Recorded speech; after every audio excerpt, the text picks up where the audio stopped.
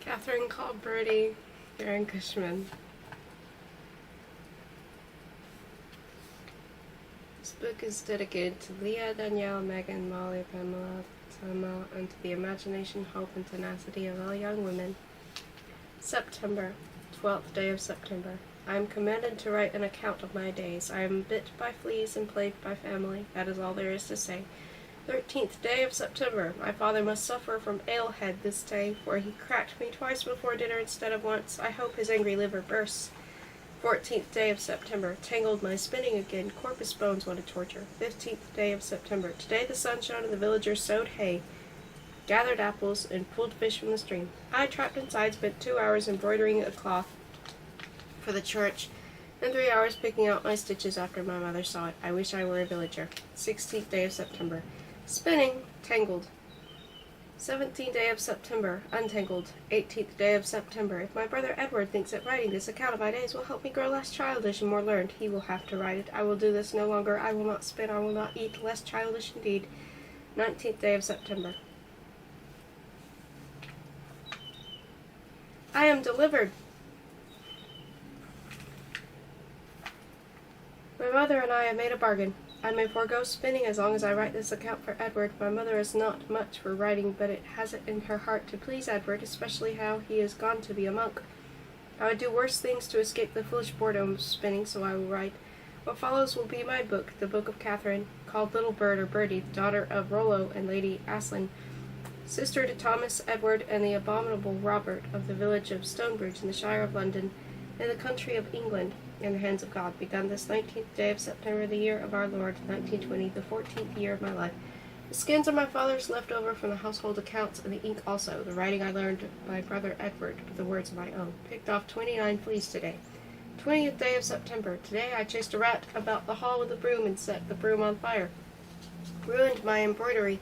Threw it in the privy, ate too much for dinner, hid in the barn and sulked. Teased the littlest kitchen boy until he cried, turned to the mattresses, took the linen outside for airing, hid for Morwenna and her endless chores, ate supper, brought in the forgotten linen, now wet with dew, endured scolding and slapping for Morwenna, pinched Firkin, and went to bed. And having writ this Edward, I feel no less childish and more learned than I was. 21st day of September. Something is astir. I can feel my father's eyes following me about the hall, regarding me as he would a new war horse, or a bull bought for breeding. I am surprised that he is not asked to examine my hooves, and he asks me questions, the beast who never speaks to me except with a flat of his hand to my cheek or running up. This morning. Exactly how old are you, daughter? This forenoon. Have you all your teeth? Is your breath sweet or foul? Are you a good eater? What color is your hair when it is clean? Before supper. How are your sewing and your bowels and your conversation? What is brewing here? Sometimes I miss my brothers, even the abominable Robert. With Robert and Thomas away in the king's service and Edward in its abbey, there are fewer people about for my father to bother, so he mostly fixes upon me. 22nd day of September. I am a prisoner to my needle again today, hemming linen in the cellar with my mother and her women. This chamber is a pleasant, large, and sunny, with my mother and father's big bed on one side, and on the other a window that looks out into the world I could be enjoying were I not in here sewing. I can see across the yard, past the stables and privy and cowshed, into the river and the gatehouse, over the fields to the village beyond. Cottages line the dusty road leading to the church at the far end. Dogs and geese and children tumble and play, while the villagers plow. Would were I tumbling or even plowing with them. Here in my prison my mother words and gossips with her women, as if she didn't mind being chained to needle and spindle. My nurse Morwenna, now that I am near grown and not in need of her nursing, tortures me with complaints about the length of my stitches and the colors of my silk and the thumbprints on the altar cloth I am hemming. If I had been born a lady, and not a rich lady, so someone else could do the work, and I could lie on a silken bed and listen to beautiful minstrels sing while my servants hemmed.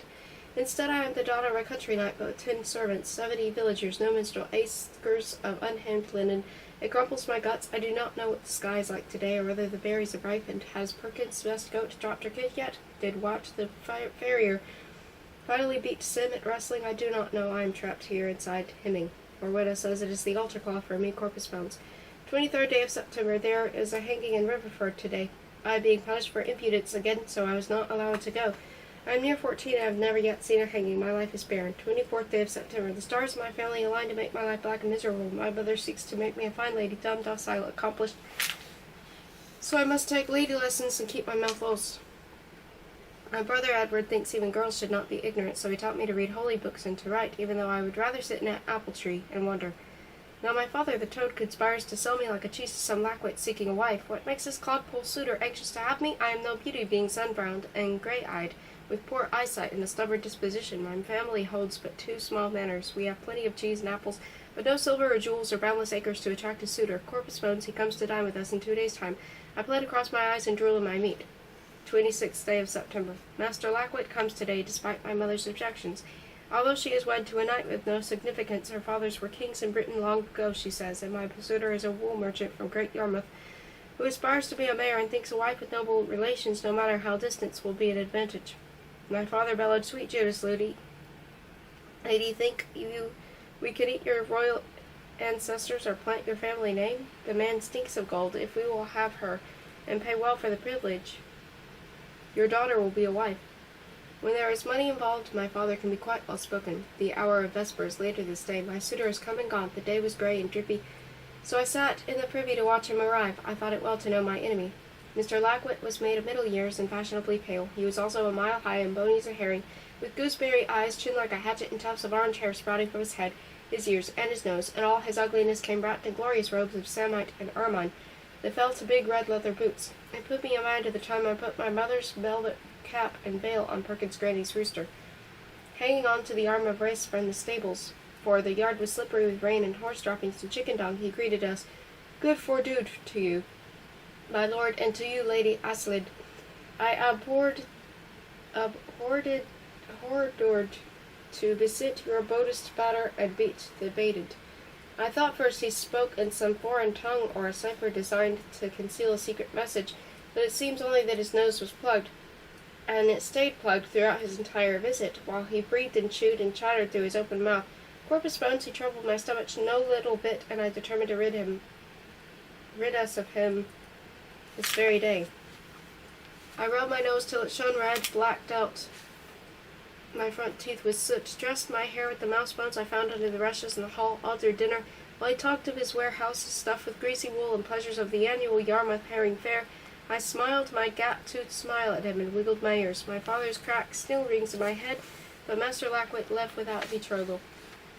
27th day of September. Being imprisoned in the cellar was not so bad this day, for I heard welcome gossip.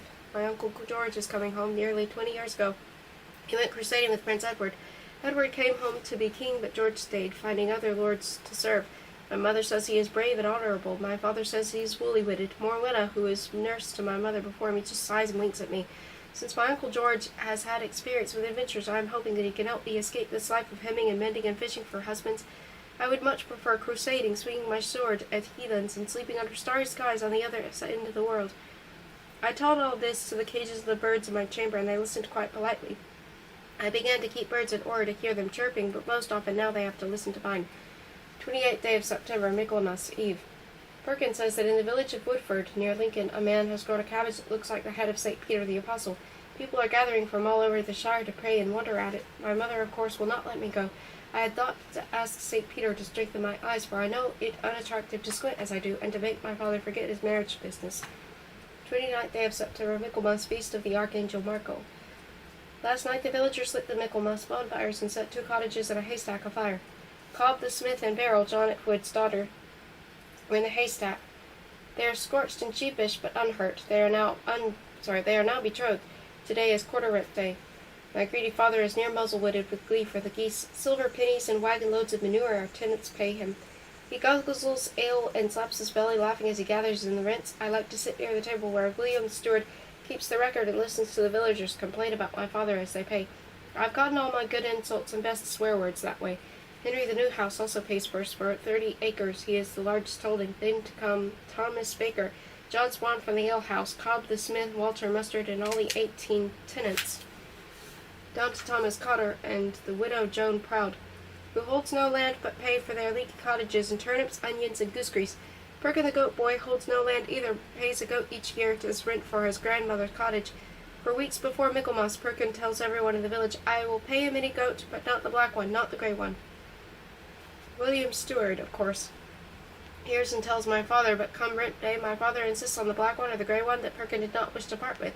My father gloats and thinks he is getting the best of Perkin, but Perkin always winks at me as he leaves. And each year the goat my father demands is the weakest of the meanest, of the one that eats the laundry off the line and rushes off the floor. Perkin is the cleverest person I know. 30th day of September. Rowena says when I have done with writing, I must help with the soap making. The bubbling mess stinks worse than the privy in the summer. Therefore I plan to write abundantly. First I will say more about Perkin. Although he is the goat boy, Perkin is my good friend and my heart's brother. He is very thin and goodly looking, with golden hair and blue eyes just like the king, but much sturdier than the king, although much cleaner than the other villagers. He is sore afflicted with wind in the bowels, so I regularly make him a tonic of cumin seed and anise to unbind his liver and destroy the wind. It mostly does not work. One of his legs is considerably shorter than the other, so he seems to be dancing some graceless dance, with his head bobbing and his arms swinging about to keep his balance.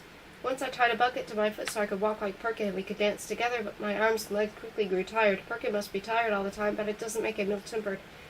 He lives with the goats or his granny, depending on the season, and mostly wise and kind when he isn't teasing me. It is Perkin who taught me to name the birds, to know the weather from the sky, to spit between my front teeth, to cheat at draughts and not get caught, and all the most important things I know. The devil takes sewing and spinning. I am frequently told not to spend so much time with the goat boy, so of course I seek him out whenever I can. Once I came upon him in the field chewing on a grass, saying some words over and over to himself. "What spell are you casting with, witch boy?" I asked. "No spell," he, "but the Norman and Latin words for apple, which I lately heard and am saying over and over so I do not forget." Perkin likes things like that. He would like to be learned. When he discovers new words, he uses them all together. This apple, palm, malus, is not ripe, or sometimes goats, chèvres, capri, are smarter than people. Some people have trouble understanding Perkin, but I know always what is in his heart. My hand grows tired, and I am out of ink, and Morwenna is sending me black looks. I fear it is the soap making for me. I am doomed to spend my days stirring great vats of goose fat when not writing for Edward. I wonder why rubbing your face and hands with black and sandy, evil-smelling soap makes them clean. Why doesn't it just make them black and sandy? There is no more to say.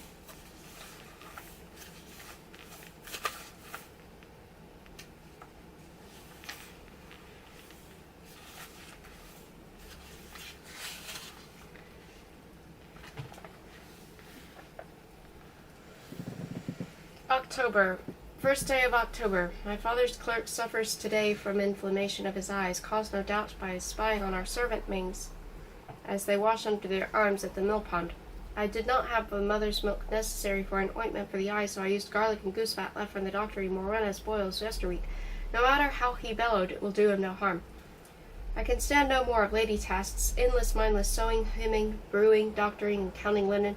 Why is a lady too gentle to climb a tree or throw stones into the river when it is ladies' work to pick maggots from the salt meat? Why must I learn to walk with the lady's tiny steps one day and sweat over great steaming kettles of dung and nettle for remedies the next? Why must the lady of the manor do all the least lovable tasks? I'd rather be the pig boy. Third day of October. There are Jews at our hall tonight. On their way to London they sought shelter from the rain. My father being away, my mother let them in. She is not afraid of Jews, but cook and the kitchen boys have all fled to the barn, so no one will have supper tonight. I plan to hide in the shadows of the hall in order to see their horns and tails. Wait till Perkin hears of this. The hour of vesper is later this day. Bones, the Jews have no horns and no tails, just wet clothes and ragged children. They are leaving for England by order of the king, who says Jews are hell-born, wicked, and dangerous. He must know some others than scared and scrawny ones that are here this night. I hid the hall to watch them, hoping to see them talk to the devil or perform evil deeds, but the men just drank and sang and argued and waved their arms about, while the women chattered among themselves, much like Christians. The children mostly snuffed and whined until the woman with a face like withered apples gathered them about her. At first she spoke to them in the Jews' tongue, which sounds much like horses talking, but then with a wink in my direction she changed to English. First she told of an old man named Abraham who actually argued with God and had great adventures in the desert. Then Moses, who I recognized from the Bible, but forgot was a Jew. The woman said Moses fled the Jews from a land of slavery to freedom, just as they were going to find freedom in Flanders, riding in tall ships with billowing sails, pushed on by the breath of God. Then she told a story about this man who was so stupid that he forgot to get dressed in the morning. Where was his shirt? Did it go on his legs or on his arms? And how did it fasten? Such trouble was it every morning. Finally he decided to hire the boy next door to come in each day and tell him, "Your shoes are there, and your cloak is here, and your hat goes on your head." The first day the boy comes in. "First," he says to the stupid man, "wash yourself." "That's all very well," said the stupid man, "but where is myself? Where in the world am I? Am I here, or am I here?" And he looked under the bed and behind the chair and in the street, but all was in vain, for he never did find himself. And she spoke. The children stopped their snuffling and chatted with her, "Am I here or am I here?" and then shyly began to shove each other and giggle, wiping their runny noses on their sleeves and skirts. "Listen to me, my children," said the old woman then. "Do not be like the stupid man. Know where you yourself are. How? By knowing who you are and where you come from. Just as a river by night shines with the reflected light of the moon, so too do you shine with the light of your family, your people, and your God. So you are never far from home, never alone wherever you go." It was a wonder. She was like a minstrel or a magician, spinning stories from her wicked, wrinkled mouth. And then she pulled from the sleeves of her ground bread and onions and herring and boiled cabbage, and they ate. One tiny little girl with soft eyes brought me an onion and some bread. Mayhap I wasn't hidden as well as I thought. It smelled like our food, and I was hungry from hearing of the adventures of Moses, so I ate it. I did not die or turn into a Jew. I think some of the stories were true and some of them just stories. 14th day of October. I was unhappy to see the Jews leave this morning until I got my mind to travel with them and have an experience. Mayhap even find my own way in the world and never return to old spinning and sewing manner. I wrote an old tunic and leggings of Edward's. I stuffed my hair into a cap, swaggered and spit, and looked much like a boy, except that I was curiously flat between the legs. I had thought to stuff the leggings with straw, but feared that would make it hard to walk, so I went as I was.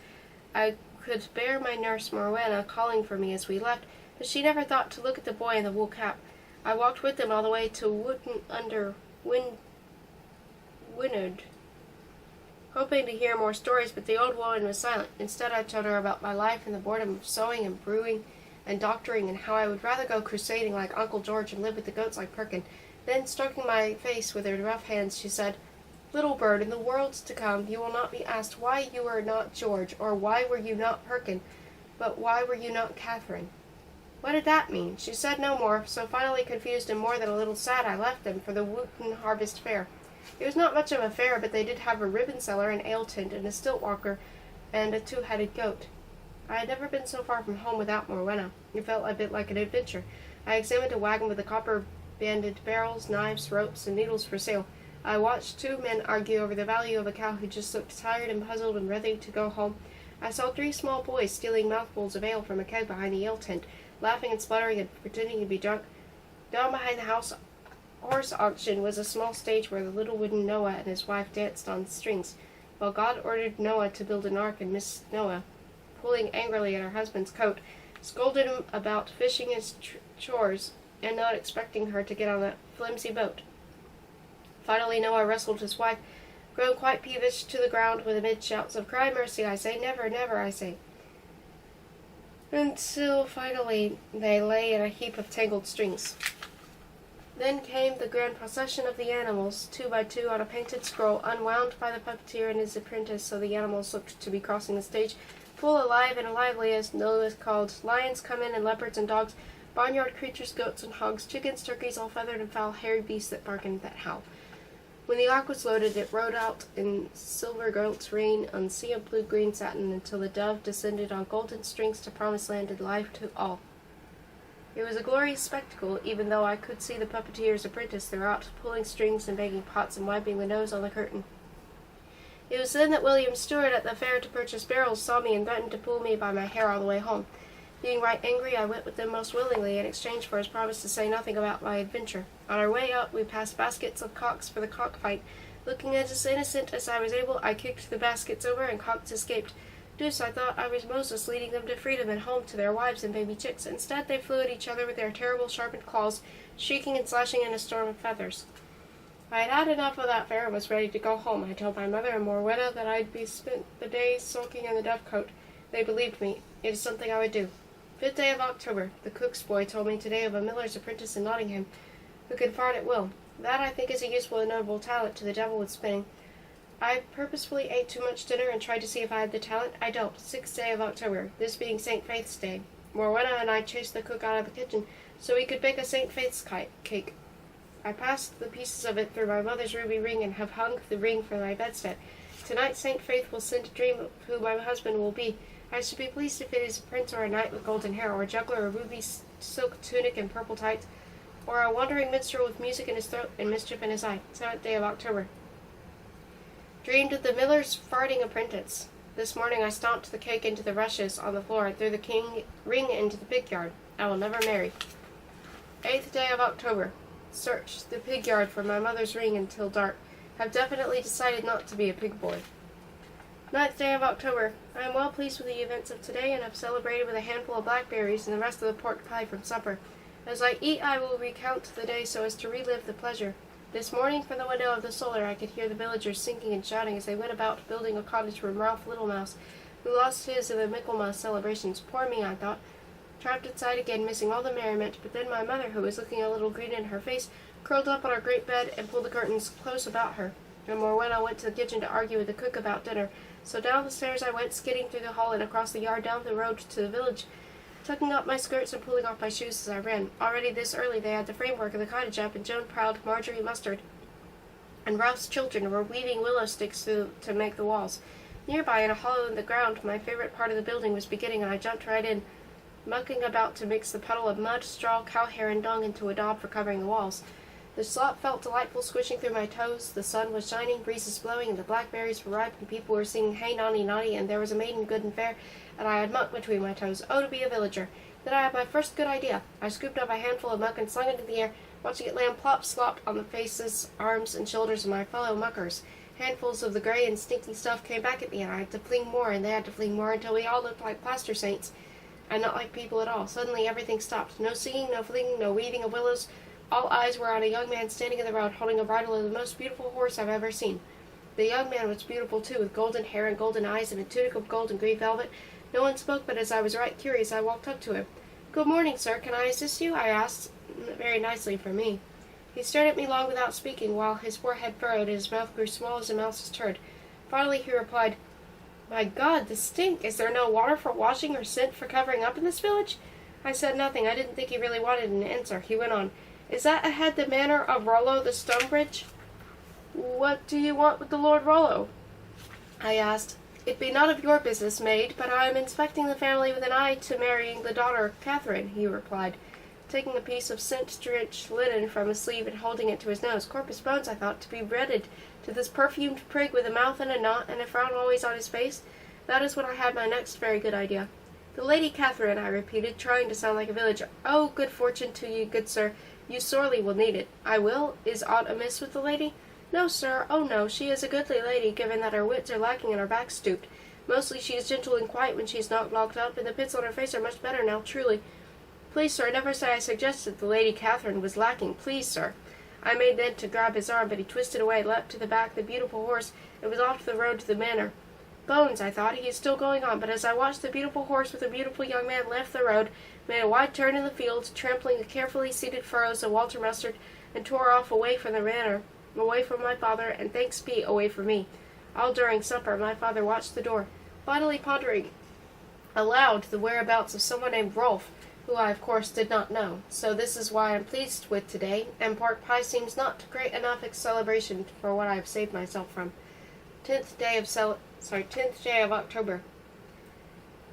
Just 3 days of the feast of St. Edward, my brother Edward's Saint Day. When Edward was still at home, we celebrated this day each year with feasting and dancing and mock battles in the yard. Now our celebrations include my father's face turning purple and my mother tightening her eyes and her mouth, and the cook swinging his ladle and swearing in Saxon.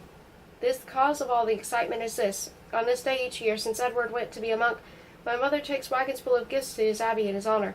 My father shouts that we may as well pour his precious stores in the cesspit. One day his angry liver will set him afire, and I will toast bread on him. My mother calls him a pinch-fist and miser.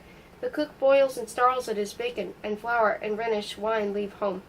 But each year my mother stands firm and the wagons go. This year we send 460 salted wine herring, 3 wheels of cheese, a barrel of apples, 4 chickens, 3 ducks, and 87 pigeons, 4 barrels of flour, honey from our bees, 100 gallons of ale, for no one drinks more than the monks, my father says, 4 iron pots, wooden spoons, and a rat trap for the kitchen, goose fat for making of everyday candles and soap, lots of candles, and little soap. I wager, seeing that they are monks, 40 pounds and beeswax for candles for the church, a chest of blankets, linens, and napkins, horn combs for those who have hair, goose quills, down, and a bolt of woven cloth black. My mother longs to see Edward on this day each year. He is her favorite child, no small wonder. Robert is abominable, and I puzzle that she had any more children after bearing him first. I would have exposed him by the river. Thomas has been gone so long with the king that we hardly know them. I am stubborn, peevish, and prickly as a thistle. so by default alone Edward would be her favorite, and mine. 11th day of October. Last night my mother lost the child she carried, the 5th I have seen die without ever having a chance to live. If God intends for me to be her last, I wish he would stop quickening her, and then take the baby away. She mourns so. I do not believe God means to punish my mother, who may not be learned or clever, but is mostly good. I think he is just not paying enough attention. White-faced, she lies in her big bed in the solar, while Marwena gives her goblets of garlic and mint and vinegar to cleanse her womb, and soothes her with "Oh, my poor ladies" and clucking sounds. I must go with the wagons in our place to see Edward tomorrow. More learning to be the lady of the manor. Deuce, the road is rough, the weather hot, the monks old and smelly. We leave after breakfast, and hope to be well on the way before the sun finds us. 12th day of October. No more sewing and spinning and goose fat for me. Today my life has changed. How it came about is this. We arrived at the Abbey soon after dinner, stopping just outside the entry gate at that guest house next to the mill. The Johnson cart did my stomach no kindness after jellied eel and potted lamb, so I was most relieved to alight. A tall monk with a big nose greeted us and led us from the guest house to the Abbey gate, past kitchens, dormitories, and vast storehouses, to the abbot's office behind the chapel. The abbot received us kindly and sent to my mother gentle words, his marvelous small book of saints, the feast days, and their great works. Today, it says, is the feast of St. Edwin, the first Christian king of Northumbria, whose head lies at York and body in the Abbey of Whitby. I think there are too many words and not enough pictures, but since I read and my mother does not, I will try to seduce it from her. Brother Anselm, the big-nosed monk, then escorted me to Edward's desk in the writing room. Women are not allowed in ordinarily, but I believe they think me not quite a woman yet. Edward works in paradise, beyond the garden. Near the chapel is a room as large as our barn, and near as cold. Shelves lining the walls and holds books and scrolls, some chained down as if they were precious relics or wild beasts. In 3 rows sit 15 desks, feebly lit by candles, and 15 monks sit curled over them, their noses pressed almost to the desk tops. Each monk holds in one hand his pen, and in the other a sharp knife for scratching out mistakes. On the desks are pens and quills of all sizes, pots of ink or black or colored powder for drying, the knives for sharpening. Some of the monks copy the words from one page to another. Others add fanciful designs to the first letter and decoration to the page. Still others punch holes in the pages and sew them together between wooden covers. Never have I seen books so beautiful or so plentiful. The monks didn't talk to me much or even listen to me much, but they didn't send me away. I visited Brother William, who was mixing colors, and gave him some good ideas for inks. A rose the color of a newborn lamb's nose, and the iridescent green you sometimes see in the film inside a fresh raw egg. He said nothing, only snorted, but I am sure he was grateful for these suggestions. Another monk let me help prepare the vellum for the next day's writing, but I knew the skins came from our sheep, and I was afraid I would recognize one. I have the same feeling when the cook stuffs swans or geese and lambs whole, and sets them before us at special feasts. I preferred smoothing and powdering the vellum pages after they looked less like animals, even though the powder got into my hair and their nose and my clothes. Edward's passion is for the letters and the words which he inscribes lovingly on the softened vellum. But for me, oh, the pictures, the birds and the flowers, and the saints and angels rushing up the side of the page, climbing over the capitals and down the margin, the knights riding sails into battle against squirrels and goats, the many faces the devil has as he scampers over the page, tempting the reader away from the holy words. To spend the rest of my life making pictures instead of mending and weaving would be heaven indeed. That is when my life changed. I decided to run away to an abbey. That is how I will live, making pictures on the scriptorium. Although I wish the place were livelier, I know it will be difficult given that I am a girl. But I am also stubborn and clever. The abbey cannot be this one, as much as I would love to be near Edward, for they know me here, and know I am no boy. I must find another close enough, or visits from Perkin, with a writing room, and mayhap an aged abbot who doesn't see too well. Do brothers see each other naked? Who would know if a new brother were a maid and no brother at all? I must find out. Would Edward tell me? Tomorrow when I take my leave of him I will ask. Tonight we sleep at the guest house. It is near enough to the abbey so I can practice being a monk. I wonder what monks do. 13th day of October. Feast of Edward, King and Saint, and my brother Edward's Saint Day. A big difference between Robert and Edward is how they laugh at me. Robert laughs loudly, showing his big yellow horse teeth, pinching and slapping my cheeks. Edward laughs softly and kindly, but laugh he does, and did. He said, with these apples on my chest, I would not fool even the most aged of abbots. Deuce! Last year they were but walnuts, and I might have gotten away with it. I thought mayhap to join a nunnery instead, but as the chief occupation of nuns is embroidery, it would be like falling from the spit into the cooking fire. I could grow turnips, but I have neither land nor seeds. Be a tumbler, but I do not tumble, except when I am trying not to. A musician, but I do not play. I used to study music, since my mother said a lady must be accomplished, but the noise I made was so awful my father gave me a lute to cook. Gave my lute to the cook. I could be a traveling spinner, but that is no escape. I am left with a beastly father, a life of chores, no hope, no friends, no escape, and a large bosom, corpus bones. Is there no justice in the world? 14th day of October, feast of Saint Callistus, slave, banker, convict, pope, and martyr. My mother must give me the little book of saints. I am already making use of it to find how saints lived and died and what lessons I may learn from them. On the way home from the Abbey, we stopped at Highgate Manor to bring greetings to the Baron Ranulph's family, who are visiting there until Christmas. Their daughter, Lady Alice, and I were together at Belford long ago, learning high-born manners and duties of a lady until my mother lost another of my unborn baby brothers, and in sorrow called me home. What I remember most about Alice is she liked to complain, said yes, my lady, and no, my lord, but did as she pleased when no one else could see. She was more fun than anyone else, and she has been living of late at the French court. I watched her at supper. She looks to be a lady with her fancy French table manners and her yellow hair, but during the dancing she grabbed my arm and pulled me from the hall for a gossip. We tucked up our skirts and walked round the dark manor yard, arm in arm, talking of who has rotten teeth, and who married someone rich and ugly, and who paints her face and stuffs her bosom.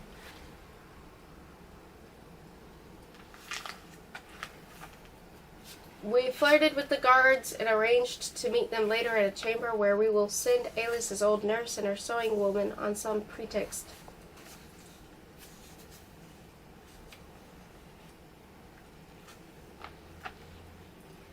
They will all have a surprise. Alice told me she gets away with things because she looks so docile and innocent, while she does just what she wants. She says she would like to be a horse trainer, but knows she was brought home to wed. It appears that we are both in grave danger of being sold like pigs at Autumn Fair. We pledged to meet in 7 days' time at a high meadow, it being half a day's walk for each of us. Since I left Belford, I have not been much with other girls, and I long to tell her my life and thoughts and wonderings, and hear hers.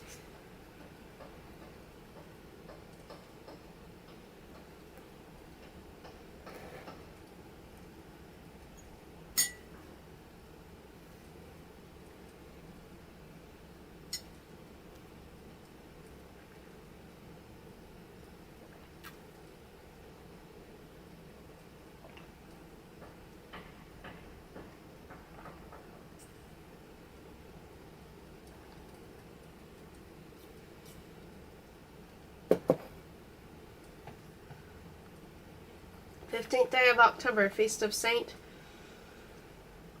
Euphemius the Younger, who lived 3 years on nuts and herbs. Home again. While hiding from Morwenna before supper, I watched the geese returning from the pasture to their shed in the yard, all in a line like plump little knights in feathers. I think I love geese more than any other birds because no one else does. They are not small and delicate like larks and swallows, or swift and clever like hawks and falcons.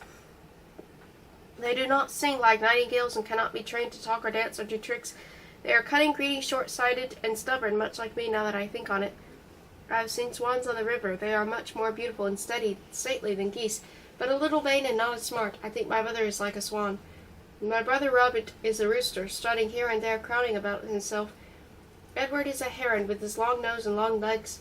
Clever Perkin is a falcon, and my nurse Morwenna is a nuthatch, busy and brown and dumpy. My father, of course, is a buzzard, slow and stupid, the devil take him. I think perhaps Alice is a dove on the outside and a hawk within, and I am plain grey and brown goose. 16th day of October, feast of Saint Helwig, who is unlucky, and her children. Before I left the Abbey, Edward showed me how to mix some colors and shape goose feathers into pens so I too can make flowers and angels. The black ink is easy. We have walnut husks and an abundance of soot. I also found buttercups, sneezeweed, and a moss for yellows and greens, but I have no lapis lazuli stone to ground for blue. I made a paste from crushed bilberries that looks as blue as a robin's egg, but grows sour and so sticky that I must add a task to the brothers never dreamed of, picking bugs out of the heavenly sky or the Virgin's veil. 17th day of October, feasts of Saints Ethelred and Ethelbert, sons of Ermenred, great-grandsons of Ethelbert, brothers of Ermenberga, nephews of Erkenbert, and cousins of Egbert. I had a sweet dream last night. In my dream, we captured by a dragon who looked like my father. My Uncle George, wearing a cloak made of feathers, stabbed the dragon in the neck with a goose quill pin. Then George leapt onto his horse and, reaching down, gathered me up and lifted me into his lap. We rode off together to be crusaders. After I awoke, I kept my eyes closed for a long time so I could hold on to the dream. 18th day of October, Feast of St. Luke, writer of Gospels, physician and artist who lived to be 84 and died unmarried. In the village late last night, one of the Thomas Cotter's chickens, hunting in the dirt at the college floor for bugs, scratched too close for the cooking fire and set her feathers aflame. She squawked and flapped about the cottage from bed to table to the bacon hanging from the roof of beans, setting all on fire. Chased by the naked Thomas, the chicken flew out the door and down the road toward the church, leaving little fires smoldering on her path, until Ralph Little Mouse threw a bucket of water on her, whereupon she lay down gasping in the road, bald and charred. Thomas's family now asleep in our hall until a new cottage is built, all the family but the chicken, which they ate. I try not to laugh when I see Thomas's family, for they are sore grieved. It is no easy task. The king, I think, should be informed of this event. I can see him besieging the Scots by setting fire to hundreds of chicken, letting them flap over the Scottish castle walls. 19th day of October, Feast of St. Frilswide, Virgin, though why should that make someone a saint, I do not know. While we picked bugs and burrs from the weaving wool this morning, Morwenna tried to make me understand why my father seeks a husband for me, and why it is my duty to marry where he says. I understand full well. He is as greedy as a goat. I believe we have enough of things. Those with many manners have to travel from one to another to take care of them. More cows and pigs mean more dung. More pots and bowls and tables mean more cooking and scrubbing, but my father does not see it my way and seeks to improve our position through my marriage bed. Corpus bones, I have not even begun my monthly courses yet, so how can I be a wife? Later I told Morwenna my jest about the flaming chickens, and she, traitor and fairy-tale, told my mother. I have now to embroider another cloth for the church. They think I am not trying hard enough not to laugh. Bleak, all is bleak. 20th day of October, Feast of St. Irene, killed by a man because she could not love him. My Uncle George has come home. He is tall and fair and funny. Last night he told us wondrous stories of the places he has been. The cities have names that whisper like the wind. Venice, Damascus, Byzantium, Samarkand. I say them over and over to myself so I will not forget them before I can tell Perkin. I used to imagine Uncle George in the Holy Land, wearing a red cross sewn on his white tunic, nobly fighting for God and Christ in England. I could almost see the line of crusaders reaching from Jerusalem all the way back to London like a procession on a holy day, or the arrival of foreign merchants at the fair, with snow-white horses and mules prancing their bells and silks, ladies in coaches of gold and jewels gleaming in the sun like fire, musicians with harps and timbrels and trumpets, and little children scampering alongside throwing flowers in their path as they sing songs of praise to those coming to free them from the heathens. It must have been like the march of the righteous into paradise. I told Uncle George about my imaginings, and he laughed and laughed. He said I did get one thing right. There are plenty of donkeys, but not all of them had 4 legs. His years on crusade, he said, were more like hell than heaven, I imagine, with little cheering and singing, but much dying of thirst, eating dead horses and walking knee-deep in blood and broken bodies. I must doubt this. 21st day of October, Feast of St. Ursula and her 11,000 companions martyred by the Huns. Uncle George is teaching me in Latin, Greek, and Arabic. What he says are the most useful phrases for a crusader. Tell me the way again more slowly. How much for wine? Too much. Have you herbs for my aching head? You cheat, you lie, you son of a dog and a camel. Mayhap Uncle George will help you make up the cross and crusader. I won't even have to bind my chest and pretend to be a man, for it is well known how Eleanor, the wife of the second Henry, mother of Richard and Lionheart, and the terrible Joan Softsword, led her band of women on crusade. They sat astride magnificent white horses, and below their linen tunics wore tight-fitting hose and red leather boots to the knee with orange silk lining. I would walk to the Holy Land for red boots with orange silk lining. I will speak to Uncle George.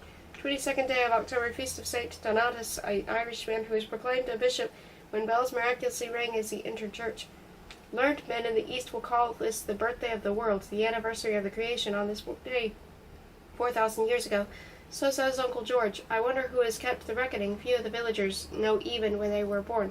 They say it was the year the miller's barn caught fire, or the new priest was driven from the village for lechery.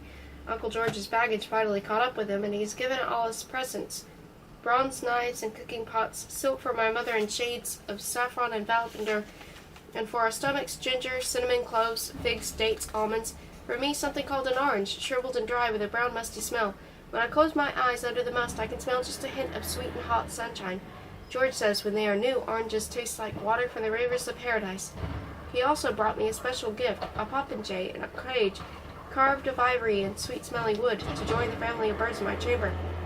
Since my father built the solar where he and my mother and any important guests sleep, I share a sleeping chamber only with my nurse Morwenna, my mother's serving women, any visiting girls, and my birds. With the popinjay, I have 19 birds in cages hanging from the roof timbers, linnets, skylarks, and nightingales for their song, magpies for their talk. Now that I don't have to hear my father bellowing and snoring and spitting, I can hear their music. Last night I fell asleep smelling my orange and listening to my birds sing. I dreamed I was an angel. 23rd day of October, feast of St. Cuthbert, first man ever to shoot a horse. I was finally able to speak to Uncle George about my idea of going on crusade to the Holy Land. It is too late, he says. Their own greed, cruelty, and stupidity defeated the Crusaders, and the Turks have only to sweep them out like sullied straw. Sometimes George does not sound like one who has worn the Holy Cross. He says he stopped being a crusader when he realized God would not be pleased by so much blood, no matter whose. He makes me confused. My cheeks glow, my heart flutters like a hawk moth, and my dreams grow soft and sweety. I do not know if the turmoil of the liver I am suffering is because of George or because I had 2 portions of eel pie for supper. 24th day of October, feast of St. Maglorious, who chased a dragon out of Jersey. I met Alice in the high meadow as we planned. She had lost a circlet about her hair, her boots were torn and muddy, and her nose was red for the sun. She looked much like me. She told me stories about the French king and his ladies, and castles and tournaments, of the lady Gislaine, who kept a tame badger, of Gila of Lions, who farted as he bowed to the king, and was sent for the court for a year, and our best friend Marie, who married a ghost. I told her about my handsome, confusing Uncle George. She is eager to see him for herself, so I will have my mother invite her for my Saint's Day celebration. Alice thinks George must look like that Archangel Michael. I told her he looks more like the St. George who slew the dragon. In truth, he is handsomer than either of those, for his green eyes are alive and change colors in the sun. At times, a red blush flows across his cheeks. Tiny drops of sweat shine in the little hairs about his mouth, and he smells of horses and spice and leather. No dead saint could be as beautiful as that. I missed dinner and supper both, but I reached home before dark. I told my mother I was gathering shoes for jelly for Morwenna. I told Morwenna I was sent for rose hips by my mother. Mayhap they will not compare stories until after I am asleep. My Uncle George is an eagle. 25th day of October, feast of Saints Crispin and Crispinian, shoemakers, pricked to death with cobblers' owls. I have mixed water and eggs with my writing inks to make paint for my chamber walls, where I am painting a scene from heaven with dogs and birds who look like me, angels with my mother's face, and saints with the faces of Edward and Alice and George. Below is how where poor souls in my father's face writhe in eternal torment. I gave God Perkin's face, since Perkin is the wisest person I know, but Morwenna flew into a terrible fright, wailing about blasphemy and damnation, so I painted Perkin out, and now God just has a sort of watery gray face. 26th day of October, feast of Saints Eata and Bean, which I think is very funny. Meg from the dairy and I sorted cider apples today. My mother makes the best cider in Lincolnshire. She swears it is because she always includes a number of rotten apples in the mix. I was wondering if this could be true of people. If the world needs a few rotten people to make the sweetest mix, this would explain the problem of God allowing evil in the world. Meg only giggles when I talk to her of these matters. She is, however, good to talk to about how to get a weakly calf to drink from a pail that will keep fairies from getting into your eggs, and whose wife threw him out of the cottage for taking too much ale. Except for Perkin, Meg is probably my best friend on the manor, when I can stop her from curtsying and my ladying me.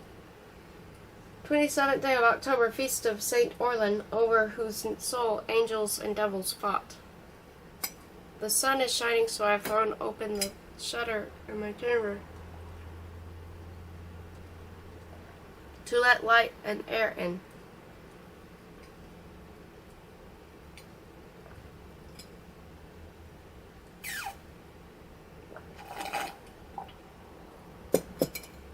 I love my chamber when it is warm and sunny. In the middle is the bed I share with Morwenna, large and high, with curtains all around and a trundle under, where the serving maids sleep. In the foot is a chest carved with dark and age that looks as if it should be full of treasure, but instead is stuffed with old clothes. On the right wall is my mural of heaven and hell. On the left wall are 3 pegs for my gowns and cloaks, and straight ahead is the window, shutters open now, and a stool pulled up so I can sit and write and look over the yard to the hills and meadows beyond. Rain tomorrow. It is certain always to rain heavily on the feast of Saints Simon and Jude. 28th day of October, feast of Saint Simon and Jude, sunny.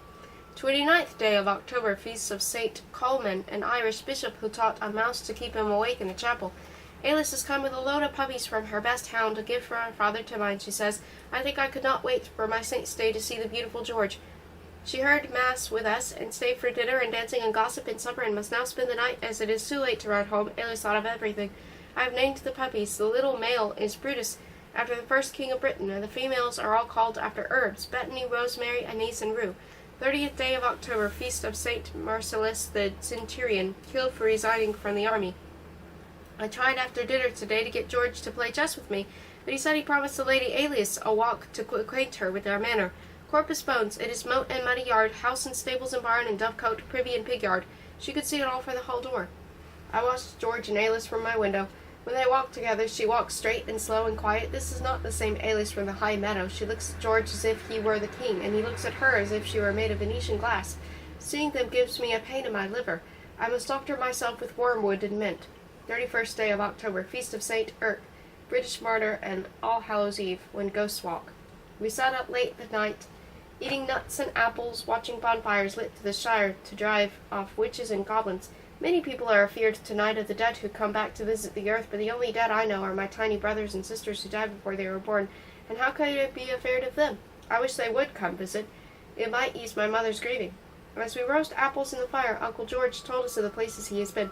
I could almost see them as he spoke, the gravelly sea, all gravel and sand without a drop of water, which ebbs and flows as other seas do, and is full of fishes, the nearby Isle of Giants, home to men 30 feet tall who sleep standing up in the Isle of Praetor, where the people are tiny elves, eat nothing, but live by the smell of wild apples. Especially longed to see the beasts he described, unicorns, dragons, snails, so great men live in their shells. A splendid big beast called an elephant with a tail at each end. This one I think is my uncle's fancy, and the incredible whales, fish as big as houses who could swallow a man or a bear or a horse. My Uncle George has brought gaiety and wonder into my life. I will not give him to Alice and satisfy myself with wormwood cordials.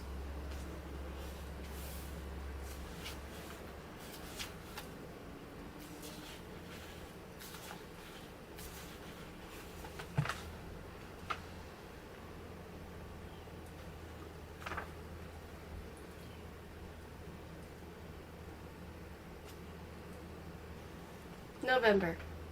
First day of November, which the Saxons call the month of blood, feast of all saints. We took down the hazel branches from the doors and windows and blessed God for keeping us free of witches for another year. Would that it were so easy to keep the abominable Robert away. He is coming for Christmas. The first memory I have of this brother is his drowning ants by peeing on the ant-hill. He has plagued me ever since. Second day of November, feast of all souls.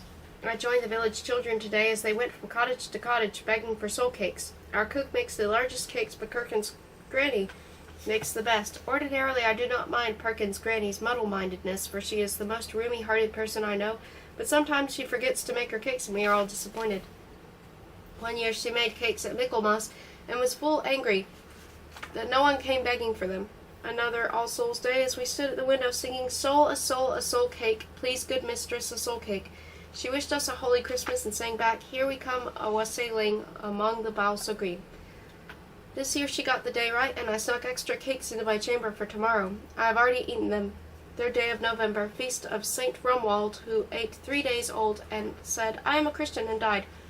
The beast my father roared especially ugly, roars today. I never seem pleased with him, although it is true I never try. When I was a child, I ofttimes thought I was a foundling, or even better, the beloved daughter of a good king, Edward of Longshanks, left here with his beast and his wife for fostering. Mayhap it is true, now that I fear 14, my real father will call me home, and I will live in a castle with turkey rugs on the floor, and glass in the windows, and dress my hair with a comb of gold and ivory. No, even better, my real father is a woodsman from the west, who lives in a tree house made of sticks and branches. He calls me home, and we live with the beasts of the forest, and dance in the moonlight, and the wet grass, and no one calls us into bed or finish our sewing, which Morwenna is doing now, the devil take her. Fourth day of November, feast of Saint Burston, who once, when praying for the dead, heard them answer, "Amen." Brought my popinjay to dinner. He fell off my shoulder into the boiled merling, and I had to take him to the kitchen to wash the soft off his feathers, and let him dry himself by the fire. My father roared because there were a few feathers in the fish. He has eaten worse. As I passed his chair after dinner, the beast hit me hard enough to crack my rump. Afterwards, my Uncle George winked at me and made all the uproar worth it. My heart almost stopped. 5th day of November, feast of Saints Zachary and Elizabeth, parents of John the Baptist, although they were much too old. Father Who came for dinner after Mass. He is infested with boils and blotches and sought the aid of my Lady Mother. To test my skills in doctoring, she asked what I would advise. I thought the best remedy was to throw himself in the river, but aloud I advised an ointment made of oil of bay in a bath once in a while. 6th day of November, feast of Saint Illtyd, who once sailed to Brittany with corn ships to relieve a famine. Went to the high meadow to meet Alice as we planned. I waited all day, but she never came. Morwenna caught me sneaking back after supper, and I have been bade to do extra sewing. My belly is croaking with hunger, and I have 7 ticks. 7th day of November, feast of Saint Wilbrod, Archbishop, who killed sacred cows, destroyed idols, and still lived to be 81. Alice did not come to the meadow yesterday because she was with my Uncle George. I have made myself another draught of wormwood and mint. 8th day of November, feast of the crowned martyrs, who were either 4 Roman soldiers or 5 Persian stonemasons. I put a toad in George, but George is bed. I don't know why. I cried at dinner and left the table before the almond cream. I don't know why. I looked for Perkin to pinch him, but he was gone with the goats. I cannot be a monk, nor a crusader, nor a tumbler. I must stay here and hem sheets until I die. My humours are greatly out of balance. I prescribed for myself wormwood and a spiced wine and some of the custard left from supper. I will let all of the dogs sleep in my bed. 9th day of November, feast of Saint Theodore the Wonder Worker. It appears a storm is coming. Father Q says the storms are the work of the devil. Does that mean if the devil is busy with some other mischief, the weather is good? Or if the devil is occupied bringing a storm to Stonebridge, there is no sickness or evil or bad weather elsewhere in the world? Is the devil then being in charge of the weather more powerful than God? 10th day of November, feast of Aid MacFrick, Bishop and Physician of Ireland, who could travel through the air. Father Q is ringing the bells to drive the storm away, but the devil is winning this time. 11th day of November, Martinmas, feast of Saint Martin of Tours, who gave his cloak to a beggar who was Christ in disguise. The wind ripped the roofs off several of the cottages, and unlucky villagers crowded into our hall last night. Trees fell and the lowlands were flooded with a foot of water as normally. Dilly-Dally River leapt its banks and ran through the fields looking for things to devour. Perkins had babies in their cradles, were washed out of the cottages and sailed away to lands unknown like Moses in the Bible. This morning we can see the river tumbling with dead rats, turnip tops, and cooking pots. 12th day of November, feast of Saint Cadwallader, the battle shunner. Why, I wonder, did God make faces with the nose over the mouth instead of the other way? Why do noses have 2 openings and mouths in only one? And why do we need to blow our noses but never our ears or our eyes? I thought to ask Morwenna these questions, but when she doesn't have answers, she just bellows at me and sends me to do embroidery, so I dare not risk it. It rains today, so I am sitting in my chamber listening to the music of my birds and wondering. 13th day of November, feast of Saint Abbo of Fleury, killed in a fight between serving men and monks. My father is confined to his bed as severe alehead. I ground some peony root to soothe his pain, but he drank the powder in more ale, so I don't know how much good it will do. I wonder why every occasion for mourning or celebrating seems to call for ale. Birth ales, church ales, bride ales, funeral ales, harvest ales. Every week our hall is filled with guests who are making some occasion with ale on one day and violently ridding themselves of it the next. Birds of animals and children, being smarter, never get drunk and never have alehead or putrid stomach. 14th day of November, feast of Saint Defrig, the bishop who crowned Arthur king of Britain. All is ashes. I was in the high meadow today with Alice, who says she loves my Uncle George and he loves her, and they wish to wed. I must doubt that my father the bear will let her be given to a younger son with no land and no title, but she says she always gets her way, so I am greatly afeared. Will they, my 2 most favorite in the world, abandon me for each other? I am sore stricken. I have heard that if lovers meet a pig while walking, it is certain to doom their love. If only I could arrange for them to meet a pig, or even better, a weasel. Where do I get a weasel? And how do I get them all 3 together? I think to need more wormwood tonight. 15th day of November, feast of Saint Malo, a bishop who sang psalms to his horse. A grey and drizzly day. I have done extra hours of embroidery, for it gave me time to think undisturbed about Alice and George. I think to make a spell to curse them, but I do not know where to get dragon dung. Mayhap I should pray instead, but I am not very good at asking nicely for things, even from God. 16th day of November, feast of Saint Margaret of Scotland, queen and needleworker. They are cleaning out the privy today. The stench drove me from the house into the muddy fields, but then they started to spread the manure on the fields. I went back into the house. One thing I will never do is run away and be a privy cleaner. 17th day of November, feast of Saint Hilda, abbess of Whitby, said to be a relative of my mother. They found the remains of several spindles, many skeins of wool, and an unfinished tapestry in the bunk from the privy. Why is everyone so certain they are mine? 18th day of November.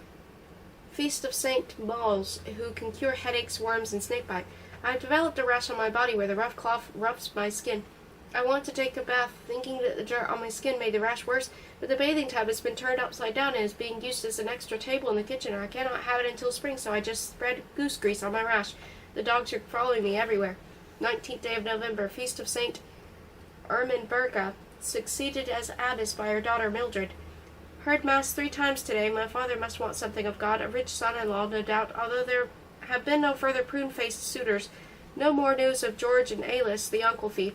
Mayhap their love is but a dream of Alice's. George for certain said nothing, albeit he has new dark circles about his eyes and no winks for me. 20th day of November. Feast of St. Edmund the King. It is a strange and wonderful story about King Edmund. He was hacked to pieces by invading Vikings, and his head rolled under the thorn bush, where it lay, calling help, help, until his friends could find it and carry it home. I have added to the picture on my wall Edmund's head, hiding in the bush, calling help, help. His teeth are yellow because I have no white paint. But maybe they truly were yellow. Most people's are. 21st day of November. Feast of St. Gelasius, Pope, who insisted bishops give 1/4 of their wealth to the poor. Rowena says today is the day Noah entered the ark.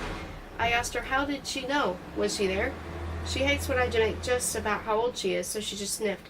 22nd day of November. Feast of St. Cecilia, who refused to sacrifice to pagan gods and was suffocated in her bathing room. We are visited today by a procession of musicians, today celebrating the Feast of Cecilia, their special saint. We have music at dinner with lutes and gitterns and pipes and drums. My favorite song was about Arthur and Guinevere. It was beautifully tragic.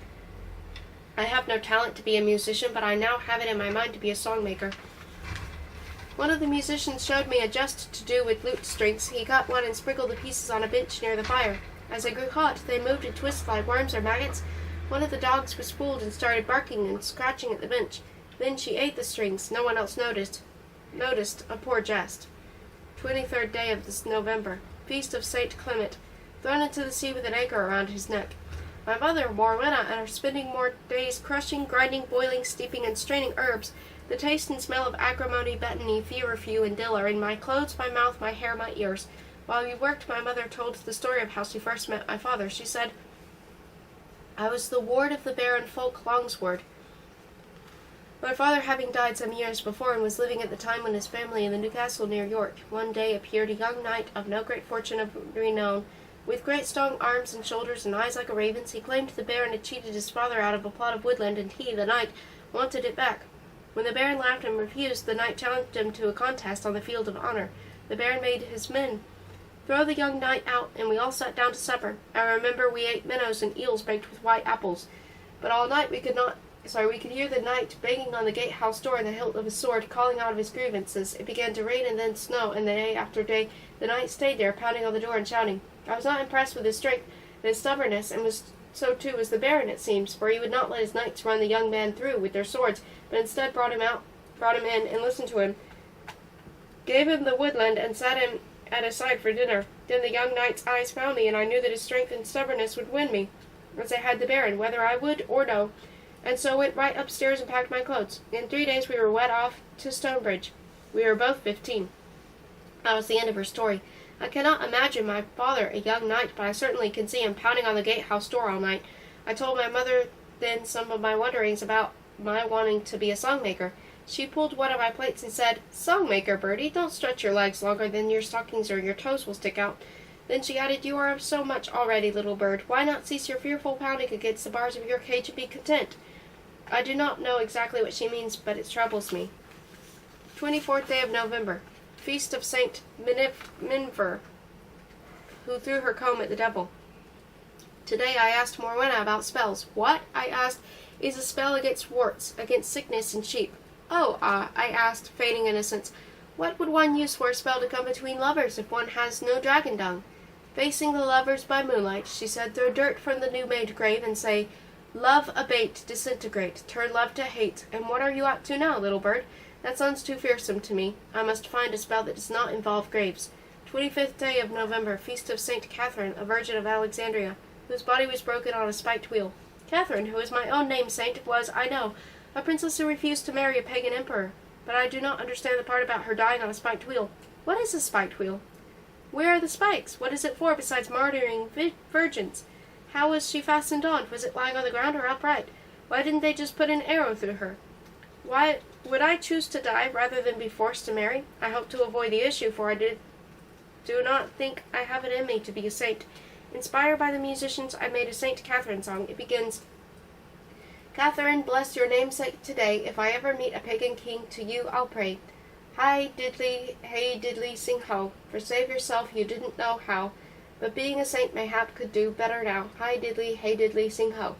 This is as far as I have gotten. The high diddlies are my favorite part. 26th day of November, feast of Saint Marcellus, a prince seized by heretics and hurled to his death from a high rock. I am confined to my chamber with my embroidery needle, my mother's doing. How it came about is this. My saint's day and my birthday, there was a feast. We sat down to dinner at an hour before noon and stayed at table until after dark. The hall was crowded with guests, musicians, and servers, and was for once overwarm. We ate glazed eggs, apple tarts, whole pigeons and snipes, peacock and raisin sauce, red wine jellies, pig stomach stuffed with eggs and spices, potted beef with nutmeg. I relished it all but the birds, which I never eat. During the feast, the cook and the kitchen boys paraded around the hall with a giant pastry they had made to honor me of St. Catherine dying on her wheel. With marzipan spikes and spun sugar soldiers, the wheel was upright. The eating went on forever. I was seated next to my father, so I had no one to talk with. George was not there, so I had no one to look at. Finally, I conceived a small amusement to pass the time. I took a string from the lute that was once mine, but now belongs to the cook, and cut it to pieces as the traveling musician had showed me, and sprinkled them on a dish of creamed herring as it passed by. The heat of the dish made the pieces of string writhe and wriggle. The Lady Margaret, seated 3 pieces beyond me, dipped her hand ladylike into the dish and lifted a piece of fish to her mouth. Screeching like a barn owl, she jumped up and set about wiping her hand on her gown, the tablecloth. My father, whatever she could reach, the cook was summoned. I thought I was safe, and he would be blamed, but somehow it was sorted out. My saint's day ended with the cook standing on the table, shaking his spoon at me and swearing in Saxon. I was sent from the table to prepare a potion of cinnamon and milk for the daughter of the Lord Moreton Manor, who fainted in the potted meat. What a ninny. Now I am imprisoned. Deuce, it was meant as a jest. 27th day of November. Feast of St. Fergus, an Irish bishop, who condemned irregular marriages, sorcerers, and priests who wear their hair long. I am still confined to my chamber with the army of girls here for my Saint's Day celebrations. Alice, the uncle thief, is with us, and I do not know how to act toward her. I have chosen for now slightly cold but well behaved. Alice says her father will not speak to her of marriage to my uncle, and George has not said one word to her this entire visit. For one who claims to be perishing of love, she looks healthy enough. Perkins' granny says to put yarrow up their noses and spit, but Alice and George will love no more. Corpus bones, I could more easily get dirt from 100 graves than stuff yarrow up George's nose. 28th day of November, feast of St. Jethwara, who wore cheeses on her chest and was beheaded by her stepbrother. As Alice and I passed George on the way in to supper, I threw a fistful of dirt at each of them, spattering us all. It was not really from a grave, but from the edge of the churchyard, yet it must suffice, for I am not venturing deep into any graveyard. With this jealous evil in my heart, George and Alice looked dusty, puzzled, and sore vexed. I said to the turn love to hate to chant under my breath so no one could hear me, for sure else I would be punished, cast away, locked up, or laughed at, none of which I relish. I do not know how long it will take the spell to work. By supper's end, they did not yet look like people whose love had turned to hate. 29th day of November, feast of Saints Paramon and others. 375 martyrs killed in a single day. After supper yestereve, George accompanied the Baron's party back to Finbury Castle. George is now home again, ill-tempered and drunk. Corpus bones, all that men seem to know of doctrine, prescribing ale. When will the curse work? 30th day of November, feast of St. Andrew's, fisherman, apostle and martyr, missionary to Greece, Turkey, and Poland. 3 weeks and 3 days before Christmas comes in. I had it in my mind to make a Christmas song, but I can think of nothing to say except when will the curse work?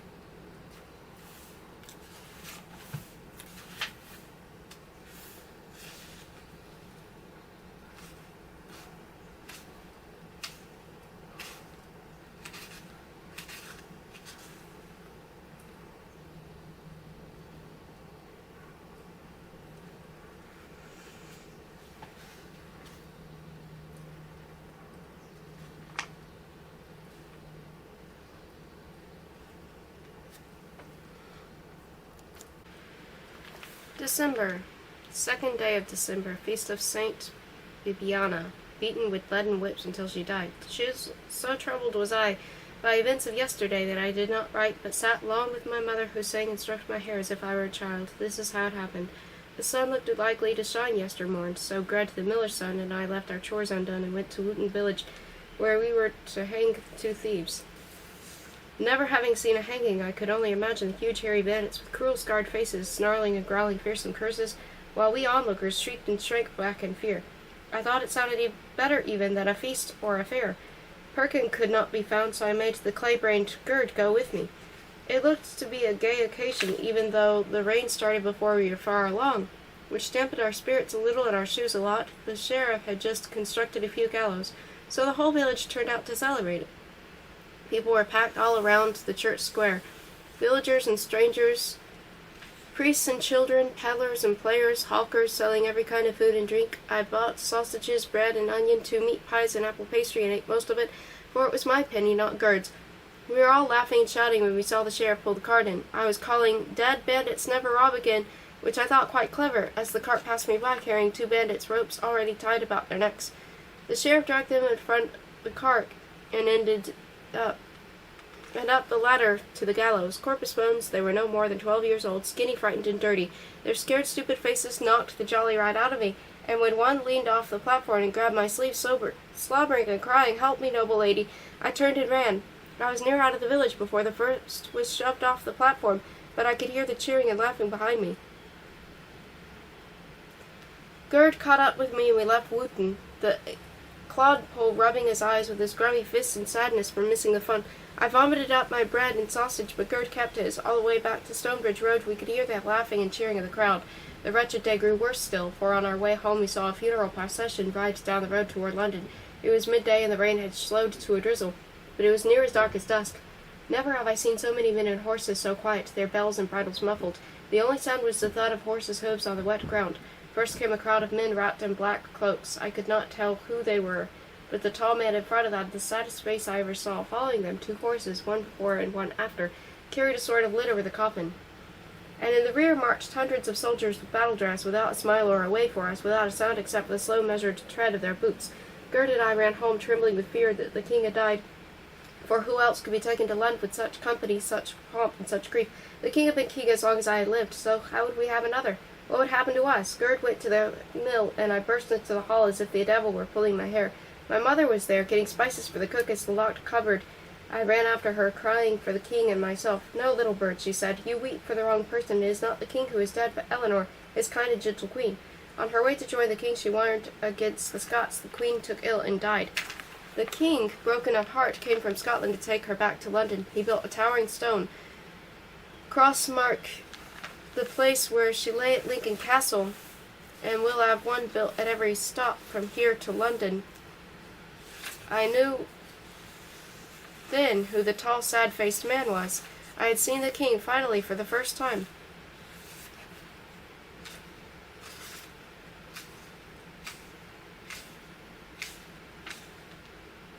There was no cheering or celebrating or glee, only grief. I had cried with the king.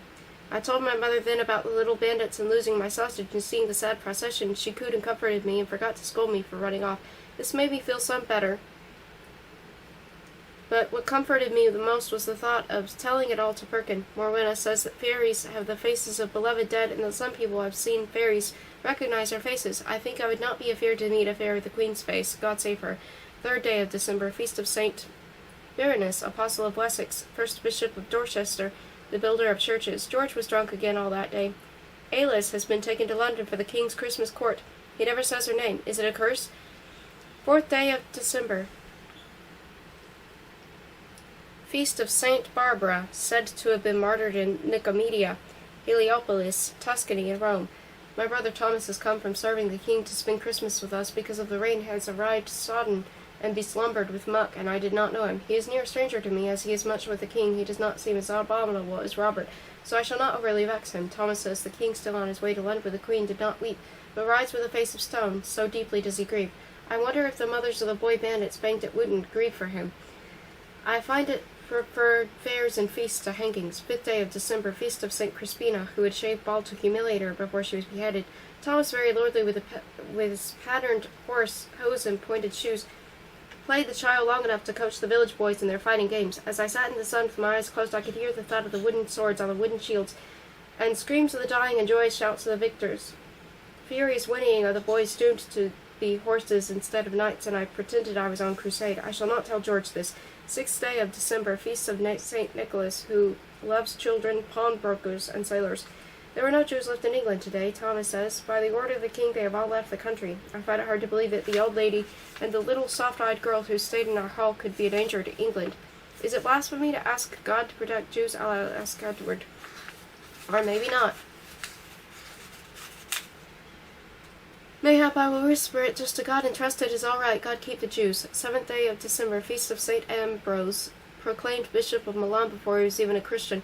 Thomas says the king and the people of his court have chosen each to his own special profanity, so they don't have to say deuce or corpus bones or benedict as we ordinary folk do. The king says God's breath, the son says God's teeth, Thomas says God's feet. I, not being ordinary, shall choose one also. I will try one on each day and see what fits me best. Today it is God's face. 8th day of December, feast of St. Budoc, who was born at the sea in a barrel. God's ears, it is called. The sun shines on a fairy world carved from ice. No one stirs outside. I think of all creation as huddled in our hall, so I have sneaked into my chamber. The fireplace is not lit, but I can pull the feather bed up to my chin and wait in peace, even though the candle flame spits and sputters in the wind, and I have twice overturned the ink. The magpie's water was frozen over this morning, so I have covered all the cages with kirtles and gowns and mantles to keep my birds warm. Mayhap they would think it's God warms the world again. 9th day of December.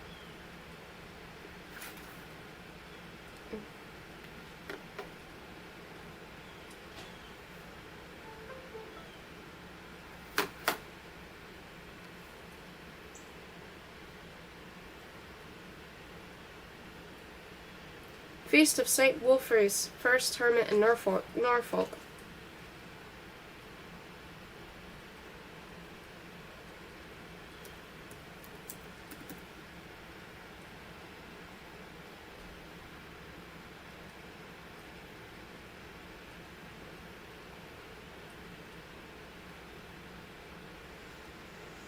God's knees, a person can only wear one gown and one kirtle at a time.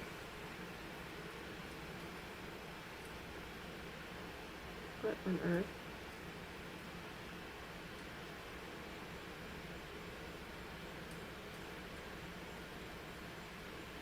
There it is.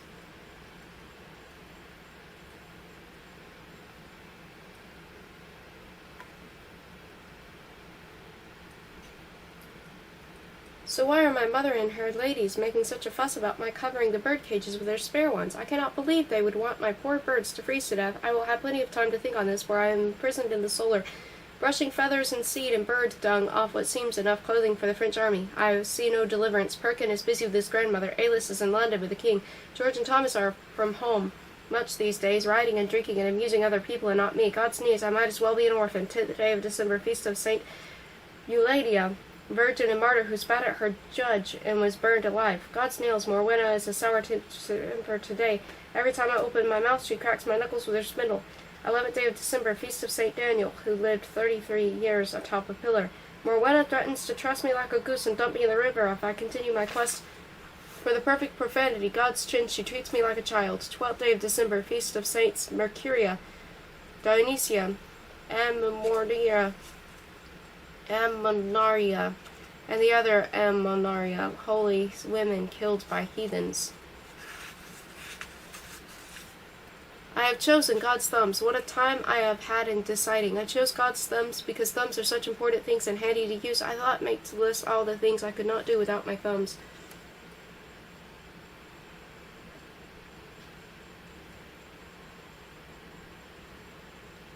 Like writing, plaiting my hair, and pulling Perkin by his ear. Now it seems to me to be a waste of paper and ink, for I can think of no purpose for such a list, unless some heathen Turk came from across the sea and threatened to cut off my thumbs with his golden sword, and I was able to convince him to spare my thumbs.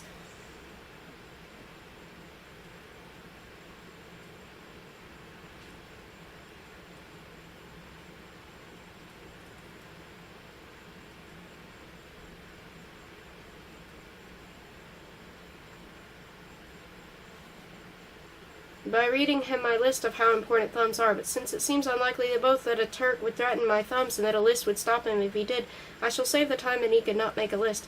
13th day of December, feast of Saint Judoc, whose hair and beard grew after his death and had to be trimmed by his followers. Storm again today. George and Thomas are still gone, but we are cooped up in here like chickens in a hen house. I stayed out of Morwenna's sight, so she could not set me to some lady task. I used the time to wonder, and have made a wandering song. Why aren't figures equal length? What makes cold? Why do men get old and bald, and women only old? When does night turn into day? How deep is the sea? How can rivers run uphill, and what will become of me? 14th day of December, feast of Saint Hybald, abbot of our own Lincolnshire.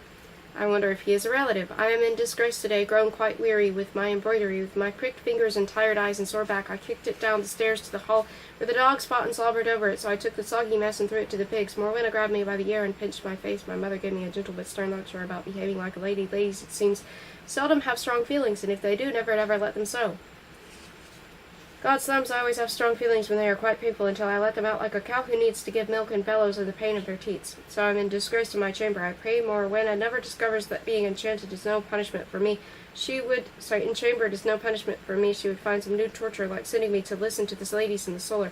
15th day of December, feast of Saint Offa, king of the East Saxons, who left his wife, his lands, his family, and his country to become a monk in Rome and die. I was seated at dinner this day with a visitor from Kent, another clodpole in search of a wife. This one was friendly and good-tempered, had all his teeth and hair, but he did not compare with George and Perkin, so I'd have none of them. Our talk at dinner went like this. Do you enjoy riding, Lady Catherine? Would you perhaps ride together while I am here? I understand you read Latin. I admire learned women when they are also beautiful. Mayhaps you should show me about the manor after dinner. So it went until I conceived my plan, after realizing the only thing my father would want more than a rich son-in-law was not to part with one of his pennies or acres of bushels or onions. So I grew quite lively and talkative, babbling with praise about our chests of treasure and untold acres and countless tenants and hoards of silver, for the modesty that prompted my father to hide his wealth and appear as a mere country knight. My suitor's eyes, which had already rested kindly on me, caught fire, and he fairly flew over the rushes to talk with my father in the solar. The storm I expected was not long in coming. Poor Fire Eyes tumbled down the stairs from the solar, hands over his head, and rolled across the hall floor to the door, and out while my father bellowed from above, "Dowry, manors, treasure, you want me to pay you to take the girl? Dowry? I will give you her dowry." And as the comely young man ran across the yard on his way to the stable in freedom, a brimming chamber pot came flying from the solar window and landed on his head. "Farewell, suitor, benedictate. Even now I pray the young man in his spoiled tunic. I must smile to think of my dowry. No other maiden in England has one like it." 16th day of December, feast of Saint Bean, lakeside hermit of Ireland. My breath stinks, my gut grumbles, my liver is opilated. It must be all this fish. What that Christmas comes soon and bring an end to fasting. I am turning into a herring. After vespers later this day, my Uncle George is leaving Stonebridge. He does not eat, but only drinks his meals. His cheeks are dusky, with unshaved whiskers. He has no stories or winks or grins for me anymore. Is it the curse to have powers? 17th day of December, feast of Saint Lazarus, who was raised from the dead by Jesus and later went to France. George has gone to York. He did not say goodbye, so I do not know if he will be back for Christmas. I do not know if the curse worked. I will miss him, but I liked him better before he loved Alice. I think I love is like mildew, growing gray and musty on things, spoiling them, smelling bad.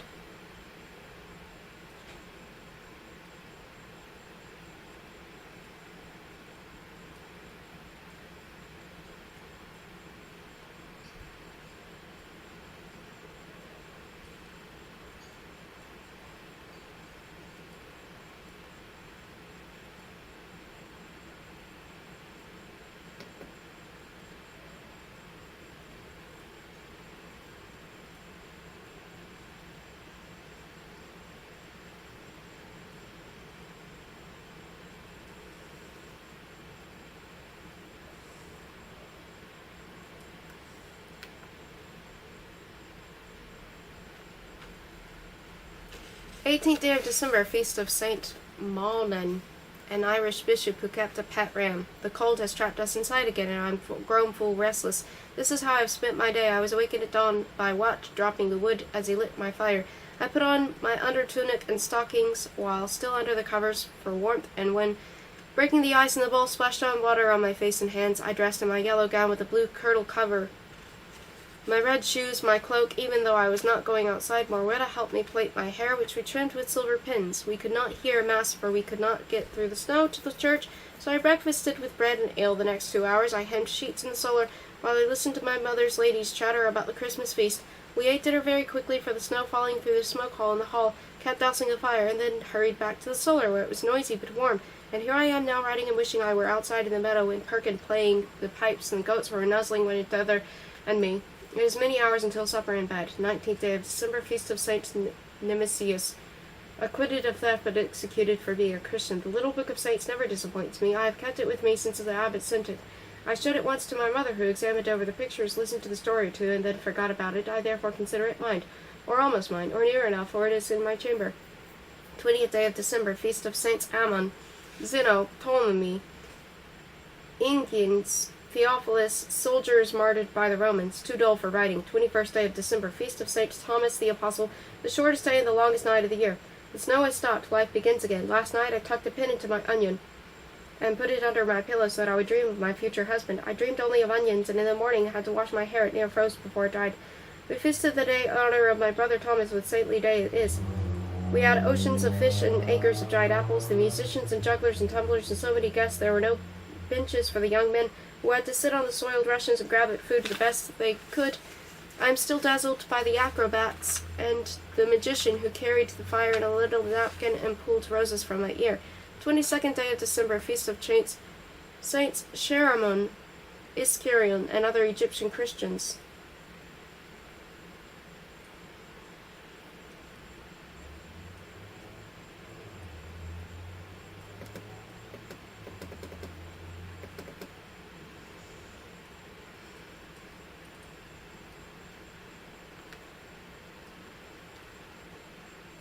Who were driven into the desert and never seen again. My chamber is full of visiting girls here to celebrate Christmas. They twitter and chatter louder than my birds, but it does not sound like music to me. I cannot think, so I cannot write. No more to say. I miss Alice. I worry for George. Did the curse work?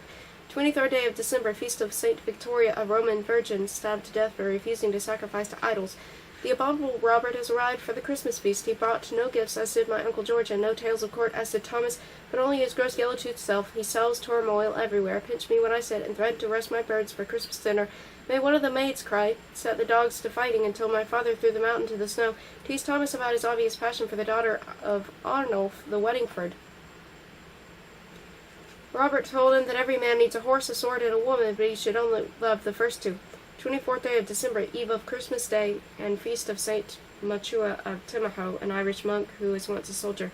Another bright, clear day, so we were able to search the woods for mistletoe, holly, ivy to hang in the hall. Thomas and his friends Ralph acted out the battle of the holly and ivy, arguing who God loved best, bickering in high voices and shamming a tournament of plants. We all laughed and cheered them. It was a treat to be without Robert, who now thinks he is 20. Now that he's 20, thinks our games childish and beneath him. As I write this, I can see from the open window the parade of villagers leading a cow and oxen to the manager in the church. Soon fires will be lit upon the hills. Wat will bring in the Yule log, and Christmas will begin. 25th day of December, Christmas Day. Ways hail! The hall was overstuffed today for the Christmas feast with villagers and guests and Thomas's friends from court. Even my Nipchee's father forebode to complain about the cost, today being Christmas Day. We ate, of course, boar's head, which the cook assistant carried out the hall on a platter decorated with apples and ivy. We also had herring pie, fried milk, onion, and mustard omelet, turnip soup, figs stuffed with cinnamon and hard-boiled eggs, mulled pear cider, and more. We had hardly finished eating when we heard, "Please to let the mummers in," and the Christmas play began. Perkins was a wise man, of course. Thomas Baker was Joseph. Gerd, the miller's son, played an evil King Herod, although, like Gerd, Herod seemed more stupid than evil. Elpha, the laundress, was Virgin Mary. Was to be Beryl John Atwood's daughter. Since Michaelmas, she was breeding, and no virgin in real life or in mumming. I was very stirred when John Oliver the bridge carried in the gilt star on the long pole which the three wise men and the shepherds followed to the holy manger. The villagers who played the shepherds thought to make the play more lively by leading real sheep to the cradle where Christ child lay.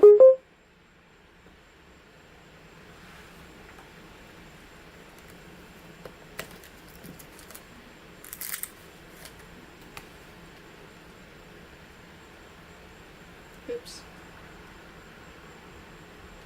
There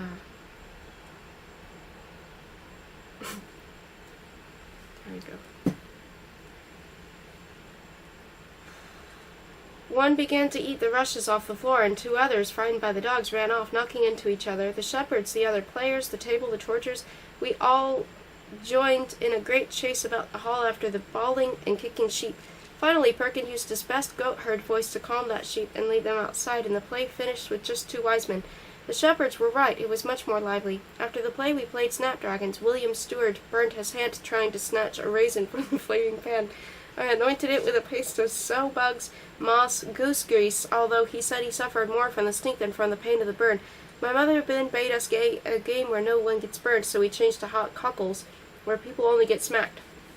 The hall is full of sleeping bodies tonight. I had to step carefully over those on the floor so I could snatch more figs from the kitchen. If there is sticky on these pages, it is from figs. I love them well. 26th day of December.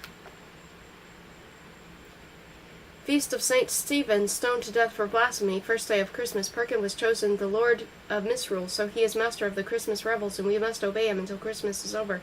We made him a scepter wound wound with holly and a crown of pig bones, ivy, and bay, and are hilariously following his orders. Even my father laughed at Perkin's fantastic fooling.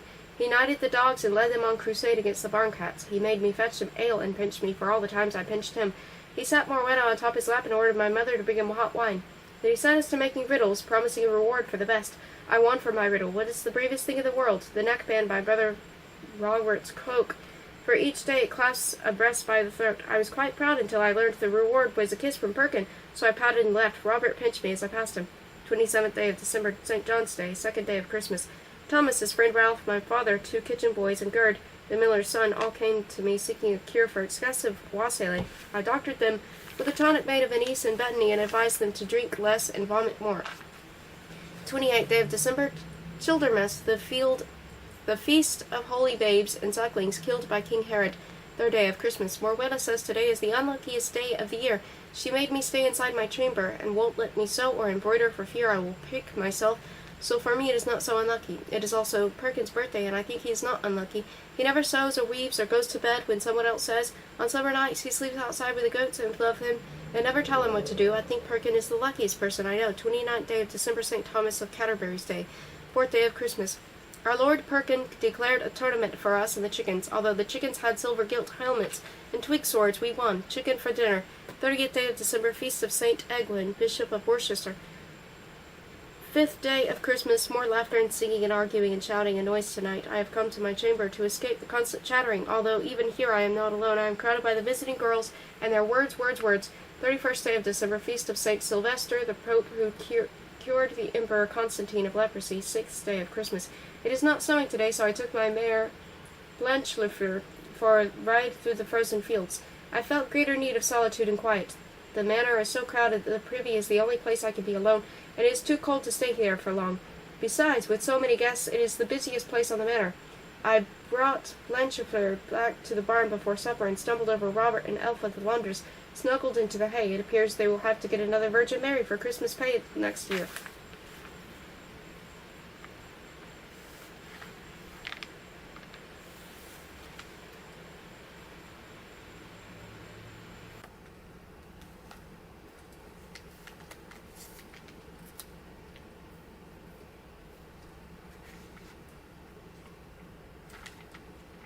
January. First day of January, feast of the circumcision of our Lord, 7th day of Christmas. Perkin wants me to teach him to read. He dreams of being a scholar, but most likely will just be a goat boy who can read. My Latin is none so good. I wish Edward were here to help, but Edward is not here, and Robert and Thomas cannot read or write. Robert can barely talk. Too bad Perkin doesn't want to learn for how to skewer an enemy on a sword or tumble a laundress in the barn. 2nd day of January, feast of St. Abel the Patriarch, son of Adam killed by his brother Cain, 8th day of Christmas. New snow today. We had a snowfall fight, and everyone joined in. Even my lady mother was giddy and gay, laughing and blushing and acting much like a girl, although she must be over 30. William Stewart grew smitten and made flowery speeches to her, but we put snow down his pants to cool his passion. 3rd day of January, feast of St. Guinevere, whom through fasting and praying kept Attila the Hun from Paris, 9th day of Christmas. My head aches from the cold, the smoke, and the noise of too many people drinking too much ale. At supper, grown angry with the puppies nipping at my food, I swept them off the table onto the floor. Later, in remorse, I smuggled them all into my bed for the night. Good thing Morwenna sleeps heavy. and never knows what she has been sleeping until morning. 4th day of January, Feast of Saints Aquilinus, Geminus, Eugenius, Marcianus, Quinctus, Theodotus, and Tryphon, a band of martyrs put to death in Africa by the king of Vandals, 10th day of Christmas. The eels in their tub in the kitchen froze last night, so we had an eel feast for dinner and eel pie for supper. I fear more eels without breakfast bread and ale tomorrow.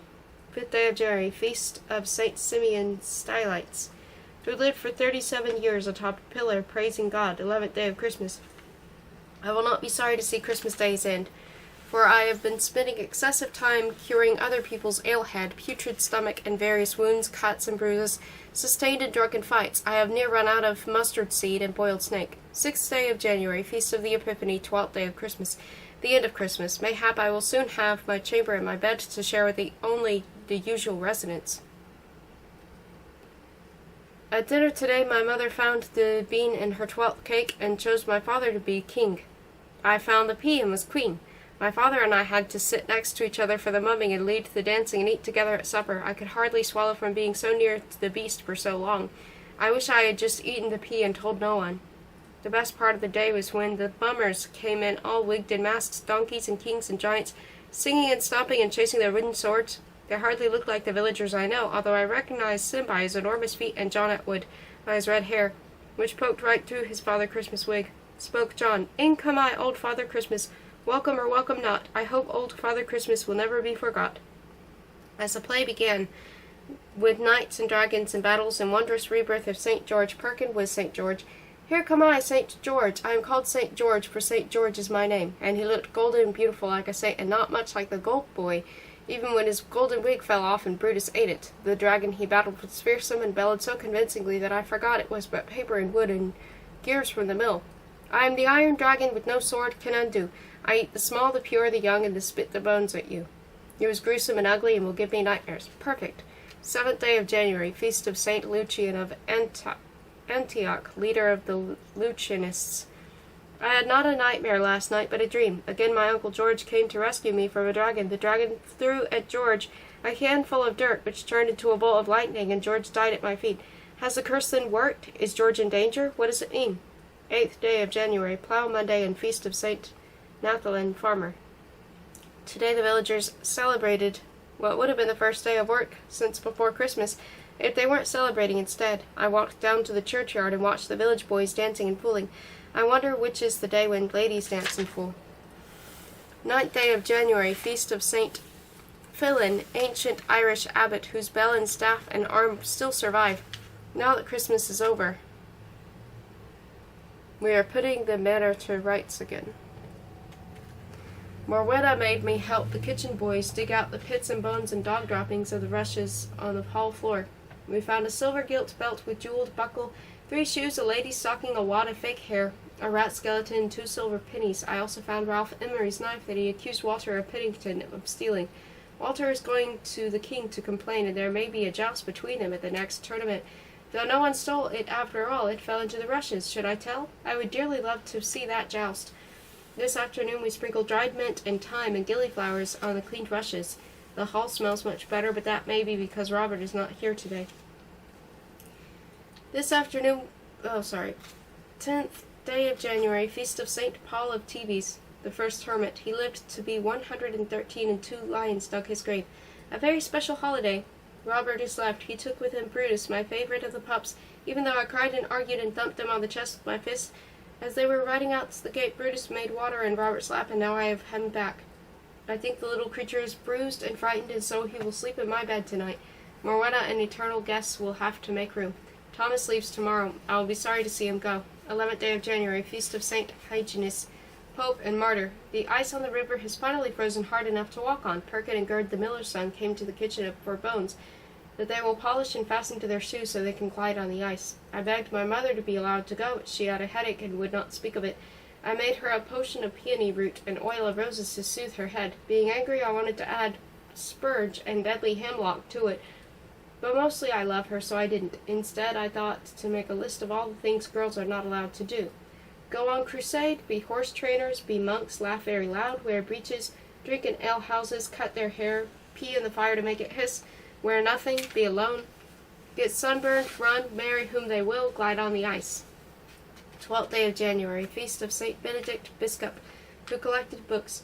I have heard that a cloth merchant in Lincoln has a privy not in the yard but inside his house, and a little room built over the stream so that the stream washes the waste away. Such a wonder! I have it in my mind to go to Lincoln to see for myself. I would sit in the privy and pee and think about my water flying through the air, sailing on the stream to the river and the sea, across to the wondrous foreign lands. If I cannot go to faraway places, I would like to think my water went. 13th day of January, feast of St. Kentigern, called Mungo, grandson of a British prince. It appears the curse has worked. George has returned last night from York to say that Alice has been married to the 7-year-old Duke of Warrington. After the ceremony, the Duke had an attack of putrid throat and had to go home to his mother to be nursed. His new wife remains at court. I am sorry that Alice was sold at auction to the highest bidder like a horse at a horse fair, but I am glad to have my Uncle George back. 14th day of January, feast of St. Felix of Nola, tortured but not martyred. I tried to talk to George. He will not hear Alice's name. He will not speak it. He does not listen, will not play, and his eyes that once flashed mischief and joy now glow dark with pain. I thought to write a song about his doomed romance, but he said to save it for his betrothal to Ethelfritha, the very rich widow of a salt merchant from York. I asked him if he loved her. He said he loved her money, her business, and her good heart, and that was enough. I think my curse was cursed.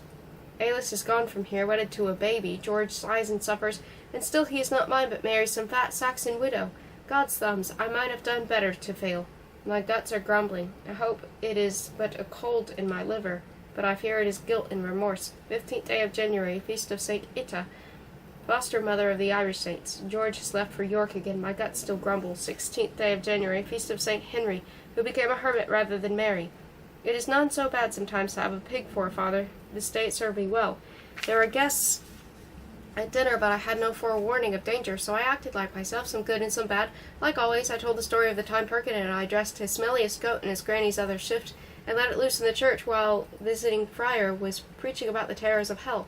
The villagers in the church, convinced that the preacher had loosed the devil on them, stumbled over each other trying to escape the fiend. Perkin's granny recognized her shift and started chasing the goat to get it back, swinging at him with a candlestick. The frightened goat loosed its bowels in the middle of the church, bawled frantically, and leapt into Perkin's lap. It was wondrous sport, but the story did not seem to amuse my listeners at dinner. We finished eating in quiet. Later I discovered that one of the guests was another suitor, who was pleased with me and even my story, but so offended by my father's burping and farting and scratching his chest with his knife that any hopes for a marriage died. I shall never tell my father that I am grateful to him. 17th day of January, feast of St. Anthony of Egypt, gardener and mapmaker. A freeze. My ink froze, and I had to thaw it over the fire so I could write, but now I have nothing to say. 18th day of January, feast of St. Ulfrid, martyred for breaking up a statue of Thor with his axe. In the heart of winter, when we eat for weeks on end, porridge and beans, eggs and wrinkled apples, salted meat and dried herring, I think I will never again see peaches and plums, fresh fish and parsley and leeks. I painted into the mural on my chamber wall a tree bursting with fresh fruit, dripping its juice straight into the waiting mouth of a golden warrior, mounted on a black stallion with my face, the warrior, not the horse. 19th day of January, feast of Saints Marius, Martha, Audifax, and Abachum, a family of Persians martyred while on pilgrimage to Rome. Much activity about the manor as lambing started at the same time as a snowstorm.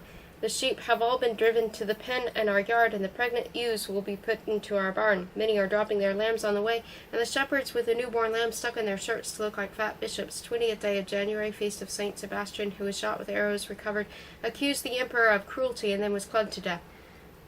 Edgar, the saddler's apprentice, is missing. He went outside to relieve his bladder in the middle of the night and never returned. William Stewart and the villagers searched for him today, but it has been snowing so hard since last morning that they have little hope of finding him. 21st day of January, St. Agnes's Day. Another virgin martyred rather than marry a heathen. I wonder what is so bad about heathens. They couldn't be worse than Robert. 22nd day of January, feast of St. Vincent of Saragossa.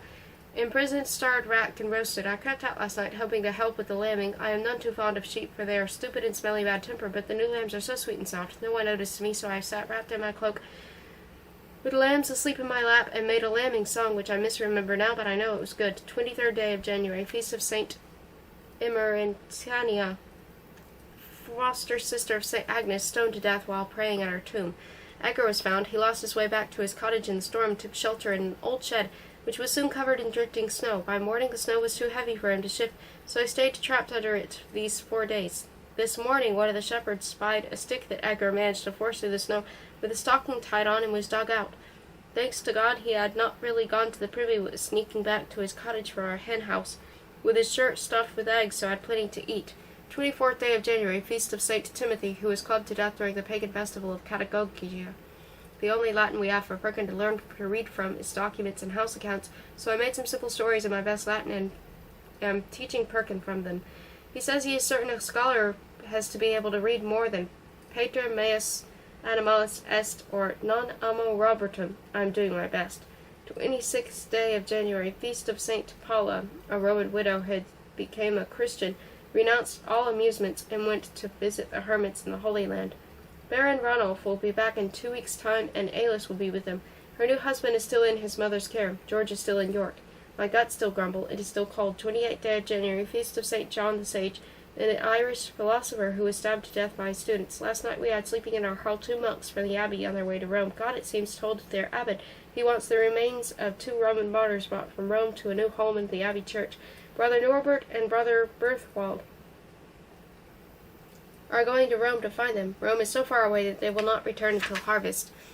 I thought to go with them, but this morning when they left, the snow was so deep and the wind so fierce and dark, and so I snuggled down into my quilt and decided to wait for an adventure on some warmer day. 29th day of January, feast of St. Julian the Hospitaller, who accidentally killed both his mother and father in his grief and remorse, built a hospital for the poor, patron of innkeepers, boatmen, and travelers.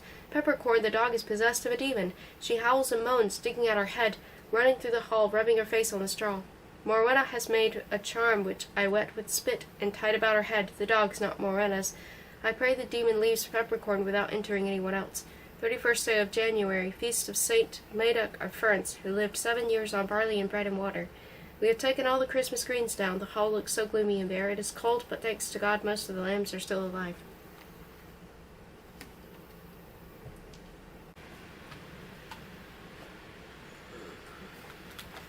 February.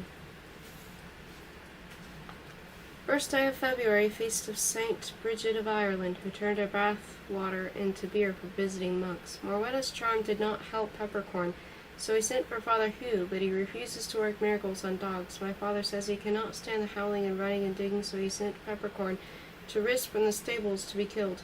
I convinced Rhys to let Perkin take her. Dogs are much like goats. Mayhap Perkin can help her. 3rd day of February, feast of Saint Ia, who sailed across the Irish Sea on a leaf. I am locked in my chamber this day for my rudeness to Fulk, the fat and flabby son of the Baron Fulk from Normandy. It was like this. Yestermorn my father received a messenger from Baron Fulk, saying the Baron would be here by noon to discuss further betrothal arrangements between the younger Fulk and myself. By cock and pie I swore I will not be given in marriage against my will, but again hid in the privy to watch their arrival, since I thought not to refuse right away if the young folk seemed clever or funny. When you mix flour and salt and yeast and water to make the dough for bread and put it in a warm place, it swells, growing white and soft and spongy. That is what the young folk look like. God's thumbs. No wonder the Baron was willing to consider an alliance with the knight's daughter. I stayed in that privy until Morwenna, seeking to rid herself of her breakfast ale before dinner, found me. Marched into the hall, I sulked through lamb cooked with raisins and 2 kinds of fruit tart. I frowned through the dancing, I scowled through the minstrels' songs. After dinner my father and the Baron went to play chess, my mother to take a nap, Morwenna to the solar, and young folk to the stables, and myself back to the privy. Soon, though, I heard the rubbing and bouncing of too much flesh approaching, and looked out. Young folk was coming. I sneaked out without being seen, and he took my place in the privy seat. So I set fire to the privy. By the bones of St. Wigbert, I swear it was not intentional, hoping to make flabby folk uncomfortable by filling the privy with foul-smelling smoke. I set fire to a mound of wet hay nearby. Mayhap 2 nearby, for the privy soon was ablaze. I did not intend the privy to burn. I did not intend the door to stick. I did not intend that the billowing smoke and folks bellowing would bring most of the manor to help. I did not intend that when he finally did get out, it would be without his breeches.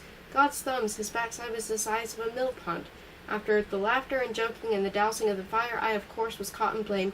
Morwenna and my father never even asked if I intended to do it. I was smacked and sent to my chamber. The 2 folks left without a betrothal, Rhys and John. The Wat must build a new privy. 4th day of February, feast of St. Gilbert of Lincolnshire.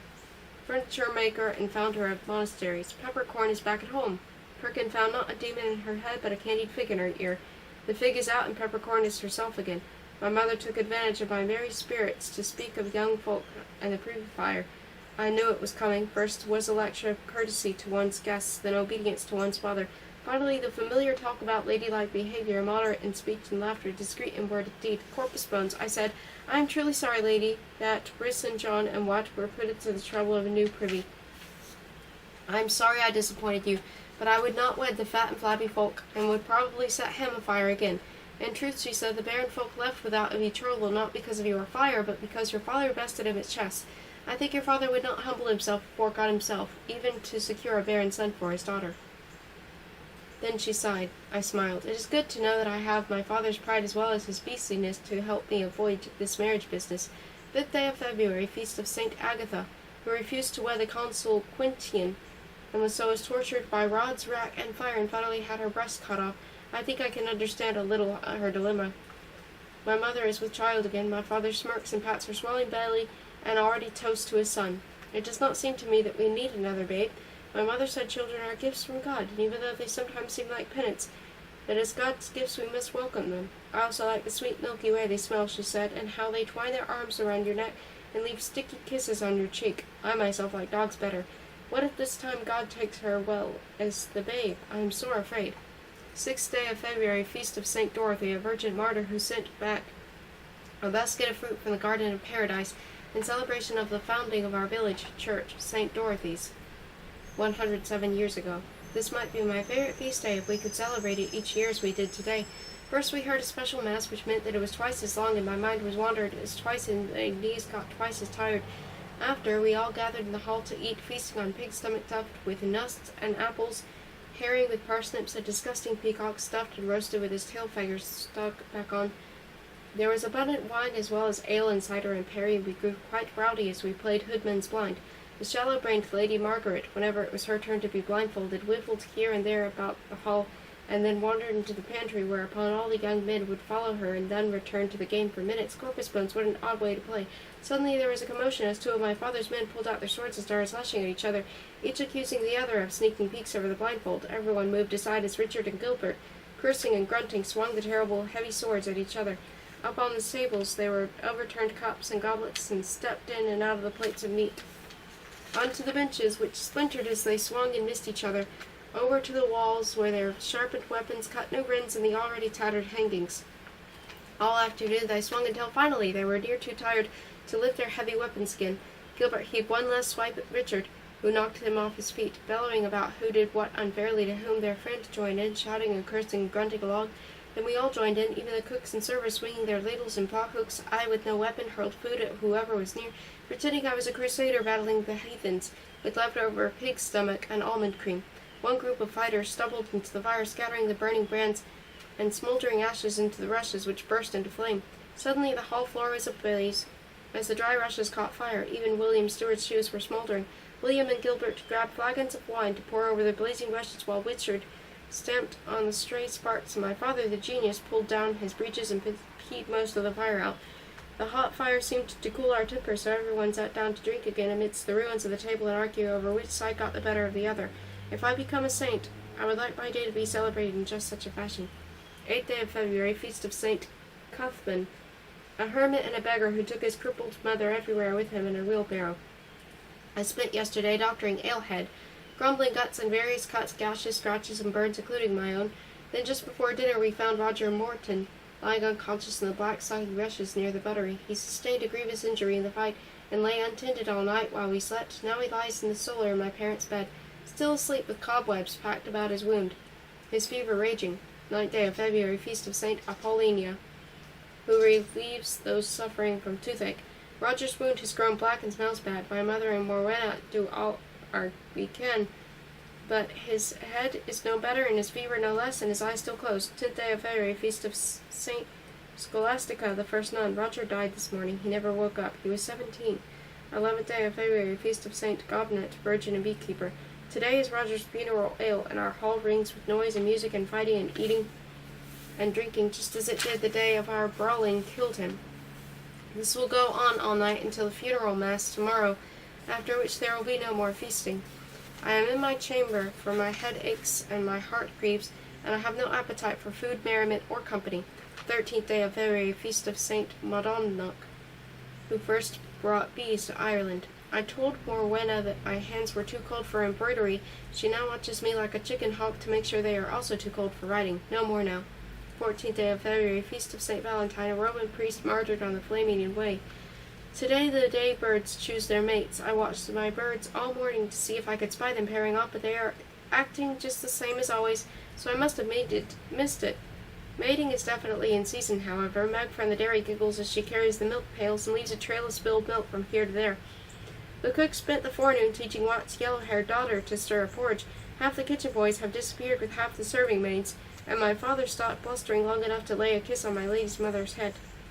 As we wove cloth this day, Morwenna and I talked of mating, love, and marriage. I told her I thought it was all a silly waste of time, and if I were a king I would outlaw it. Even the king would have trouble enforcing that law, Birdy, she said. For one stick won't make fire, and God's creatures dearly love to warm their hands on a fire. She laughed and snickered so to herself that I could not get a word of sense out of her. God's thumbs, mating season has soddened even Morwenna's wits. 16th day of February, feast of St. Juliana, who argued with the devil. I am to go to Castle Finbury to visit the Duchess of Warrington, the Lady Alice that was. She is there at home while she waits for her husband to grow up. I will be with her for 14 days. My belly is quivering with excitement and a little still with remorse. I will take with me plenty of remedies. 18th day of February, feast of St. Eudelm of Little Sodbury, about whom nothing is known except that she was a saint, and I do not know how we even know that. Just before dinner, Morwenna and I, our escorts, arrived at Alice's castle. Clattering over the moat bridge, we passed through the main gate into the castle yard. The castle seemed like a small stone city, huddled against the great curtain wall with its stone towers were buildings of all sizes.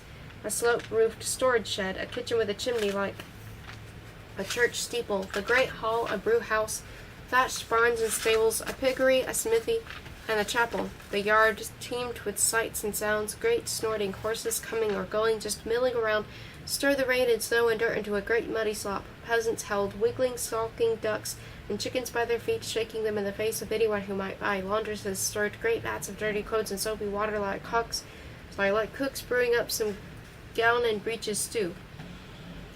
Bakers ran back and forth from the ovens at the side of the yard to the kitchen with great baskets of steamy fresh bread. Masons chipped stones and mixed mortar as they continued their everlasting repairs.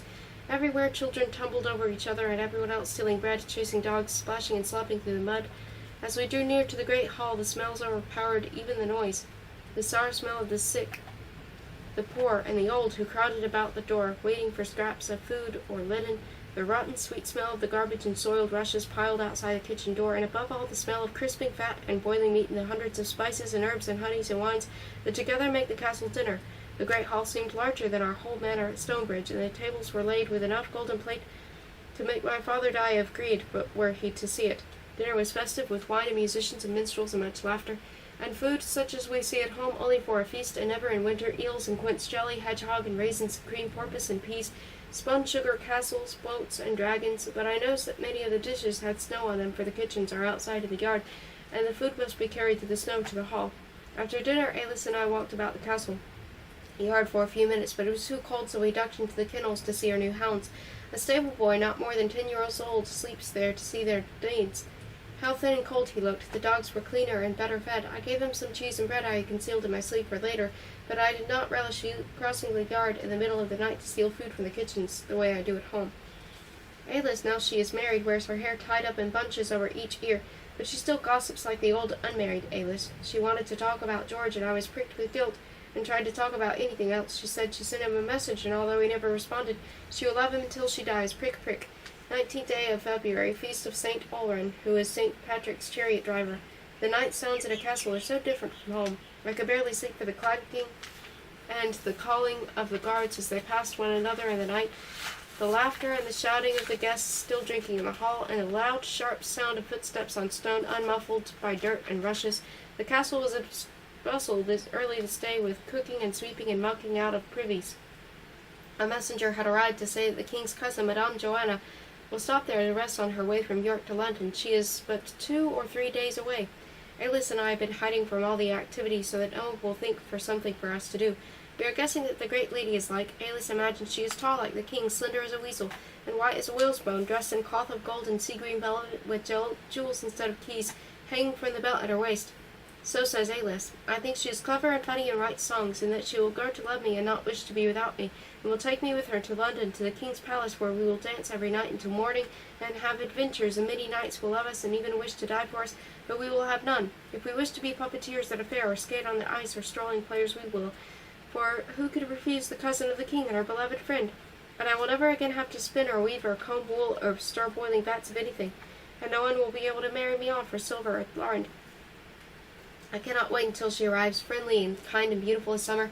I brushed and smoothed the best gown, and Alice will let me wear her lavender surcoat over it to hide the worst stains. I washed my hair and near roasted my backside at the fire for getting it dry. My shoes are cleaned and my fingernails also, and I must be at my best for this opportunity. 20th day of February, feast of St. Wulfric of Hasselbury, a hermit who doused himself frequently with the cold water for penance. All is ready, but Madame Joanna has not yet arrived. Alice and I are huddled beneath the bed covers trying to keep warm while I write. There are icicles on the walls of her chamber, on the side away from the fire. I thought great barons and their families lived in luxury, but this castle is much wetter and colder than Stonebridge Manor. The fleas are the same as at home, although the wine is better. 2 villagers and a goat froze to death last night. Where's my dear Madame? 21st day of February, feast of St. Peter Damian, monk, cardinal, poet, and maker of wooden spoons. Madame Joanna arrived this day while we were at dinner. The baron hurried out of the hall to greet her and bring her in. I was taken greatly by surprise. She is 100 years old, grey and puny, smaller even than Robin Smallbone's sister, who is not yet 8. Her face is all wrinkled and brown and covered with grey hairs, her eyes round and red, and she is missing all her teeth but the front 2 on top. God's thumbs, I thought, Madame Mouse. I watched her closely during dinner. Her veil and wimple were crooked and stained with crumbs and gravy from her attempts to straighten them. When she talked or ate, she mostly did at the same time. She lisped and whistled so no one could understand her at all. A tiny dog who looked like a hairy beetle sat on her lap all through dinner. She fed him the best pieces of meat picked from the serving bowl. Sometimes the dog sniffed or licked a piece of meat, and then would not eat it, so she'd put it back in the bowl. No one dared to chide her, her being the cousin of the king. Was this the beloved friend, beautiful as summer, who would rescue me and take me to court, where we would dance and frolic? Disappointment grumbled my guts and made my breath sour. After dinner, Madame Joanna told fortunes. It was hard to know what she said, for she talked in riddles and proverbs while lisping and whistling. But those who thought they heard of love left blushing and giggling, and those who thought they heard of riches grinned, so most seemed pleased. My turn came, and I near fainted when she said, "Come closer, little bird." How could she know that name? She peered intently into my face, her mouth so close her whistling tickled my chin. Finally she said, "You are lucky, little bird, for you have wings, but you must learn to master them. Look at the baron's hawk, there on the perch. Just because she doesn't flap her wings all the time doesn't mean she can't fly." I was impressed with her knowing little bird, but could make little sense of the soothsaying. I went to bed. 22nd day of February, feast of St. Bernard's, called the Admirable. It does not say why. The sun came out fiercely this day and warms the world. After dinner the baron took a party out hawking, although it is early in the year, for they said they could not waste this glorious day. They will spend the afternoon setting birds to hunt and killing the birds. You can imagine what I think about that. Alice has gone with them. After dreaming in the sun a while, I wandered into the hall and found Madame Joanna there, eating boiled cabbage and bacon at the great table all alone except for her dog. She called me over, bade me sit, and fed me bits of bacon just as she did the dog. While I said I reminded her of her youngest daughter, who is now a queen in some German country, so we talked about her children. She tries to be kind to them, she said, but on the whole prefers her dog.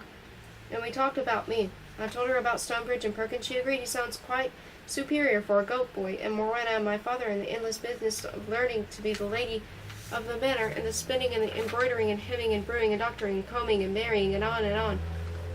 I told her of my dreamings about her, and going back to court with her, where she would have adventures and do exactly as we pleased. "Adventures," she squeaked. "I am a woman and cousin to the king. Do you truly think I could be a horse trainer or a puppeteer, or even be friends with a goat boy? Do you think I have adventures instead of duties? There are many worse chores than spinning, little bird." "But, my dear," she went on, "I flap my wings at times, choose my fights carefully, get things done, understand my limitations, trust in God and a few people, and here I am. I survive, and sometimes even enjoy."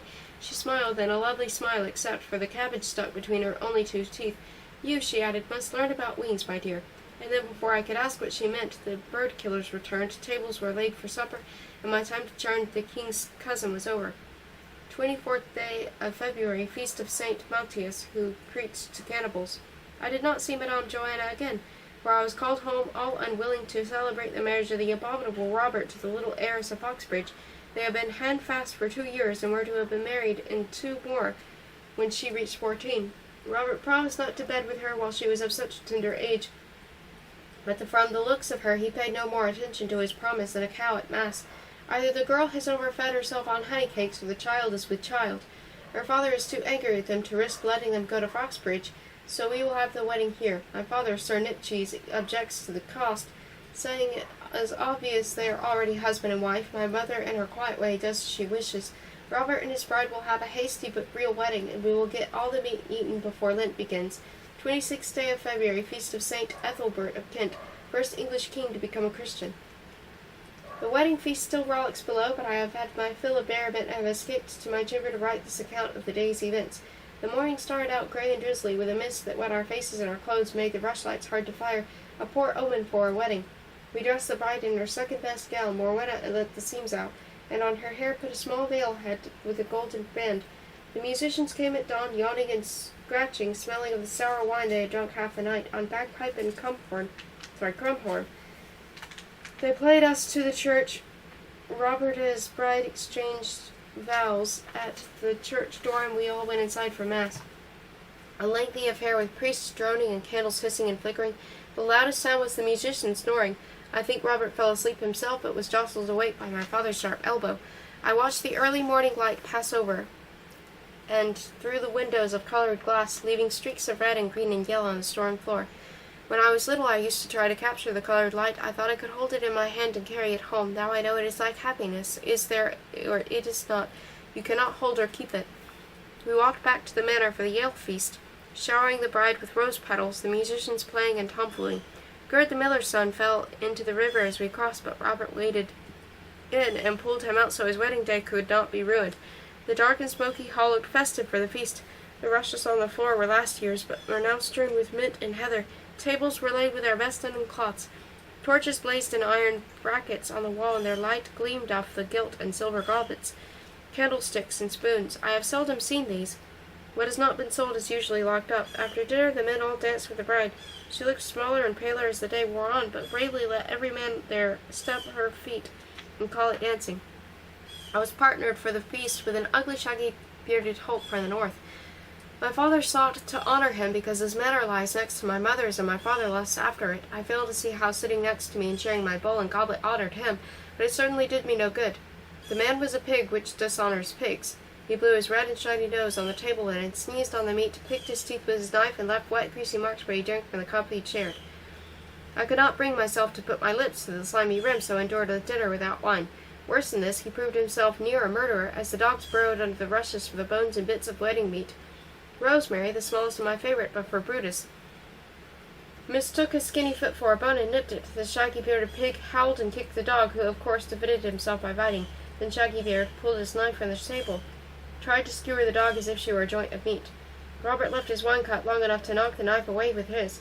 "The dog belongs to Lord Rollo," he growled, "and is not yours to kill." The bearded pig sat down, shamed before our guests, and began to eat and drink again, smiling at me with meat stuck between his horrible brown broken teeth. I think he ate too much, for he made wind like a storm and sounded like a blatant water pipe left out in the rain by a goat. The worst part is that now I must be beholden to the abominable Robert. As we passed later, I thanked him prettily, I thought. He pinched my rump and grinned. "So I'm not so bad as you thought me, little sister," I said. "Even the lowest of beasts is not vile all the time." I felt better. We are now back at the old footing, hate. 27th day of February, Shrove Tuesday, and the feast of St. Elna, serf and cowherd. Today my father questioned me about the bearded pig. I said he affected my stomach like maggoty meat, and my father laughed and said, "Learn to like it. It bodes not well. Shaggy-Beard has a son, Stephen, whom he spoke of with loathing, calling him Sir Priest, the clerk, and the girl, because the boy thinks and bathes and does not fart at mass. I fear they are planning a match between me and Stephen. I will not, to be part of Shaggy-Beard's family and to have to eat with him every day. If my father does not drive him away, I will as I have done with the others." 28th day of February, Ash Wednesday, first day of Lent. We are but dust to dust shall return. I tried to be thoughtful and morbid on this day, but spoiled it by skipping the yard after the dinner from pure joy. I am not dust yet. Shaggy Beard is with us still. When I see him, I call holy as if I were calling a pig.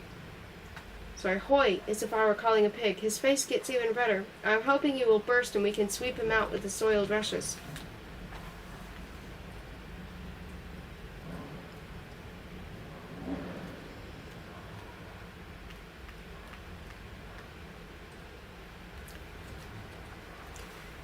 March. First day of March, feast of Saint Dewi of Wales, who drank no beer or wine, but only water. Robert is wedded and bedded again, and he and his bride have left for her own manor at Ashton, not long ahead of her father, Robert fears. My mother and her women like it not that Robert's pale puny bride, so far gone with child, is jouncing and bouncing over the fens. But Robert thinks her father and his anger will try to keep the new-wed couple from the manor promised to the girl, so they race across Britain in the rain. When I marry, it will be no cheap rag-tag hurry-up affair as Robert's was. I will have silks and music and lights and important guests from foreign lands with musical names. I will braid my hair with silken threads and wear a gown of saffron silk, with a red cloak and purple leather shoes embroidered with gold and silver threads. My belt will have bells on it, and the pieces of gold beaten into the shape of leaves and flowers. My betrothed in a cloak of scarlet silk will meet me at my father's house. His horses will have flowers and ribbons woven into their manes, and their saddles draped with silk. Musicians sober and well-shod will lead us to the church, playing on silver flutes and gitterns, on timbrels and cymbals and lyres. It will sound like angels laughing in spring rain. Second day of March, feast of Saint Chad, whose dust taken in water cures men and cows of their infirmities and restores them to health. The weather is warm, and the fleas have come to visit. This morning I gathered alder leaves with dew on them, and strewn them about my chamber to discourage the black soldiers. I have 43 bites, and only 27 of them in places I can easily scratch. Third day of March, feast of Saint Cunegund, wife to the Emperor Henry. The little book of saints says that Cunegund once slapped her niece for frivolity, and the finger marks remained on her face until death. I am fortunate that no one in this household is a saint, or I would be marked like a spotted horse, especially my cheeks and my rump. No further words from my father about Shaggy Beard, so mayhap the trouble is past, and these plans too come to nothing. Fourth day of March, feast of Saint Adrian, the Irish one, not the African. We heard Mass this morning, or rather did not hear it, for the raindrops pounding on the church roof made a noise like drummers in a funeral procession, and I heard nothing else. The church seems strange, undressed as it was for Lent. Father Hugh wears plain robes but no silvery gilt threads. The cross and statues are covered with veils. There are no flowers and no music. It is meant to make us feel sad, but mostly just makes me bored. Edward has sent to us 3 holy books from which he says we must read each night during Lent to put us in the proper morose and holy mood. I was excited to have them, thinking they must be like the lively, colorful books of saints from the abbot. But then William Stewart began to read, droning and stumbling over the Latin. Tonight's book is in St. Jerome. It is not lively or colorful. I hope it is short. 6th day of March. Feast of St. Conan, martyr and maintainer of irrigation canals. I have been gathering violets to make oil of violets against attacks of melancholy.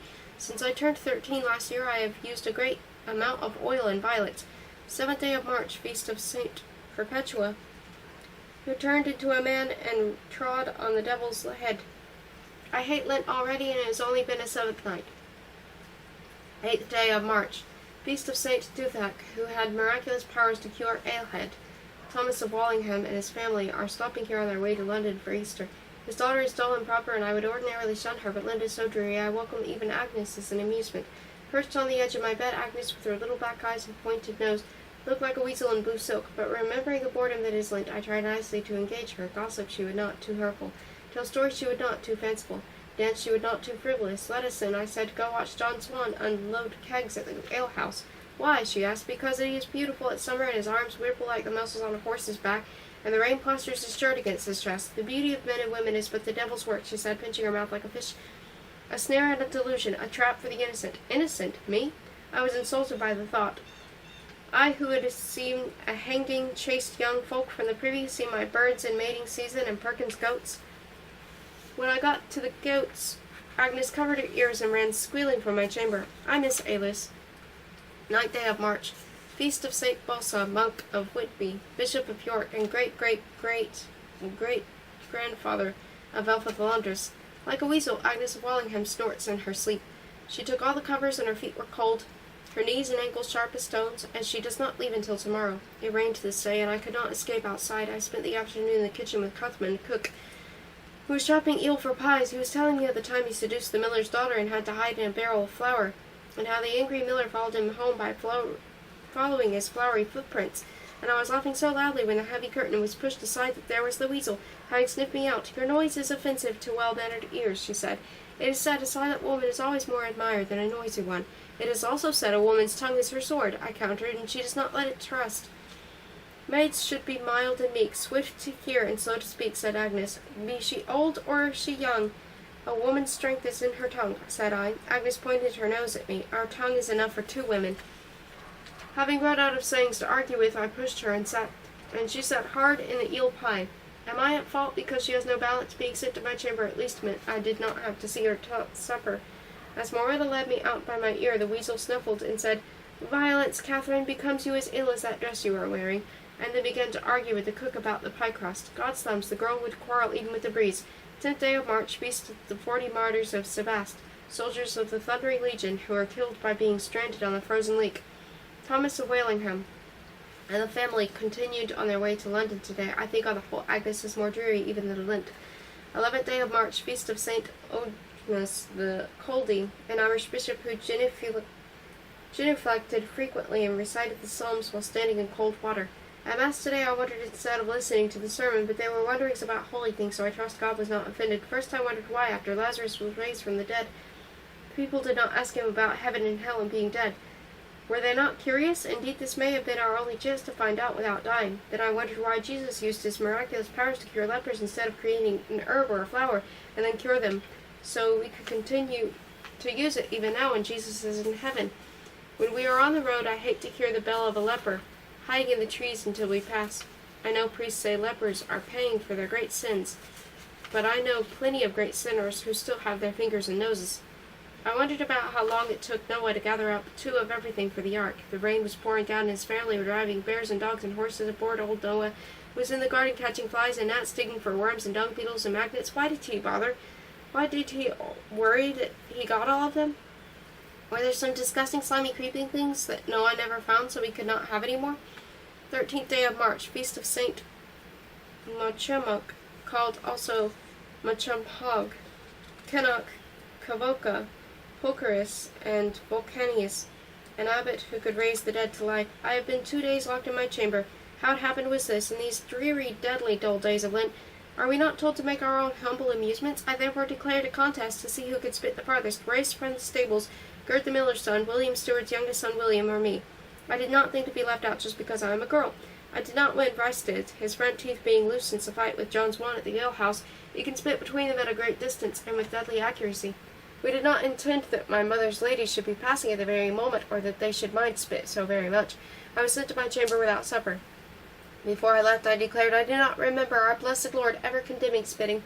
He did not make it a deadly sin to like pride or gluttony or greed. Here I looked meaningfully at my father. In fact, I continued, did not our Lord himself once mix spittle with clay to heal a man of blindness? I thought it quite an eloquent argument. What awound me was another day in my chamber without my inks. 14th day of March, feast of Saint Matilda, persecuted by her children for generosity. There is a new boy here for fostering, although who would trust their son to my father's care, I cannot imagine. He looks to be about my age, and is comely enough from afar. I will ask his name.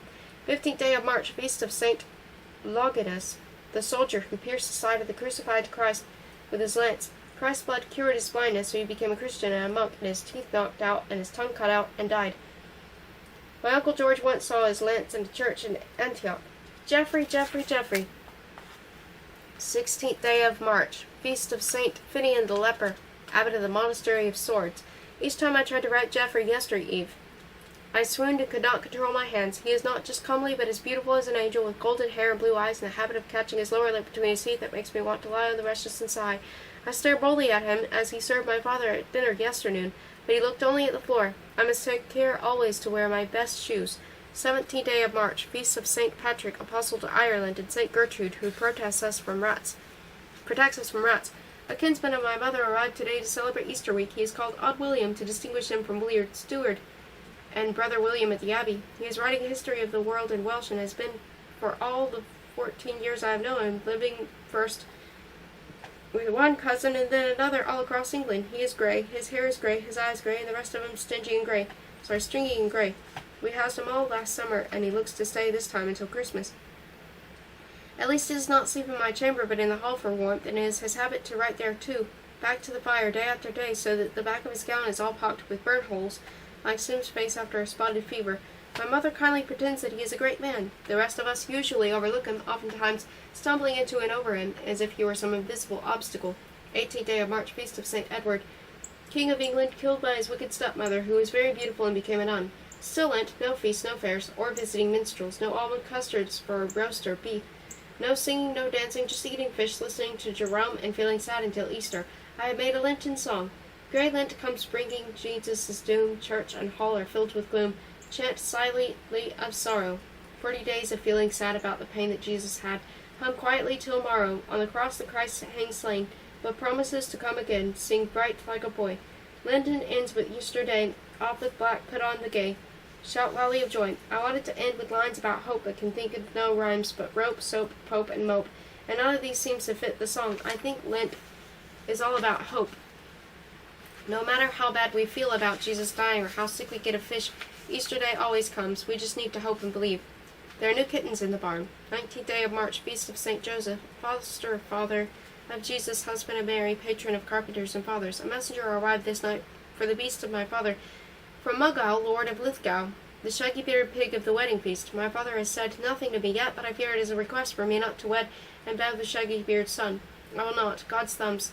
Is there no end to this procession of unsuitable suitors? Perhaps I should ask Thomas Carpenter to help me construct a trapdoor in the hall, and just drop them into the river as they arrive. 20th day of March, feast of St. Cuthbert, whose body remains undecayed 500 years after his death. Shaggybeard has not asked for me to marry his son. It is Shaggybeard himself who wishes to take me for a wife. What a monstrous joke. That dog assassin, whose breath smells like the mouth of hell, who makes wind like others make music, who attacks helpless animals with knives, who is ugly and old. My father called me into the solar this morning. He was smiling. I knew it was no good for me. My beloved daughter, he said. Trouble, I know. Who? I said. I am your daughter, God help me, but hardly beloved. So who is it you address? He still smiled, so I knew the matter was serious. My lady of Lithgow, he said, your bridegroom awaits you, and none of your tricks will profit you this time. 20 words and a crack on the rump and I was out in the hall again, betrayed and betrothed. Lady Shaggybeard, good fortune and goodbye. I must make a plan, for I will not, of course, wed the pig. Deuce, I cannot even conceive of such a fate. Could it be, would they really sell me to that odious old man? I cannot think so. I will contrive something. Luckily, I am experienced at outwitting suitors.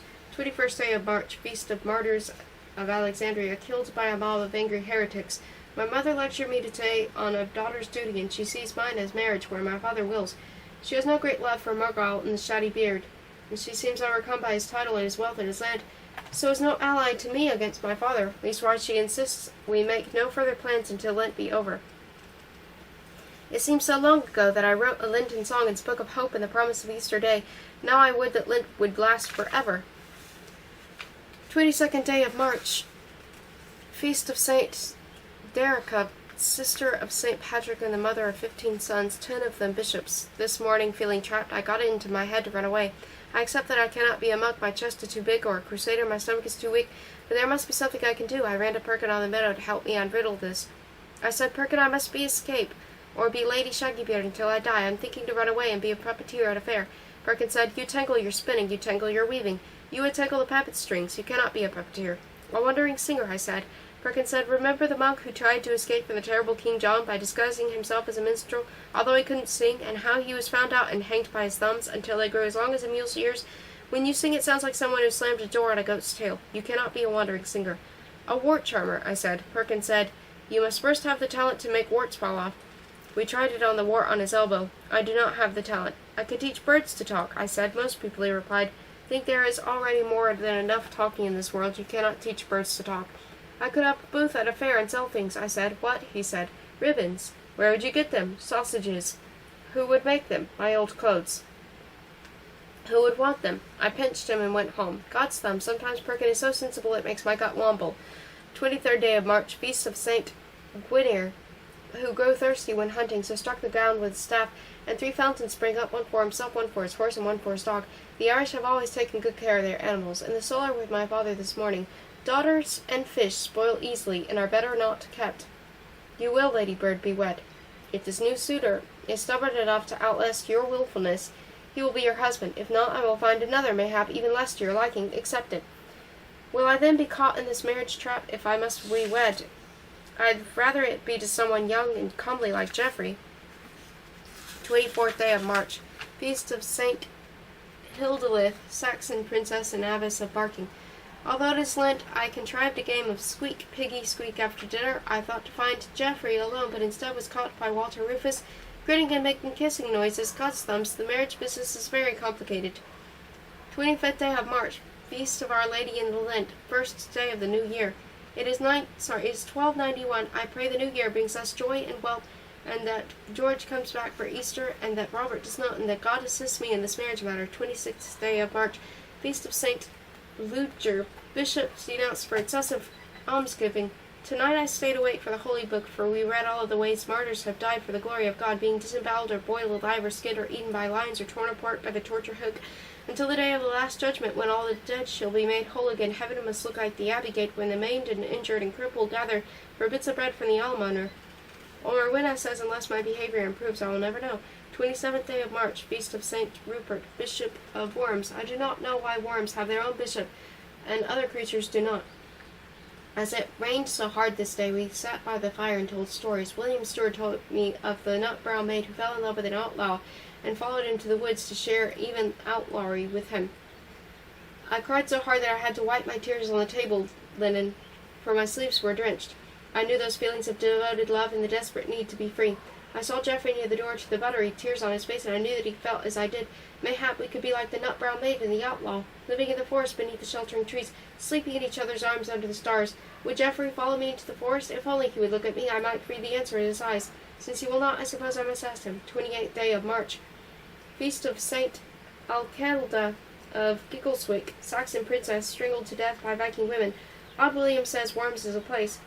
29th day of March. Feast of Saints Gwynwil and Gladys, who bathed in the river Usk summer and winter, and went for long walks completely naked into her son.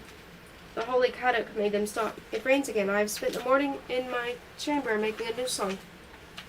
Every face has eyes I mark, large or small, light or dark, brown or green or in between, black or gray or light as day, or blue as the wing feathers of a dart.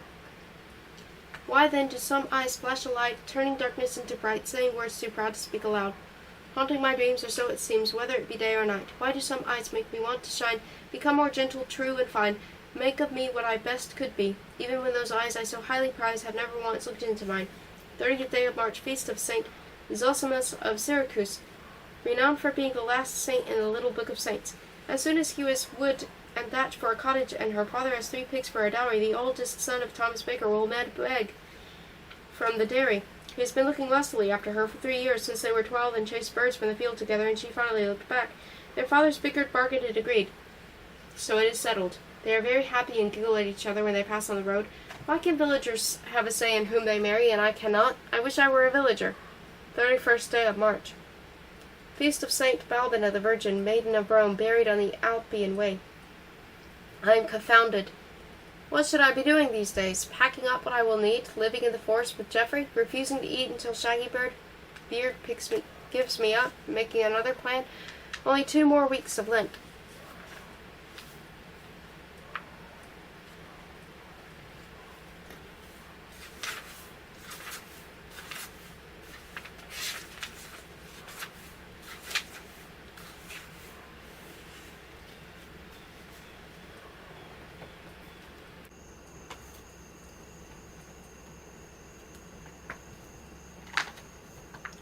April. First day of April. All Fool's Day and feasts of Saints Walerick, Agilbert, and Tudrick. After Mass I sent Tom the kitchen boy for pigeon's milk and asked William Stewart to order me striped paint. They just grunted. I asked Morwenna to help me gather hen's teeth, but she says I ask her that every Fool's Day, and it never yet fooled her. I spent the rest of the day sulking in the barn. The kittens have grown. 2nd day of April. Feast of Saint Mary of Egypt, a female hermit who lived on berries and dates and was buried by a lion. Mayhap I could be a hermit. I wonder what they do. 3rd day of April. Feast of Saint Pancras of Taormina, stoned to death by brigands. Morwenna is on a crusade to tidy me. I could not go out this day until I had brushed my hair 80 times. When I finished, I pretended I was going to join my mother and Solar, but instead took up a position in the hall from which I could see Geoffrey as he set up a table and benches for dinner. I plan to follow him every day until I know his heart, or at least can guess well enough in this matter of following me into the forest. 4th day of April, feast of Saint Isidore of Seville, Archbishop and writer of books. An unlucky discovery: Geoffrey looks like a hedgehog when he frowns. Mayhap he will grow out of it. 5th day of April, feast of Saint Durful, soldier and monk. I am full weary tonight from following Geoffrey from hall to yard to village to stables to hall. It is more tiring to get from here to the stables by going behind the pig yard, around the dovecote, through the muck heap, and over the privy, so that you cannot be seen by just walking in a straight line from here to there. Geoffrey, I have learned, is good at games and sword-play, meek and quiet when serving my father, better on horse than other boys. He is vain about his clothes, taking care to keep them clean and free of wrinkles, but he cannot read, and does not wish to learn. He is polite to the bigger boys, but not so kind to the little ones. He is not exactly like the Geoffrey of my dreaming. 6th day of April, feast of Saint Brechan, who had 63 children. I could not follow Geoffrey today until near supper, when I was caught by Morwenna this morning and made to do all the sheet hemming I had not done for these many days. Bones! I near wore out my fingers, but finally I finished and escaped to the yard where Geoffrey and the other boys were wrestling. Geoffrey had taken off his tunic and shirt to keep them clean, and his body looked very beautiful in the sunshine. After they all walked to the mill pond to wash. I saw Geoffrey, with whom I was willing to share my life and my love and my freedom, howling about, pretending to be Perkin, while the other boys laughed. In my fury, I marched right up to him, and for the first time looked into his eyes. God's thumbs, he looked like my brother Robert. One good shove sent Geoffrey and his beautiful body, his precious fine clothes, into the mill pond. I hope tonight, when he takes off his breeches, a dead fish falls out. 7th day of April, feast of Saint Goran, a hermit who lived in a cave in Cornwall, which must have been so cold and damp that only a saint could do it, or a fairy, or perhaps a giant. I am badly out of humor. I have lost the possibility of Geoffrey. I am no nut-brown maid who can live in the forest, and shaggy beard awaits me. Mayhap after all this time he has forgotten me, and has moved on to torture some other girl with his unwanted affection.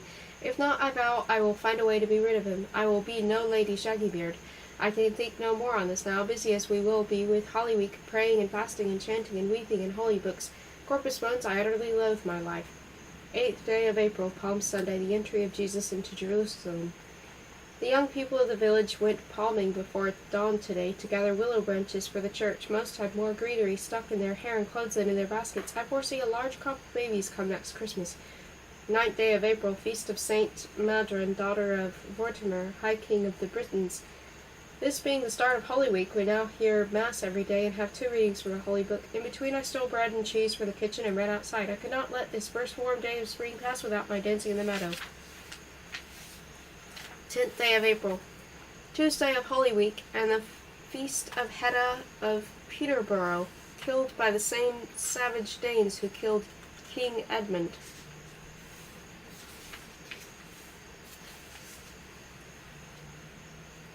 I noted as I climbed into my bed last night that Watt was trimming the rushlights this morning, although I woke before dawn. The worst of the soot was cleaned from the fireplace, the cold ashes were gone, and a new fire was brightly crackling. It occurred to me that Watt had worked through much of the night, and it also occurred to me that it had never before occurred to me. When does Watt enjoy the warmth of his bed? 11th day of April, Wednesday of Holy Week, and the feast of Saint Guthlec, hermit of Crowland, tempted by devils. We have received a message from my Uncle George. He is coming for a visit after Easter. Now I have 2 worries. This joke is of a betrothal to Shaggy Beard and my Uncle George. Is he still drunk? Does he still mope? Has my curse really blighted his life? Will I need to make myself more remedies against guilt? 12th day of April, Maundy Thursday, and the feast of Saint Zeno of Verona, who liked to fish. Today we began to read of the passion and death of our Lord. It is sad and a tragic story, and I do not sleep through it, but watch it in my mind like a play unfolding. I picture Jesus like my Uncle George, and my mother as his blessed mother. My evil Judas in my mind looks like the miller, scrawny and scowly and mean. Herod is my father, and Pontius Pilate, that Sir Lackwit, who was once my suitor. The apostles look like our villagers, except for St. Peter, who is Morwenna in leggings and a tunic. St. Peter seems so human and unlike a saint. I think he may be my favorite, although St. John is as beautiful as summer, or Geoffrey. 13th day of April. Good Friday and the feast of Saints Carpus, Papilius, and Agathonius, scraped with claws and burned to death. Scraped with claws and burned to death. This sad holy day we spent in church, marking the death of our Lord. I wore my second best kirtle, so I would not ruin my best as we crept on the floor toward the altar. I don't know if that is fair to God, but I do not believe he wants me to ruin the only good kirtle I own. I believe he likes me to look my best when I hear Mass. 14th day of April, Holy Saturday, and the feast of St. Ardagh, a Welsh harper who lost his prince's greyhounds and so became a monk. My mother was not with us for the procession of our Lord's coffin around the church, being tortured with headaches and the bulk of a growing babe. She stayed abed with a tonic I made her of chamomile and honey. Her discomfort discomforts me.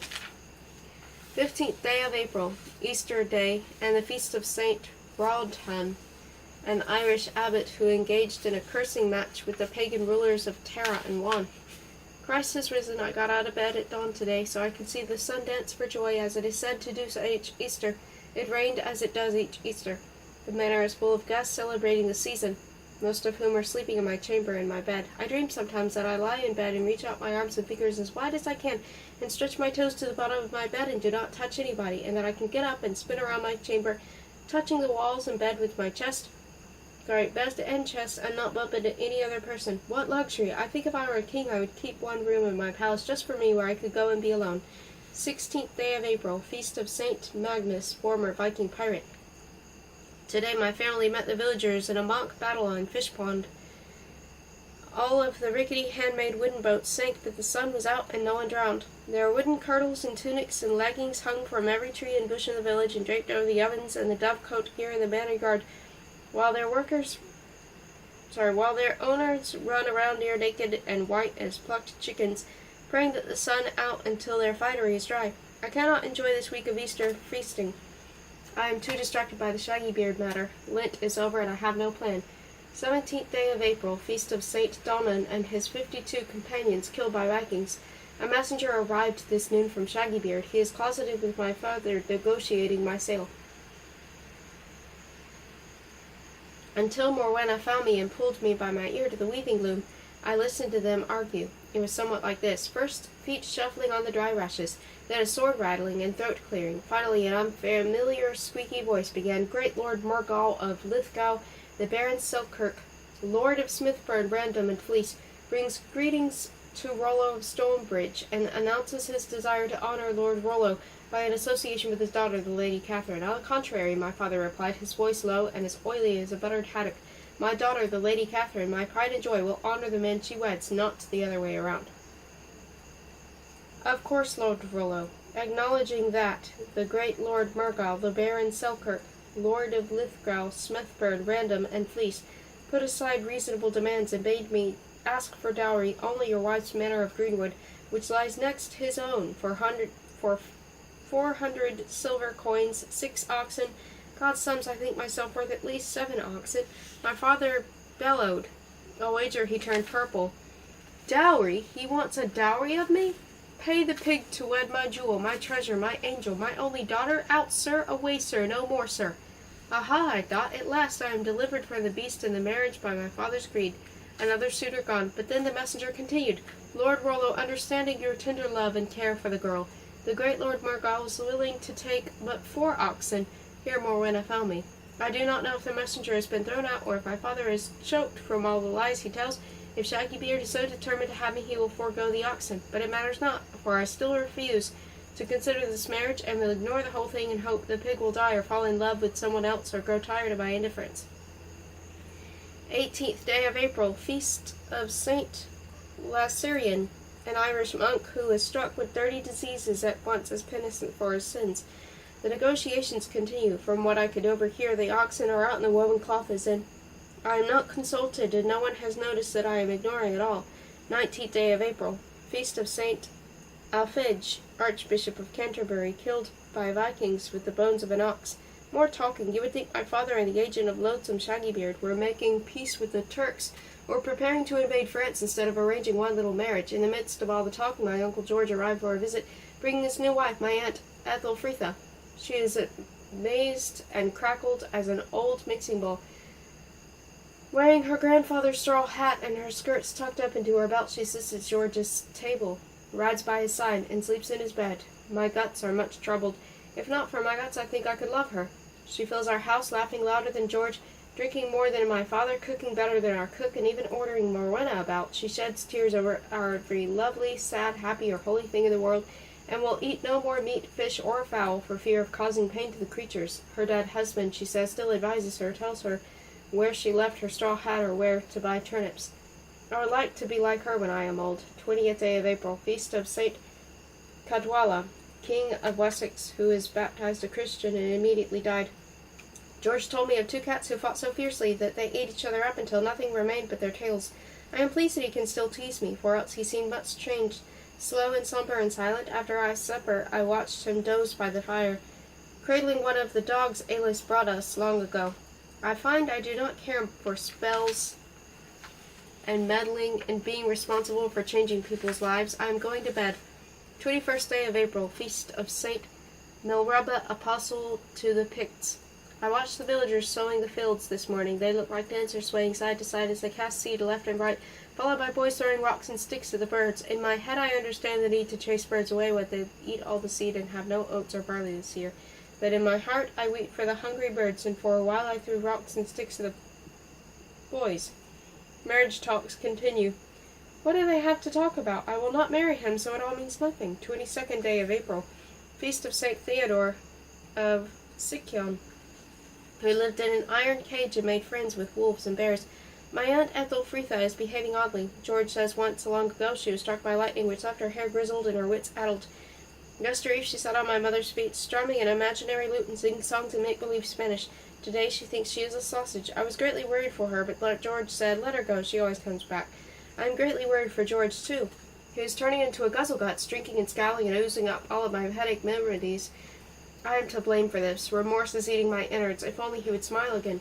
23rd day of April, feast of St. George, slayer of dragons, and my Uncle George's saint's day. This morning Alice came to see George on his saint's day, and he would not. He drooped and sighed about the yard, heedlessly throwing rotted apples at the pigeons. A wretched Alice wept noisily all over my chamber. I was overcome with bitter guilt, and had to doctor myself with a clay wine and with custard to lift my spirits. It did little good, for my turmoiling guts caused me to fight with my father about Shaggybeard, with my mother about my father, and with Morwenna about everything.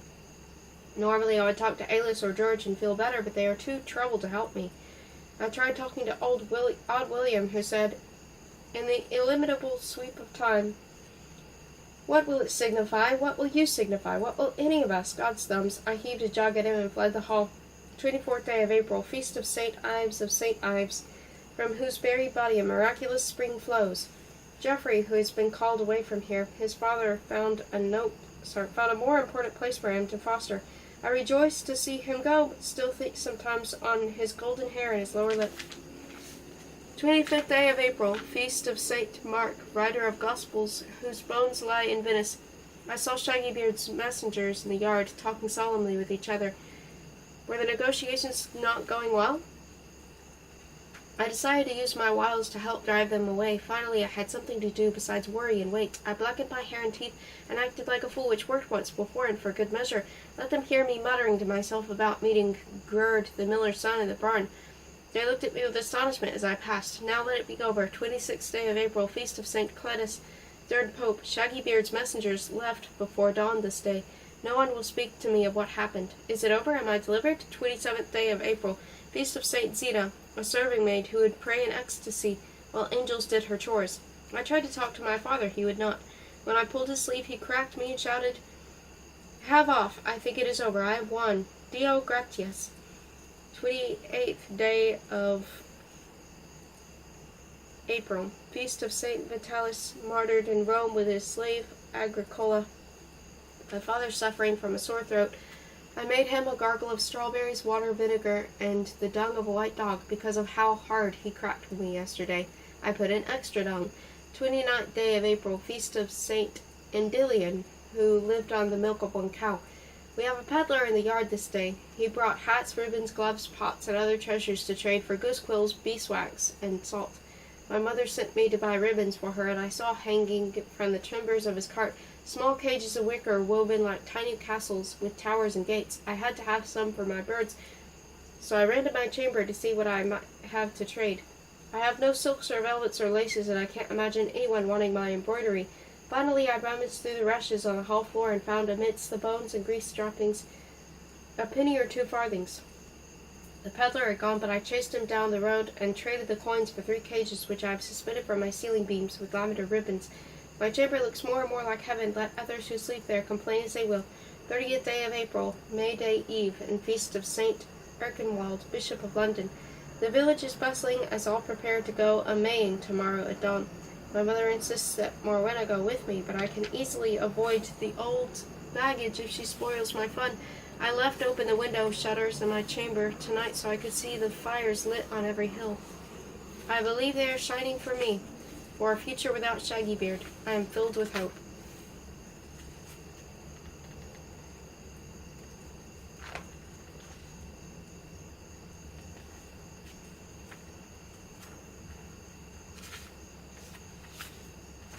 May. First day of May, May Day, and the feast of Saint Marcol, who cures corrupt and rotten ulcers, suppurating rashes, and other foul diseases of the skin. The loveliest day of the year. To the Maypole haste away, for it is holiday. Morwenna and I went out before dawn to gather hawthorn and rowan branches, alive with flowers, and wash our faces in the magical May morn dew. Though I think it is too late to improve Morwenna's face. George the miller's son and the Ralph Littlemouse brought down from the hills a small birch, which we stripped of leaves and branches and decked with flowers and ribbons. We leapt and danced around it, singing in our glee to have summer come again. John Swan from the alehouse and William Steward's red-haired daughter, Molly, were acclaimed to king and queen of the May. John Swan also won most of the games, the wrestling and the running of the stick fighting, although Perkin climbed the highest in the old oak. The village boys spent their time trying to kiss the queen and any other girl they could reach. We feasted on berries and bread and cakes and ale in the orchard, and near noon Jack of the Green came dancing in, his face and body covered with leaves, singing about maidens and love and kissing. I tried leaves and flowers about myself and danced with Jack, and then John Swan, and then John Swan again. Molly pulled him off to dance with her, and I tried to dance off with Jack as he left the village, but Morwenna stopped me as I hoped she would. Second day of May, feast of St. Gides, not the one who carried his own head. I am confounded. Shaggybeard's agents, gone these last days, have come again. Shaggybeard, it seems, is determined, and my behavior and my wishes affect him not at all. Is he the suitor more greedy than my father and more stubborn than I? Oh God, I pray not. The messenger's return changes nothing. I will not marry the pig. I wonder. I have not the powers to avoid Shaggybeard. Did I then truly have anything to do with George and Alice? Or was there no curse? Third day of May, feast of the finding of the Holy Cross. May Perkin roast in hell? I asked him this morning for a small kiss so I might know what the fuss and poetry and song is about, but he just laughed and would not. Fourth day of May, feast of St. Monica, who overcame a violent husband and a tendency to heavy drinking, to become the mother of the Holy St. Augustine. I put my shoes on the wrong feet this morning, and it brought me ill luck indeed, for the negotiations are over, and I am set to marry Shaggybeard. My mother asked that I not be wed and gone until our baby is born in the autumn, so I have a morsel of time left to figure out a way out of this trouble. If only I had been able to become a monk or a crusader or a pilgrim or anything but a maid, about to be sold like a herring. I am sulking and have refused all food since dinner. Fifth day of May, feast of St. Hydrock of Landrock, a Cornish hermit. Fought with the beast my father over this joke of marriage. I roared, he roared. I threw things, he stepped on them. I pushed him, he shouted about stubbornness and pride which should long ago have been broken, and delivered several hard blows to my face. Sixth day of May, feast of Saints Marian and James. Blindfolded, beheaded, and thrown into the river of Rummel. Fought again with my father. God gave me this big mouth, so I think it could be no sin to use it. Even so, I plan to resume sulking instead of arguing. It is much easier on my face. Seventh day of May, feast of Saint Stanislaus of Poland, killed by some king while he prayed. Still sulking, and I've added deep sighs and ill temper. My father looks about to burst with anger. Good. I spent the afternoon in the far field with Perkin and the goats. He said my father manages me all wrong. Perkins said he learned about getting along with me by watching Sim with the pigs. If it is necessary to lead a pig forward, he said, Sim ties a string to his hind leg and pulls backward. The pig will then pull forward, and so goes ahead. And so it is with me, Perkins says. If my father pulled me backward, I would demand to go ahead. I mislike being likened to a pig, so Perkin in the field and I am sulking in the barn, alone. 8th day of May, Feast of St. Indact, an Irish prince who, with his 9 travelling companions, was set apart, murdered by brigands. More lady lessons. It is impossible to do all a lady must be, and not tie oneself in a knot. A lady must walk erect with dignity, looking straight before her with eyelids low, gazing at the ground ahead, neither trotting nor running, nor looking about, nor laughing, nor stopping to chatter. Her hands must be folded below her cloak, while at the same time lifting her dress from the floor, while at the same time hiding her mouth if her smile is unattractive or her teeth yellow. A lady must have 6 hands. She must not look too proud, nor yet too humble, lest people say she is proud of her humility. She must not talk overmuch, must not be silent, lest people think she does not know how to converse. She must not show anger, nor sulk, nor scold, nor overeat, nor overdrink, nor swear. God's thumbs, I am going out to the barn to jump, fart, and pick my teeth. 9th day of May, Feast of St. Beatus of Vendôme, who lived and died in a cave where he fought and slew a dragon. More arguing with my father and more bruises. As Morwenna bathed my face in rosemary water when she said, Child, a dog is wiser than you. He does not bark at his own master.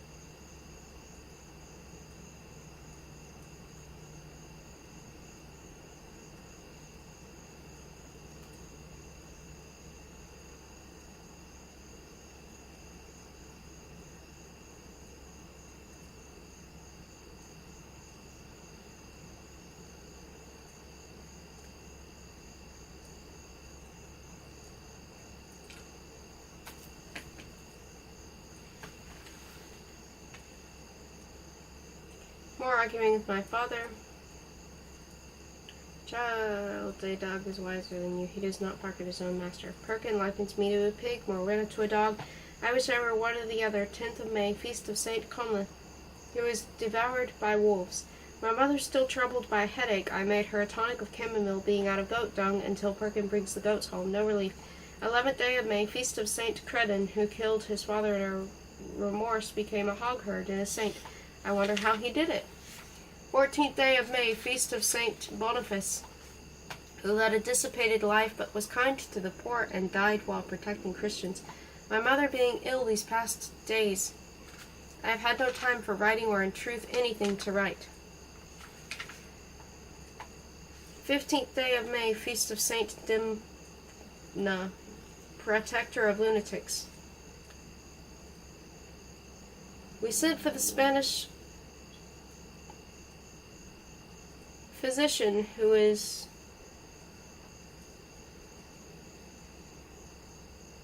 visiting the abbey to see my mother's headaches for Morwenna, and I can do no more.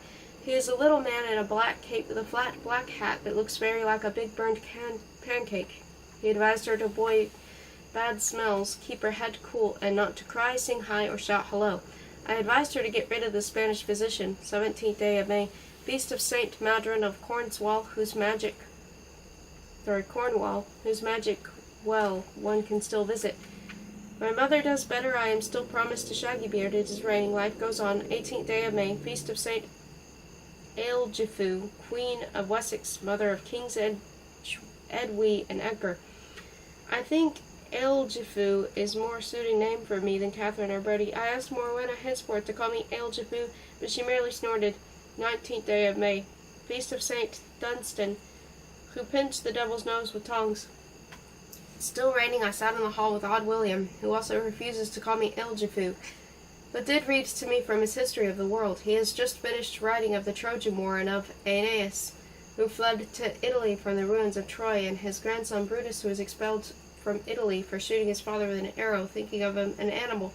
Although it seems to me a reasonable mistake, after many adventures this Brutus came to the island of Albion, inhabited only by giants, and he and his followers built homes and settled down to stay, changing the name of the island to Britain, after Brutus. I asked odd William why in that case it was not called Bruting. He humped and stopped reading, and I had to leave the comfort of the hall and find a place to hide from Rowena and her everlasting weaving.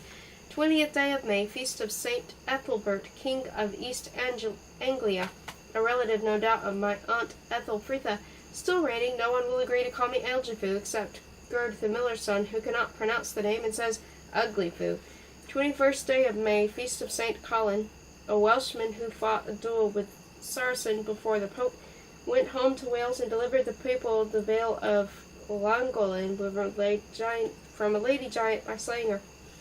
I asked odd William about this story of Saint Colin, for it seems the sort of thing he would know. William says it is but a fable that Saint Colin did indeed fight Saracen, but a lady giant, and but the Pope was never involved. How pleasant it is been to lie by the fire and hear stories and think about the Greeks and giants and popes. Mayhap I could be William's apprentice. 22nd day of May, feast of St. Helen of Carnarvon, builder of Welsh roads. In order to put an end to my idleness, which Morwenna says is the great pathway that leads to all evils, I have been made to hem sheets for my marriage bed, by cock and pie.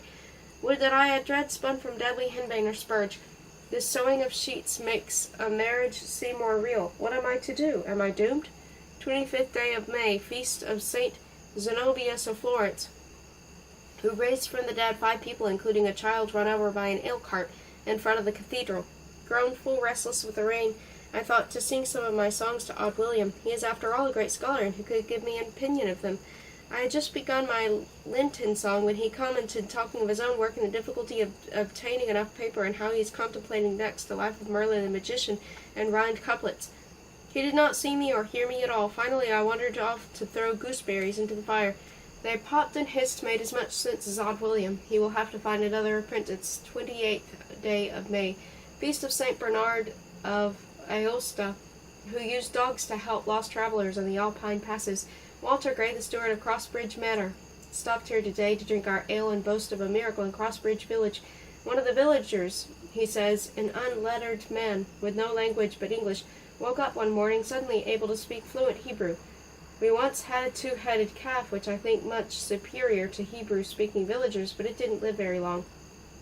29th day of May, feast of St. Alexander, martyred in Milan. The news of the Hebrew-speaking villager has greatly excited odd William. This, if true, he says, supports the growing suspicion that Brutus and the early Britons were not Trojans, but members of one of the lost tribes of Israel, driven from their homeland by the Assyrians.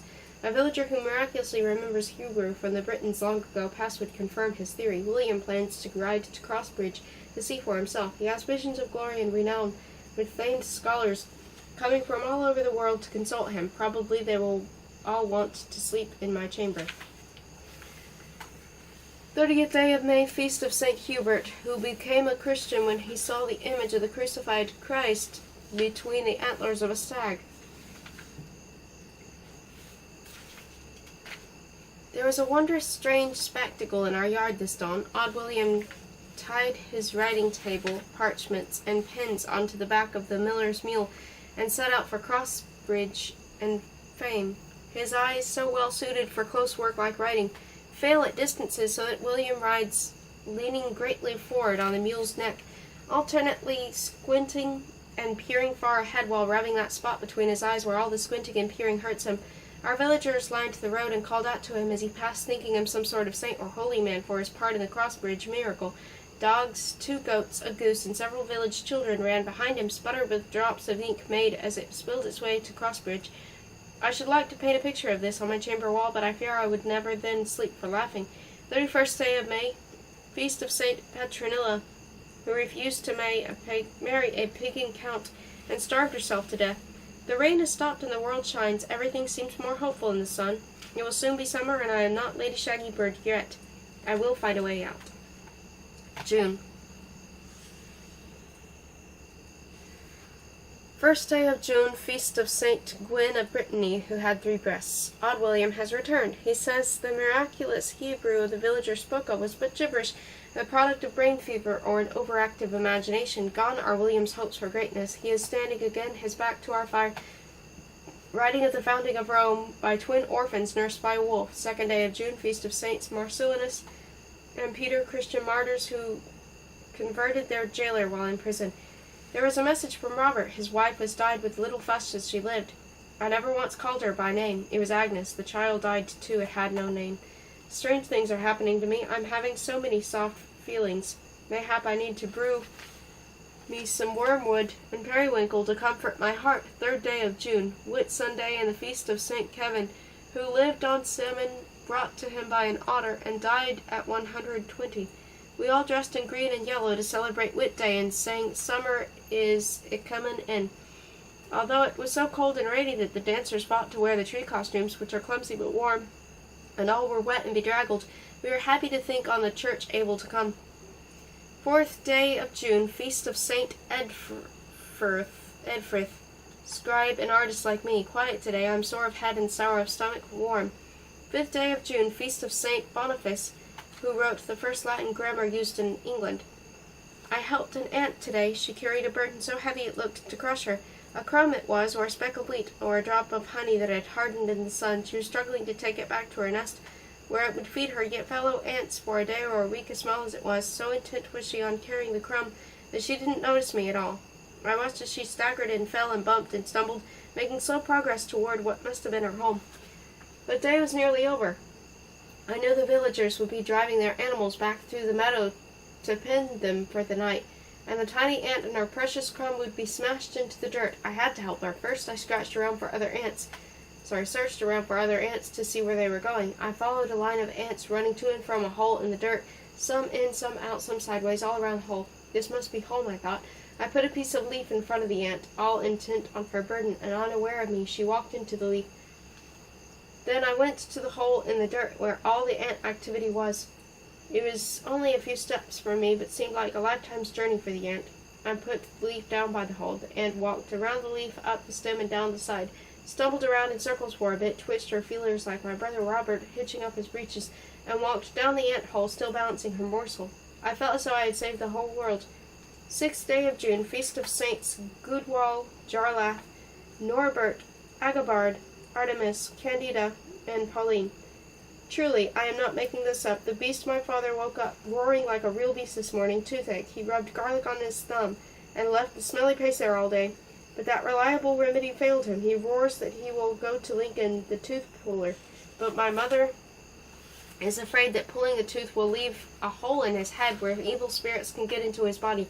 I think it more likely that evil spirits could get out. Eighth day of June, feast of St. William of York, at whom my great-great-great-great-grandmother once threw a cabbage. My mother convinced the beast to send the abbey for the Spanish physician. She thinks mayhap he can cure my father's toothache without leaving a hole. 11th day of June, feast of St. Barnabas, the first missionary.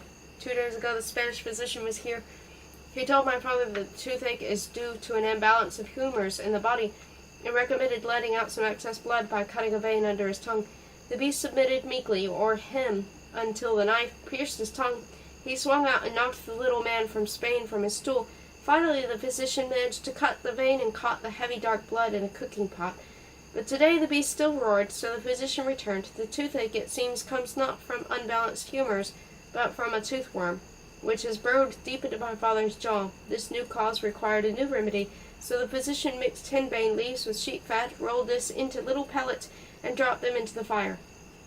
My father leaned over and breathed in the smoke through his mouth. Sparks kept leaping up and starting his beard on fire. He looked like a demon from the mouth of hell, smoldering and bellowing. I went outside and helped Meg make cheese.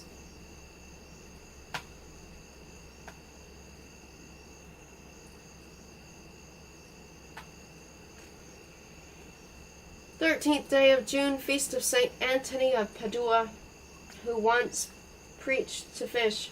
We go today to Lincoln to the tooth puller. The physician came again yesterday, escorted by 6 of my father's men. He told my father that his tooth worm was especially stubborn and malignant, and that nothing would do but a poultice of raven manure on sore tooth. I saw the little man running, robes pulled up over hairy, skinny legs, followed by my father's roar, and not even 6 escorts could bring him back. Morwenna convinced my mother that we need new embroidery suits, and none but she and I could select.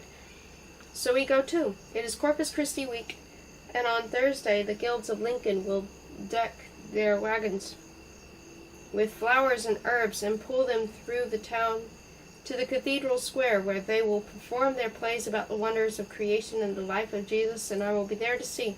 God keep Morwenna. 19th day of June. Feast of Saints Gervase and Protes, whose relics restored the sight of a blind butcher in Milan. Corpus bones, since last I wrote, I have seen heaven and hell, angels and devils, and the tortures of the darned. I must be much changed. We rode to Lincoln in a fine drizzle, but the city atop its hill was bathed in sunshine. From our room in the inn, I could hear the sharp cracking of the horses' hooves on the cobblestone, the cries of the merchants and the peddlers, the cook boys calling, "Hot pipes, fat pigs and geese, come and eat," and the incredible noise of too many people in too small a space. Lincoln is wondrous fair and curious. On our way to the tooth puller, we walked streets so steep a fat bishop pushed from the top would not stop rolling until he reached the river Trent. On either side were merchants' booths with wares spread out upon the counters, cloth, ribbons, candles, needles, boots, belts, spoons, knives, arrowheads, and more. Above the shops, the second stories leaned so far over the street that Mistress A could pass a sausage to Mistress B across the road without leaving her house. The crowded city was swarmed with dogs, cats, roosters, geese, pigs, horses, merchants, travelers, housewives hurrying to market, children running with their buckets to the well, serving maids emptying chamber pots, and all manner of busy, bustling creatures. Near the market square we passed a man with his head and his hands held tight in stocks, being pulled to the streets in a wagon, caught selling spoiled fish. He had some of his stinking goods hung around his neck like a necklace, and the wagon was followed by hundreds of cats, hungry and hoping. Children and even some vengeful housewives followed along, throwing sticks and mud and garbage to the wagon. One old woman threw rotten carrots and onions, while another gathered them up in her apron and hurried off to make soup. When we reached the tooth puller, the beast roared again, but the tooth is now out. His jaw was black and swollen. I thought perhaps my mother was right and evil spirits had entered, but he roars no louder and swears no more and stinks no worse, so mayhap all is well. The next day being Corpus Christi, we heard mass and then followed a procession of priests and merchants into the cathedral yard to see them play the story of the Last Judgment. A 2-tiered wagon held heaven on its upper story and earth below. At the side was the mouth of hell, smoke and flames belching out in the awful cries of the damned, suffering every kind of beating, roasting, and grilling.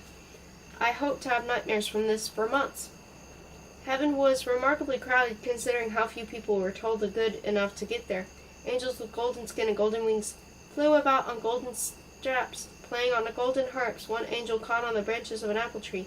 The angel struggled and cursed devilish curses, but finally climbed down unhurt, and the play went on with God and the saints, singing and dancing and blowing on golden horns, calling each man to answer for his deeds. Below on earth, demons, bristling with horned horsehair masks, tried to drag sinners into the mouth of hell, while behind their backs the Virgin Mary pulled the poor souls out of the hellfire with her own hands. Then the devil himself appeared, hoofed, horned, and tailed, clad in wolfskin, bedecked in bells, shaggy and awful and smelling like last week's herring. In a deep ringing voice he called, "Foul-tempered wives, who cause men to grieve, murderers, thieves, and welcome receive." If he had called for disobedient daughters, I think I would have repented my sins and cried for mercy right there in the cathedral yard. One clumsy devil knocked over the ladder to heaven, smashing it to bits and stranding players up above, while someone built another. God and the angels entertained us with songs and bawdy stories. Then the new ladder went up. We all cheered. God came down, waving to the audience, and the play was over. 20th day of June, Feast of St. Alban, beheaded by a soldier whose eyes then fell out. St. Alban is buried near here, at St. Albans. We returned in the midst of furious house-cleaning. The courtyard and the orchard were bedecked with wet linen, hanging from ropes and walls and trees, while kettles bubbled with strong-smelling soapy water. Tonight my body will rejoice. Clean linen. Home can never match the excitement of Lincoln, but I was happy to see my mother again. She is well, and the babe she carries too. God save us all. 21st day of June. Feast of St. Lufred, 48 years an abbot. Old Tim, the father of Meg from the dairy, finally has 3 pigs, so Meg will marry Thomas Baker's oldest son, Alf, as soon as they have a cottage. Alf is puny and sneezes all summer, but still I would be Meg about to marry the choice of my heart rather than the Lady Catherine promised to a pig. I am desolate. 22nd day of June, Feast of St. Abby the Younger, who cut off her nose to protect her virtue from marauding Danes. This afternoon was flea catching. I spread a white cloth on each bed so even my weak eyes could see the little black fleas as they jumped. I then caught each one and crushed it between my finger and thumb. It is tedious and leaves me bumpy and red with bites, but does not overvex my brain, so I can think and wonder while I work.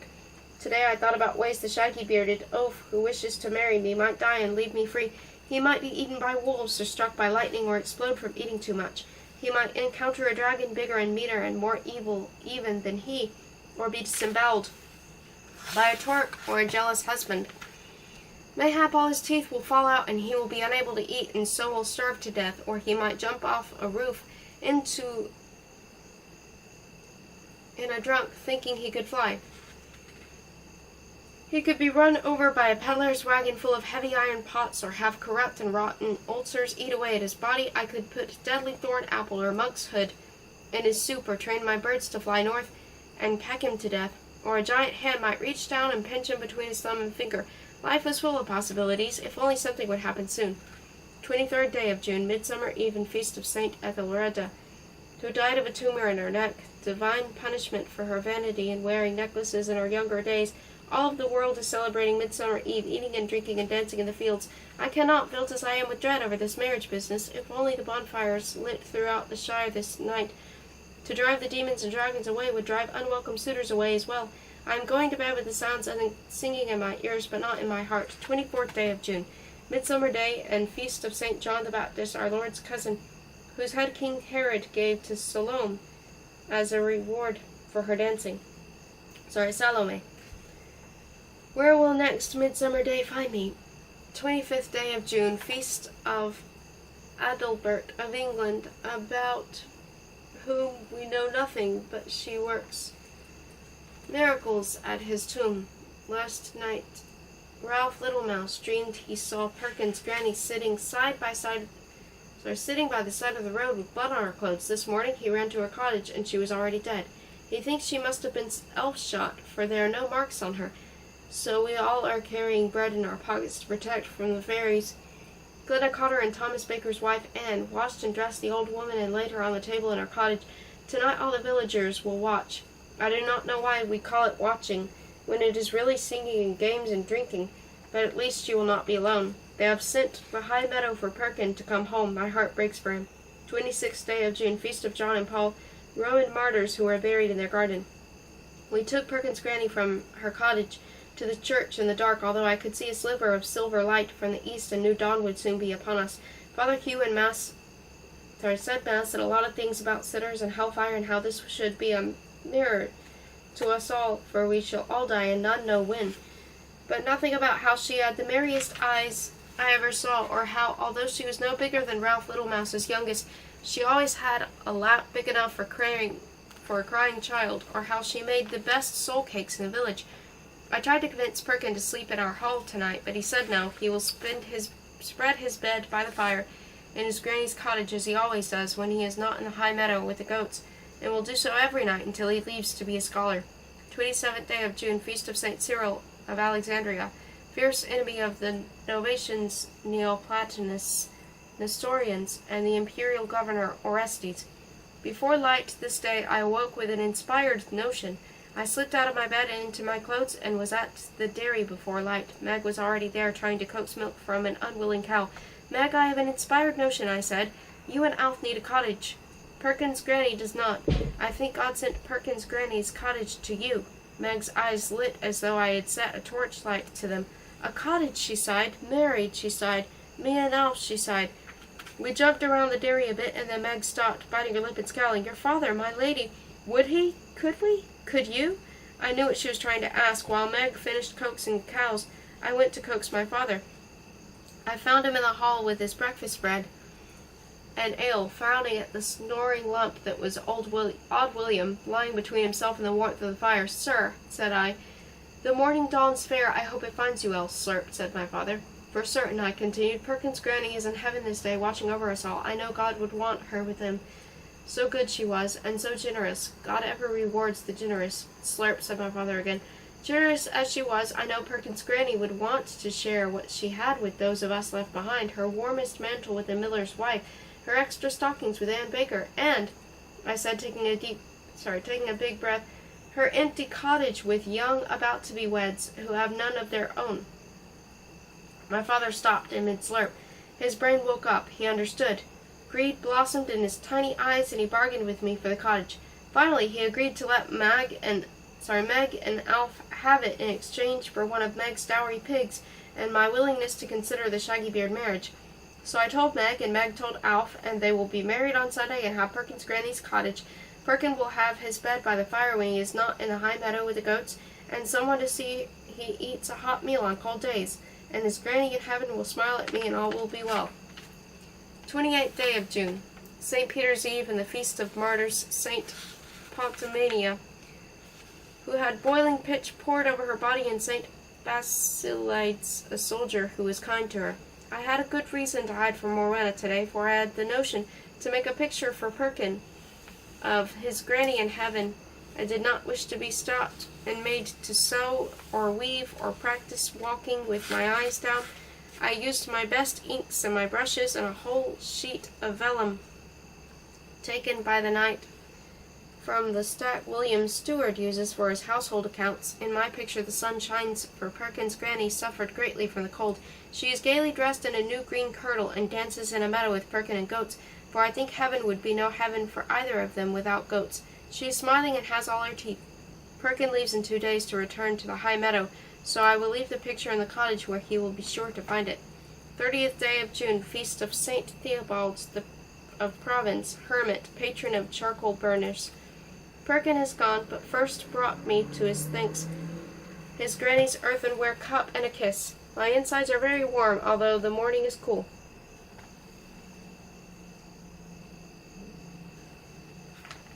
July.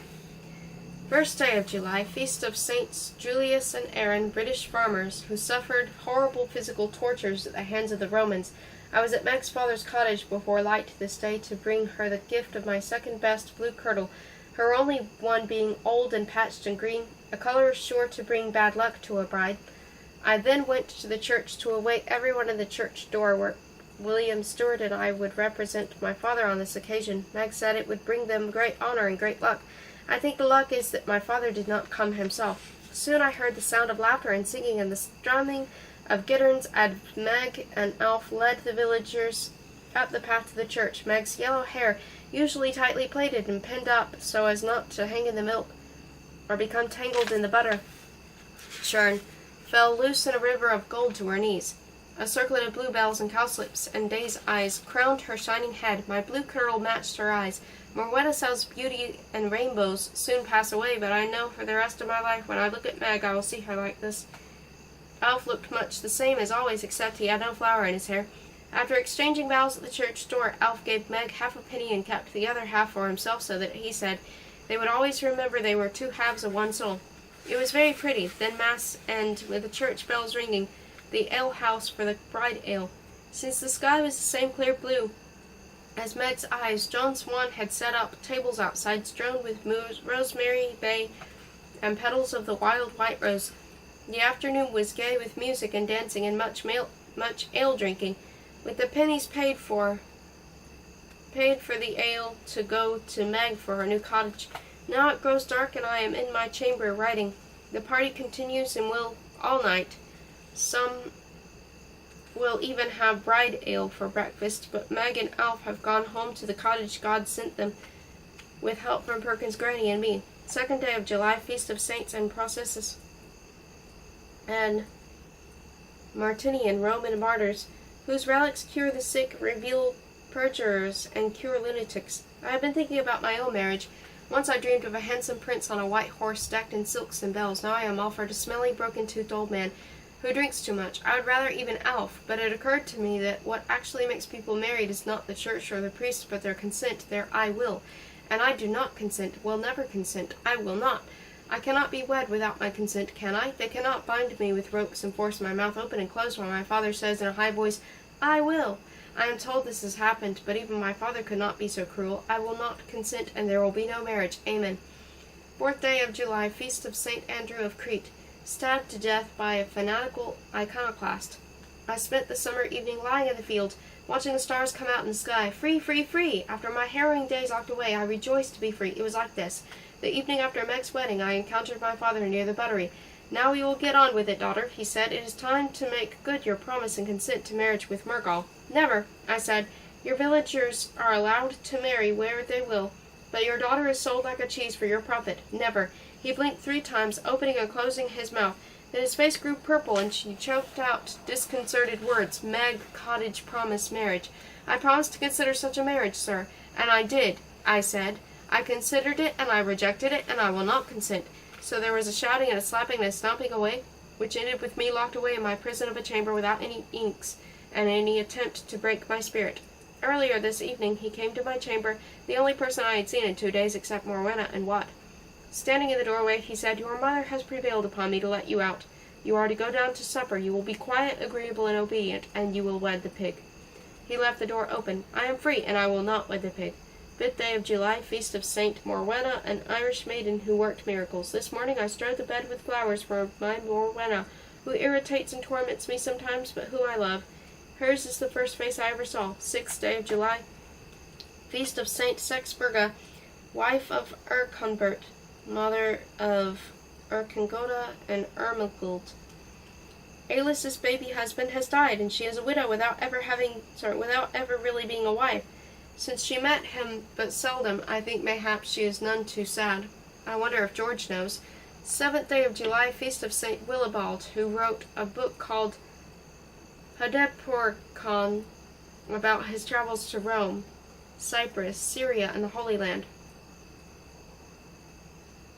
My father left this day for London. The manor is already quieter and cleaner, and I can breathe more easily. 8th day of July, Feast of St. Urith of Chiddlehampton, killed by jealous haymakers. After Mass this day, I walked over to Perkins' granny's cottage. Now home to Meg and Alf, parsnips and mutton were boiling on a pot over the fire, making the July day inside the cottage much hotter than outside. The air was gray and smoky, the dirt floor was fresh sweat, but still dirt. The small straw bed Perkins' mat on the floor, and the table where Perkins' granny served meals all her life was laid out the day of her death, were still the only furniture. But the small dark cottage seemed different, somehow lighter and smelling young rather than old. There is such a feeling of love in there, of Meg and Alf and their babies and their grandchildren to come, all together in this cottage, living their days together. Meg offered me some of the parsnip and mutton, but all sorts of sad and happy feelings were stuck in my throat like a lump, and I knew I couldn't swallow, so I went home alone to the hall. 10th day of July, Feast of 7 Brothers of Rome, martyred with the encouragement of their mother, Saint Felicity, who is also martyred. I am over-hot and limp as dirty linen. This heat promises a good harvest, but sore distresses my mother. I sit each day with her, embroidering tiny clothes for the coming babe, and telling stories to take her mind off her body. I fear for her. 12th day of July, Feast of Saint Veronica, who wiped the face of the suffering Jesus with her veil, where his image remains to this day. It is too hot to write, too hot even for the cats to chase mice. 13th day of July, Feast of Saint Mildred, who became a nun to escape the attentions of an unwelcome suitor. There must be a better way. In this heat, my mother suffers much from the swelling of her legs, which means the baby likely will be a girl. I applied a paste of bean meal, flour, vinegar, and oil, but the dogs kept trying to eat it, so I washed her often. I've been rubbing her legs with sweet-smelling oils and singing her sweet songs, and it seems to help. 15th day of July, Feast of Saint Swithin, who wept in heaven and caused 40 days of rain. As I rubbed my mother's legs late into the night, she talked again about her first meeting with my father. I am amazed how soft and sweet her voice grows when she speaks of that big, dirty, rude, greedy, drunken beast. I told her it is as if we see two different beings. She said marriage can do that. Marriage, I said to her, seems to be but the spinning, bearing children, and weeping. Smiling, she said, marriage is what you make it, Birdy. If you spit into the air, it will fall into your face. Patience, gentleness, and a willing heart will make the most of any union. It helps, of course, she added softly, if the man you marry is the fine kind of figure that your father, God's thumbs, enough of this talk of my father's virtues.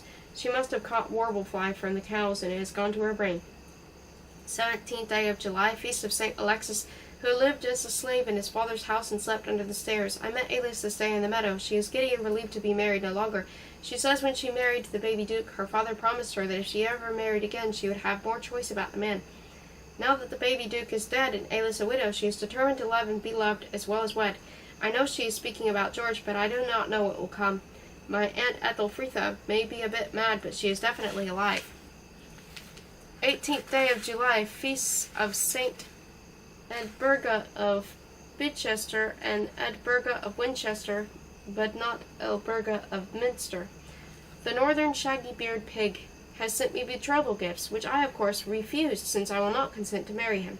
He sent me a silver toothpick, a sewing kit, a gauze headdress, and a stinking green that is my least becoming color, and a pouch of silver. Corpus bones, his gifts are as unromantic and as unwanted as he is. His son Stephen sent me a bronze knife engraved on the blade with vines and leaves and the words, "Think well on me," a most excellent gift. 20th day of July, feast of Saint Margaret of Antioch, eaten by a dragon who then exploded, protector of women in childbirth. Oh, dear Saint Margaret, protect my mother when her time comes. She is old, over 30, and delicate, but you are strong and stubborn, and I can be as tough as boiled spear. So mayhap together we can sustain her. 21st day of July, Pier of Saint Victor, Roman soldier and martyr. George and my Aunt Ethelfreda have come again. He still does not smile, and his eyes no longer flash green fire. He drinks too much ale and closes his eyes whenever someone mentions Alice's name. I could feel his pain if we shared one heart, so I left the table and went out to the Pastor Perkin. 22nd day of July, feast of St. Mary Magdalene, who is betrothed to John the Apostle. Morwenna, Meg, and I have been gathering summer herbs and flowers for tonics. I love walking the fields with the morning sun, the smells of the still room where the herbs hang to dry, the wondrous glass vials and the leather bottles arranged on the shelves, the old book where my mother's mother and her mother wrote recipes, hints, and warnings for the doctoring. Many of the older remedies called for lark's wing or boiled raven. I will not use them, but instead fish bones or nail trimmings or extra rue and sneezewort. No one here at the manor has died since I have been doing so, and I expect my remedies doctor just as well as the originals, and they are much kinder to the birds. 24th day of July, feast of St. Gleb, stabbed in the throat by his cook. I have begun an herbal, a book of remedies and drawings that I can have with me always whenever I go. 26th day of July, feast of St. Anne, mother of the Virgin Mary. I have noticed lately how many male saints were bishops, popes, missionaries, great scholars, and teachers, while female saints get to be saints mostly by being someone's mother or refusing to marry some powerful pagan. It is plain that men are in charge of making saints. 27th day of July, feast of the Seven Sleepers, early Christians who were walled up in a cave by pagans, awoke 200 years later to find their entire city Christian and died. A traveler sleeping in our hall last night said Brother Norbert and Brother Berthwald, the monks sent to Rome to find the remains of the saints for our abbey, have returned. The holy relics they found will be installed with great ceremony at the abbey on Sunday. My father being from home, and my mother too big with child for traveling, George, Ethelfreda, and I will appear for our family. I am rapturous with holy feelings to think I will see pieces of actual saints, whose souls must be with God, although their bodies lie in Croydon Abbey. We leave at dawn tomorrow. 28th day of July, feast of St. Samson, Welsh bishop, whose arm and staff are at the monastery of Milton Abbas. After dinner in the abbey guest house, I looked for Brother Norbert so I might hear more about the saints he found in Rome and his adventures on the way. Brother Norbert, I was told, was weeding the herb garden. Brother Norbert, I discovered, was sleeping between the lavender and rosemary bushes. I cleared my throat several times loudly, and soon he awoke. The relics the monks brought from Rome, it seems, are the earthly remains of Felix the Roman and his brother Projectus. They were tax collectors, converted to Christianity by a bath attendant, and betrayed to the authorities by their evil servant Polycarp, who was later struck by lightning. Ordered to sacrifice to Roman gods, Felix and Projectus agreed and feared their lives and those of their families. A sudden rainstorm, however, put out the sacrificial fire. The Romans were enraged, thinking that the brothers had lied to them and doused the fire deliberately by magic. Their explanations were ignored, and the brothers were condemned to be beheaded, but the soldier went to carry the sentence was struck by lightning. Finally, they were set upon by a maddened bull. who after goring them to death was also struck by lightning. Other Christians collected their body parts and buried them on a farm outside the city. This summer, Brother Norbert and Brother Bethwald met a soldier in an inn yard who told them the story when, for the only 12 silver pennies, led them to the martyr's grave on the mother's property. It was fortunate, said Brother Norbert, that they had the soldier to guide them, for the grave was hidden and unmarked in any way. The good brothers left Rome with the martyr's bones, a fingernail clipping, and a thread from Felix's best tunic. Glory be to God. 29th day of July, feast of St. Lupus, a bishop who persuaded Attila the Hun to stop ravaging Gaul. This morning the relics of Felix and Projectus were carried from the abbot's office to the church by a great procession of monks and a cloud of incense fumes, and the smoke from 1,000 candles. The procession wound around the abbey grounds and to the church, where we all waited. After Mass, the abbot blessed us, and we were all allowed to come to the altar to kiss the holy relics. When it was my turn, I found that Felix and Projectus were 2 tiny glass jars of dust, set into the large gold and jewel-encrusted holders. Felix's jar was much fuller. He must have been taller brother. I said a prayer asking the Roman brothers to help me get free of shaggy beard, and then we left for home. 30th day of July, feast of St. Tatwin, Archbishop of Canterbury and the maker of riddles. At dinner I saw my Aunt Ethelfreda whisper something to George. He patted her fondly on her sleeve and smiled. My heart fell to my stomach. I was so distressed to see him love someone, not me. But then I rejoiced to see him smile again. Thank you, God. Bless my Aunt Ethelfreda, and strike me dumb before I ever meddle with love again. 31st day of July, feast of St. Germanus, the only saint I know who is a lawyer. Tomorrow is Lammas. Harvest is near. My mother grows larger every day. I will not consent.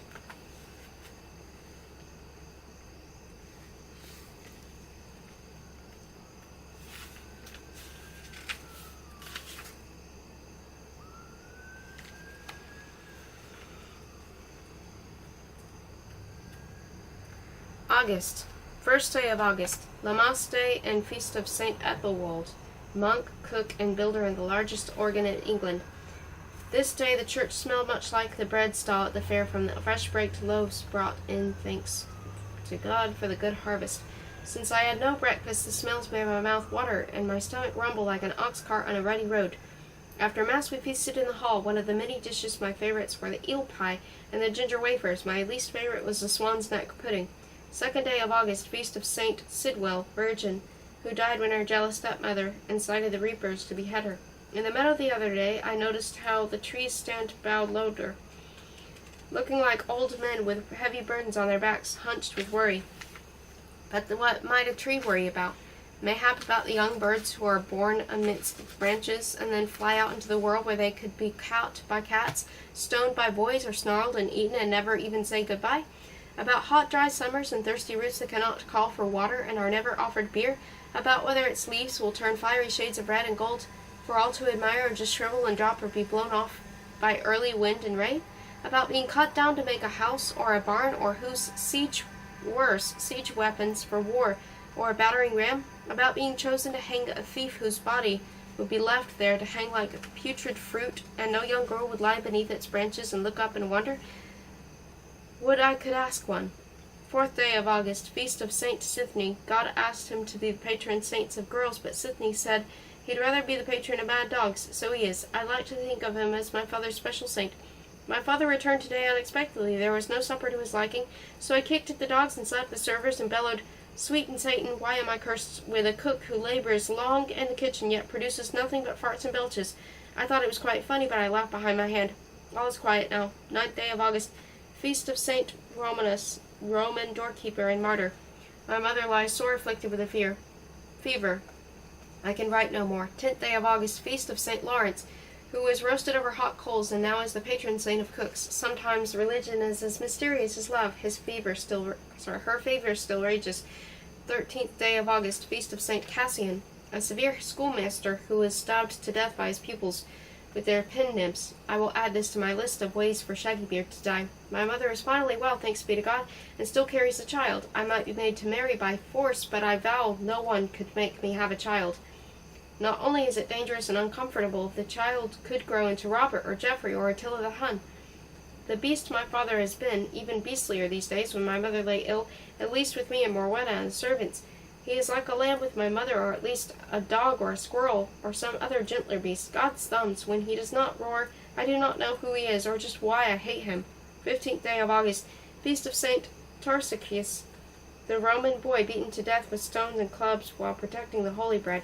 My mother has been ill again, and I have given over my days and most of my nights to nursing her. Sometimes I feel that she is the child and I the mother, and I bathe her face and sing her songs and cajole her into eating just a bit of this meat or that cheese. In 1 week we go to Herringford for the fair, and for the first time I can remember she will not be with us. 22nd day of August, feast of St. Alexander of Alexandria, who died as a martyr after suffering numerous agonies from scrapers and whips.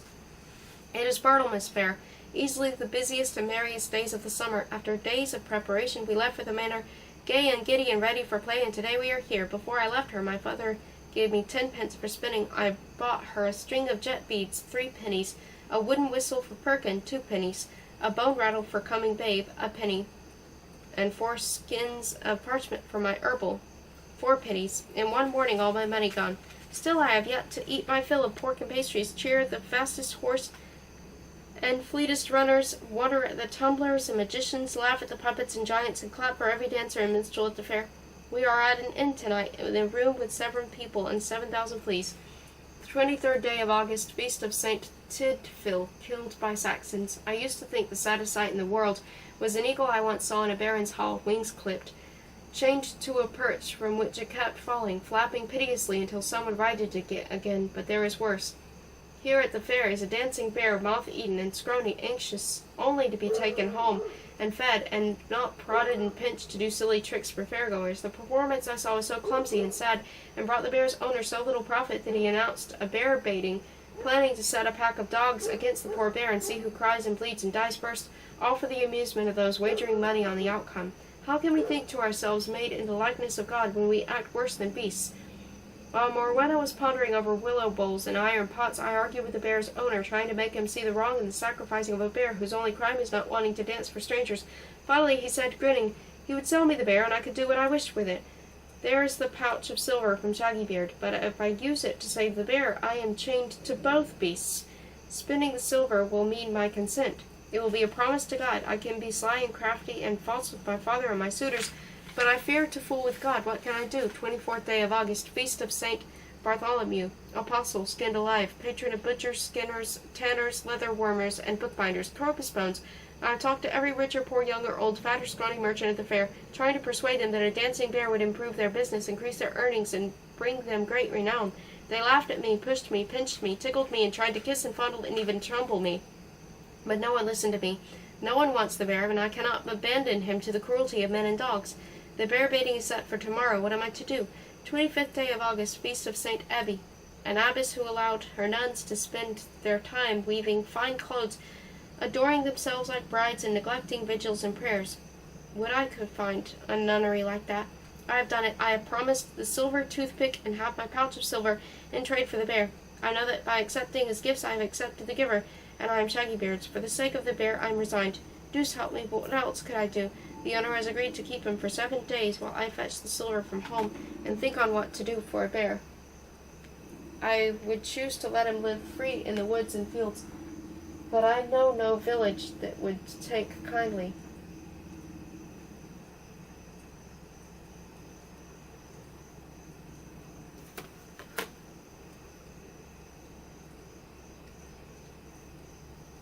To a bear roaming in its woods.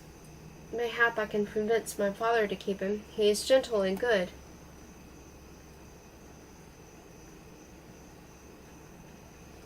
The bear, not my father, and will hurt no one. He can sleep in the cow barn, and I will share my food with him. 26th day of August, feast of St. Ninian, apostle to the blue-painted Picts.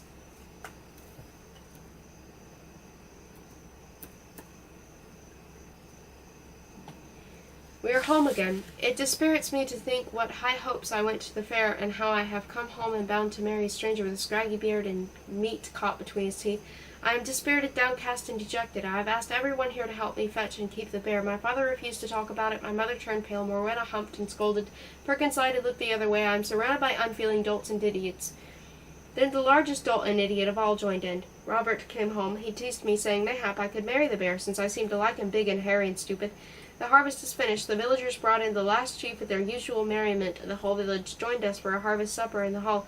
I had no appetite. Instead, I sulked and wept and slapped Morwenna and was slapped right back. Kicked my father in the leg and Peppercorn in her tail, and was sent for the hall in disgrace. My mother came later to my chamber and tried to talk gently to me about dignity and duty and obedience. She said I put her in mind of a beast in a cage hurling and pounding its poor body against the bars that will not give. I listened meekly, but my whole self shudders at the thought of belonging to the despicable Shaggy Beard. Thinking on it, I feel much like this bear.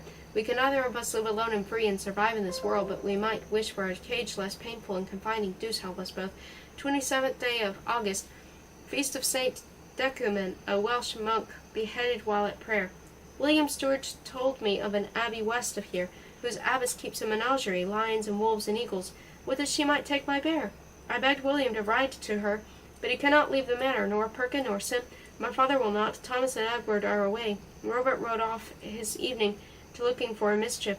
I have only 5 days in which to solve this. 28th day of August, Feast of St. Augustine of Hippo, who was a rake and a drunkard before he was touched by God and became a saint and a writer of boring holy books. No one will help me. I argued again with my father. I said I would wed Shaggy Beard if he would keep the bear.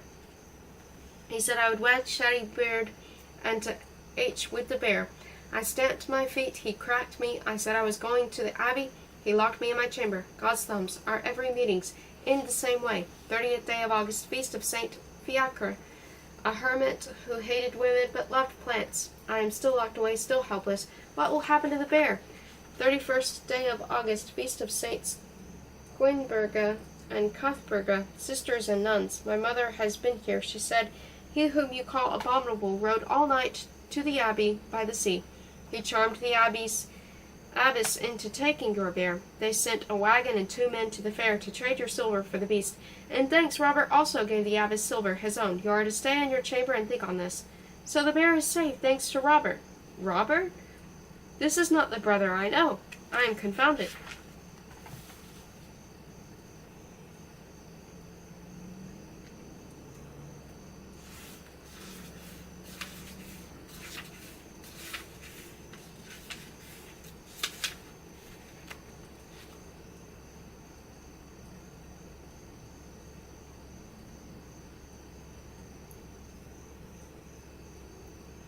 September. First day of September, Feast of St. Giles, patron of cripples, lepers, nursing mothers, and blacksmiths. More lady lessons. I let my mother instruct me, but once I leave her, I plan to do as I please. The pig who wishes to wed me liked me well enough when I did not walk with my eyes cast down and hands clasped. God's thumbs. If he doesn't like me to grab up my skirts and run, he can send me back. Oh, that he would. The hour of vespers, later this day. I once had a nightmare that I was lost in the woods in the fog and I could not find my way out, and I could hear a boar rutting in the bushes, coming closer and closer. When I woke, I found that it was no dream but true, and I was lost in the woods. This day is like that. I have been walking in a bad dream since Robert's wedding with the pig first laid his eyes on me, and now I awake to find it is true. A messenger arrived this noon. Shaggy Beard will be here before September is over. We will be formally betrothed and will ride north together to be married in the church at Lithgow. I accepted his silver. I consented. The bear is safe, and I am doomed. 2nd day of September, Feast of St. Stephen of Hungary, a king who commanded all his subjects to marry. My father rode to London yesterday, but will not be gone long, wanting to be back before the baby is born. My mother is so thin and frail to keep her heavy load around. If it would not make her sad, I would wish this baby away. 4th day of September, Feast of St. Ultan, who founded a school, educated and fed poor students, illuminated manuscripts, and wrote a life of St. Brigid. My mother has labored for 2 days to birth her child, but still will not come. Morwenna is with her now. She sent me to rest, but rest I cannot while my mother suffers so. Her torment began Sunday morn when we were all in church except my sleeping mother in bed left to tend her. Suddenly her pains began. I comforted her as best I could, and then ran for someone to send to old Nan from the village. Nan drinks and stinks and stumbles, but our babies mostly live. Everyone was still at mass except for odd William, snoring by the fire like a pig in the sun. I woke him roughly and told him how to find Nan. He refused to go, saying he was just writing about the great King Arthur led the Britons against the barbarian invaders and was not at his stopping place, corpus bones. I slapped him so hard I spilled his ink, but still he sat by the fire talking of the dead Arthur, while my living mother labored upstairs, the naughty-pated, clay-brained clodpole. I went back to my mother and sang and bathed her face until Mass was over and the manor came alive again, and old Nan could be fetched. My mother labored all day and day and night again, with no result, but this morning we could see the top of the tiny head. Nan, fearing for the child's life, baptized it while the rest of it stays stuck in my mother, although I made her drink of wallflowers and warm wine, and untied all the knots and unstopped all the jugs in the manor. No more of the child has come forth yet, and I am terribly afraid. Dear St. Margaret, who watches over women in childbirth, help my mother. She is gentle and good, and does the best that she can with the beasts, my father, and her difficult children. 5th day of September, feast of St. Burton, French abbot and farmer. Our baby will be was born last evening, a dear, beautiful, scrawny little girl. I cleaned the spittle from her mouth and the blood from her body, wrapped her in clean linen, and laid her next to my mother, who wept from joy and exhaustion. Since then my mother suffers greatly with a fever. I rubbed her back with an ointment of wild poppy and oil of violets, and gave her some of the goblet of my honeyed wine. She rests now. The baby sleeps in a cradle near my bed, and I pretend she is mine. I have hung garlic and rowan about the candle to ward off witches, and am watching her closely to make sure she breathes. She does. She lives. 6th day of September. I don't know whose day this is. My mother's fever is worse. Oh, dear St. Margaret, who cares for women and childhood, dear Blessed Virgin, not most especially, dear God, please save my mother. Nan has gone back to the village, saying there is nothing more she can do, but I will not stop trying. Morwetta and I bathe her face with cool linen, and pour goblets of wine down her parched throat. We have stopped all the windows and built up the fire, but still her fever rages.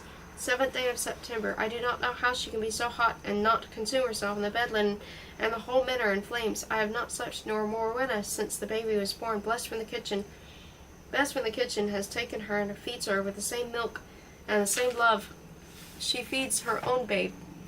Dear God, I can do no more for either of them. Morwetta will not let me back in my mother's chamber, and I rest and eat, so I am pretending to do so, while really I write this and pray. 8th day of September, birth of the Virgin Mary. My mother worsened, and we sent for Father Hugh to ease her dying, and then my father came home. He threw Father Hugh down the steps, opened the window of the cellar, cast all of us out, and stayed there with her, pacing and whispering and shouting until dark. He came out then, face grey but eyes shining, to say she lives, and will live. I thank you, God, and the Virgin Mary, whose birthday this is, and my father, the most unlikely agent of a miracle that I know. I think he just battled the devil and won. 9th day of September, feast of St. Ciaran of Clonmacnoise, an Irish abbot who used a fox to carry his papers until it ate them. She still lives, and the baby also. My mother demanded that the cradle be moved back into her chamber, so I have made a bed on the floor near them. I must keep them safe. We will call the baby Eleanor Mary Catherine. 10th day of September, feast of St. Fritherston, Bishop of Winchester. Now that I am about to leave, I feel how dear this place is to me. I sat in the field next to the village this morning, trying to memorize the sounds, the squeal of the cartwheels, and the bawling of the babies, and the shouts of the children, and the peddlers and cross old women, the hissing of the geese, and the rooster's crow. The dogs were barking, the water wheels splashed, and the smith's hammer rang like a church bell. I took it all into my heart so I can play it like music whenever I need to. 11th day of September, feast of Saints Protus and Hyacinth, brothers and slaves, who were burned alive. I am painting my chamber wall God holding baby Eleanor in his arms. When I think about God is that he is not some old white-haired man. If God can be anything he wants, why would he choose to be an old man? Thomas Baker's grandfather is an old man. He has no teeth and coughs and spits painfully. John Overbridge is an old man. He hobbles from his house to the woods to pee and is barely able to hobble home. I think God would not choose to be an old man, or a woman. God's father would probably marry him off to some pig in pants. No, I think God is like a young king, clean and shining in his armor, with long legs and soft eyes, mounted on a white horse, singing and smiling, and that is how he is on my chamber wall. 12th day of September, feast of St. Alb, an Irish bishop who is suckled by a wolf. I am excited, saddened, and confused. I cannot talk to Alice about this, for it is she who confuses me. We met in the meadow this morning. I waited there until the sun was high, and 1,000 new spots popped out up on my nose before she finally arrived. Her color was bright and her breathing labored, and not just from the heat and the climb, it appears. Her father was told she is to wed my brother Robert. I fell upon her in tears, babbling about how we were all in the same barrel of pickles and could run away together and give puppet shows at fairs and to hag with Shaggy Beard and his silver and my promise. Ailish just laughed and put her hand over my mouth. "Hush your chirping, little bird," she said. "Wedding Robert is my idea." Then she sang on about his shining eyes and strong hands and lusty laugh. Robert? She must have been enchanted by some witch with a mind to jests. Robert. I tried to tell her of his abominations and his utter beastliness, but her cheeks grew pink, and she laughed and said, "Yes, I know, Robert is a true man. God's thumbs, Robert." So I'm excited that Ailish will be my sister, saddened because I will not be able to enjoy her, but will be prisoner to some pig in the north who sends his bride a toothpick and a sewing kit. But mostly I'm confused. Why would Ailish marry Robert? What about George, whom she vowed to love until she died? And who is Robert, the beast I see, or the lover Ailish sees? The rascal he acts, or the young man who found a home for a shabby bear to please his little sister?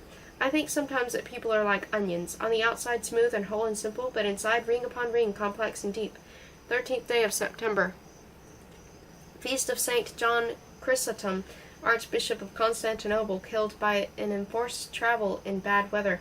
I sought Robert after dinner and asked if he weren't still grieving over his poor dead wife and their babe, and now he could think to wed again so soon. He told me how to keep my beak out of his business and grinned.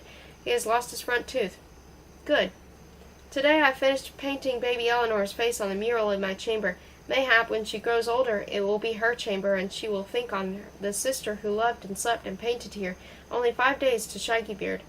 14th day of September, the return of the true cross to Jerusalem and the Emperor Heraclius of Judea. We gathered nuts today, walnuts, chestnuts, hazelnuts, looking especially for the double nuts that protect against the rheumatism and spells of witches. As we gathered, I imagined eating them in sauces and cakes and roasted in the fire on a stormy November night. I cannot believe I will not be here to share them. 4 days until Shaggy Beard. 15th day of September, Feast of St. Adam, Bishop of Scotland, who was burned to death by his people for increasing the tax on cows. 3 days to Shaggy Beard. My mother let me look today in her mirror of polished silver. I must know how I look right now, I told her. I must see myself as myself once more before I become the unwilling Lady Shaggy Beard. She unwrapped the disc from its velvet covers and held it before me. My eyes are still gray, not blue.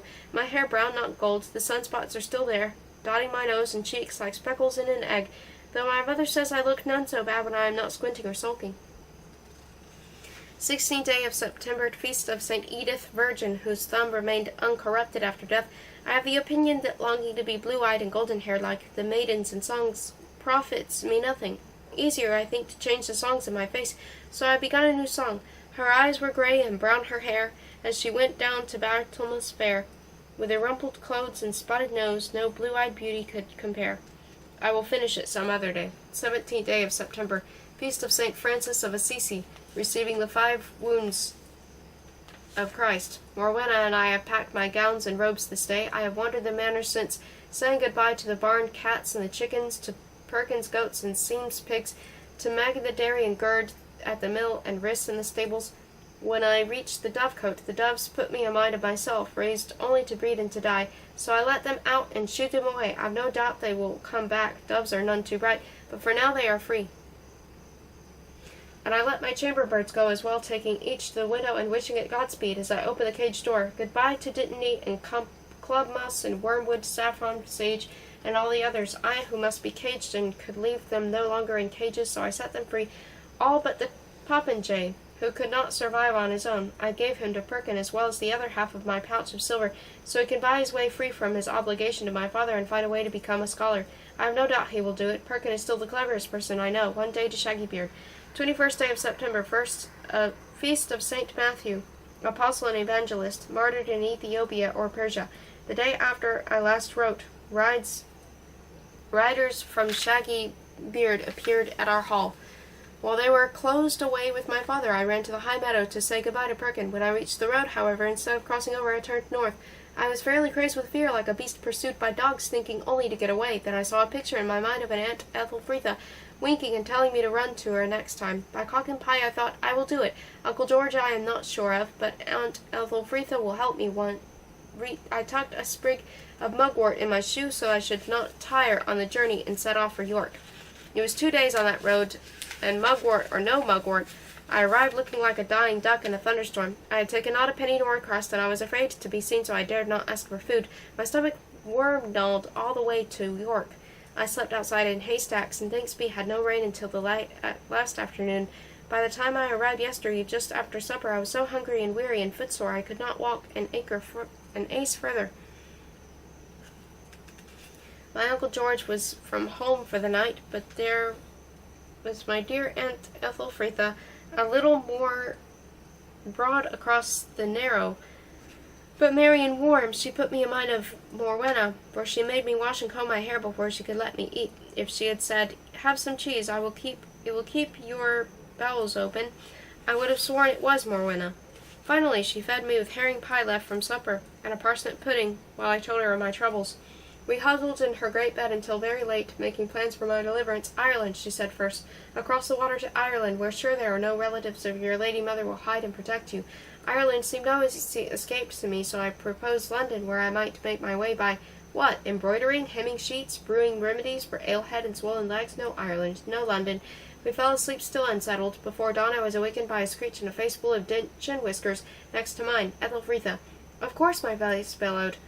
"Cathay, George must know merchants who trade there. We could disguise you as a slave girl being sent as a gift to the great Khan and carry you muffled in veils on the back of a camel. The trip is 3 years over snowy mountains and blazing deserts, so for certain no one would find you there." "We're dancing girls," she cried.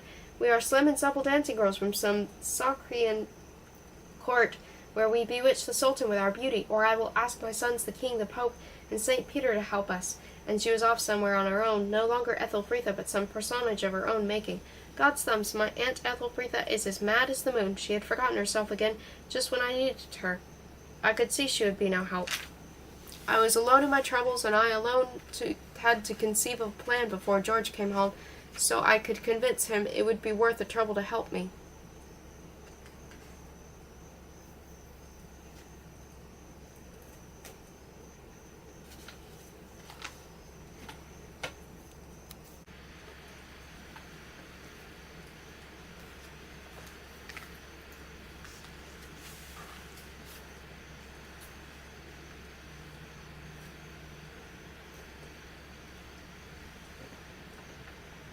Sitting beneath a pear tree later in the drizzling rain, I thought about my choices. I have no desire for 3 years of snowy mountains or some Saracen court. I cannot be a monk shut off from the world. I cannot be a crusader riding over the bloody bodies of strangers I am supposed to hate, or wandering minstrel, unconnected to any place or anybody. I cannot be like Odd William, involved only with the dead people he writes about, while the living swirl in joy and pain around him. I cannot be like Aunt Ethelfreda, who, in being anyone she chooses, forgets who she really is. Suddenly I saw the old Jewish woman saying, "Remember, little bird, in the world to come, you will not be asked, 'Why were you not George?' or 'Why were you not Perkin?' but 'Why were you not Catherine?' And it came into my head that I cannot run away. I am who I am, wherever I am. Like the bear and my popinjay, I cannot survive by myself, but I cannot survive if I am not myself. But who am I? I am no minstrel and no wart charmer, but me, Birdy, Catherine of Stonebridge, daughter of Lord Rollo and the Lady Iselin, sister to Robert and Thomas and Edward and little Eleanor, friend of Perkin, goat boy and scholar. I am like the Jews in our hall, driven from England, from one life to another, and yet for them an exile was no exile. Wherever they go, they take their lives, their families, their people, and their God with them, like a light that never goes out. I imagine them somewhere in Flanders, eating their Jewish food, and talking their horses' talk, and loving one another and their God, at home even in exile. Just so my family and Perkin and Meg and Gerd and Alice and the Barncats and even my father are part of me, and I a part of them. So even in my new life I will not be far from home. I realize that Shaggybeard has won my body, but no matter whose wife I am, I will still be me. Mayhap I can do what I must and still be me, still survive and please God, even thrive. I have girded my loins like a warrior for the Bible, and I am going forth to do battle with the enemy. He shall not find it a comfortable prize he has won, the grey-eyed, sun-browed beauty. Amen. After dinner my Uncle George came home, surprised but pleased to see me. His mouth smiled, and his eyes almost did as I told him of the mad plans of Ethelfreda, and how I decided I cannot escape my life, but can only use my determination and courage to make it the best I can. He will take me home tomorrow. We will ride, which suits my feet just fine. 22nd day of September, feast of Saint Maurice and his 6,666 companions, Roman soldiers of the Theban legion, martyred for refusing to sacrifice to pagan gods. We leave in 1 hour. In George's garden I saw a toad. May it bring me luck. And as Morwenna says, luck is better than early rising. 23rd day of September, feast of Saint Thecla of Iconium, virgin and follower of St. Paul, condemned to be burnt. A storm put out the fire, sent to be eaten by beasts they would not. She escaped and lived in a cave for 72 years. I am home again. Such ado. I was kissed and slapped and lectured until my ears turned inside out.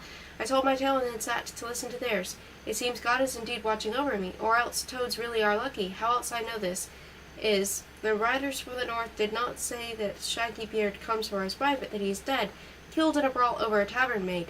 His son Stephen is now Baron Selkirk, Lord of Lithgrouse, Smithburn, Ramdom, Fleece, and wishes to honor the marriage contract in his father's place. He sent me an enamelled brooch of a little bird with a pearl in its beak. I am wearing it now. My lady mother and the beast my father think it no better and no worse that I marry Stephen instead of Shaggy Beard, but for me it is like moving from the darkness into the light, like coming in from a cold grey mist and seeing the fire make a warm and golden glow in the center of the hall, like the yolk of a boiled egg, or the deeper gold in the belly of a rose. As I sit here in my chamber watching the sunset, I realize that the fear that drove me this half year is gone. Shaggy Beard is gone. I think I do not truly even remember what he looked or acted or sounded like. Mayhap Shaggy Beard was never so bad as I imagined him, or mayhap he was. In any event, I am, if not free, at least less painfully caged. I am filled with a trembling that feels like feathers fluttering in my gut, but I think is hope. All I know of Stephen is that he is young and clean, loves learning, and is not Shaggy Beard. For these alone I am prepared to love him. I have been making a list of names for our children. I think to call the first one George, or Perkin, or Edward, or Ethel Freethou, or Magpie, or mayhap Stephen. The world is full of possibilities. I live in October, only 1 month until Stephen.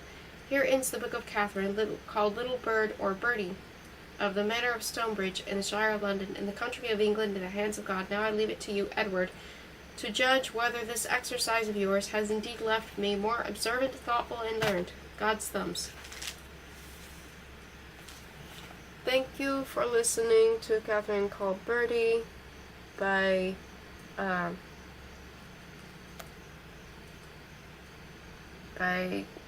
Karen Cushman.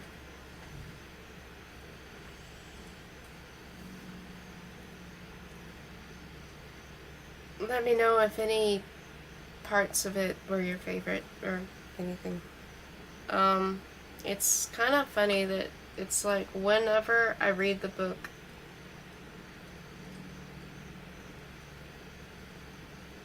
like, even though of course parts of it are still funny, I find myself thinking, in many ways she is very naive about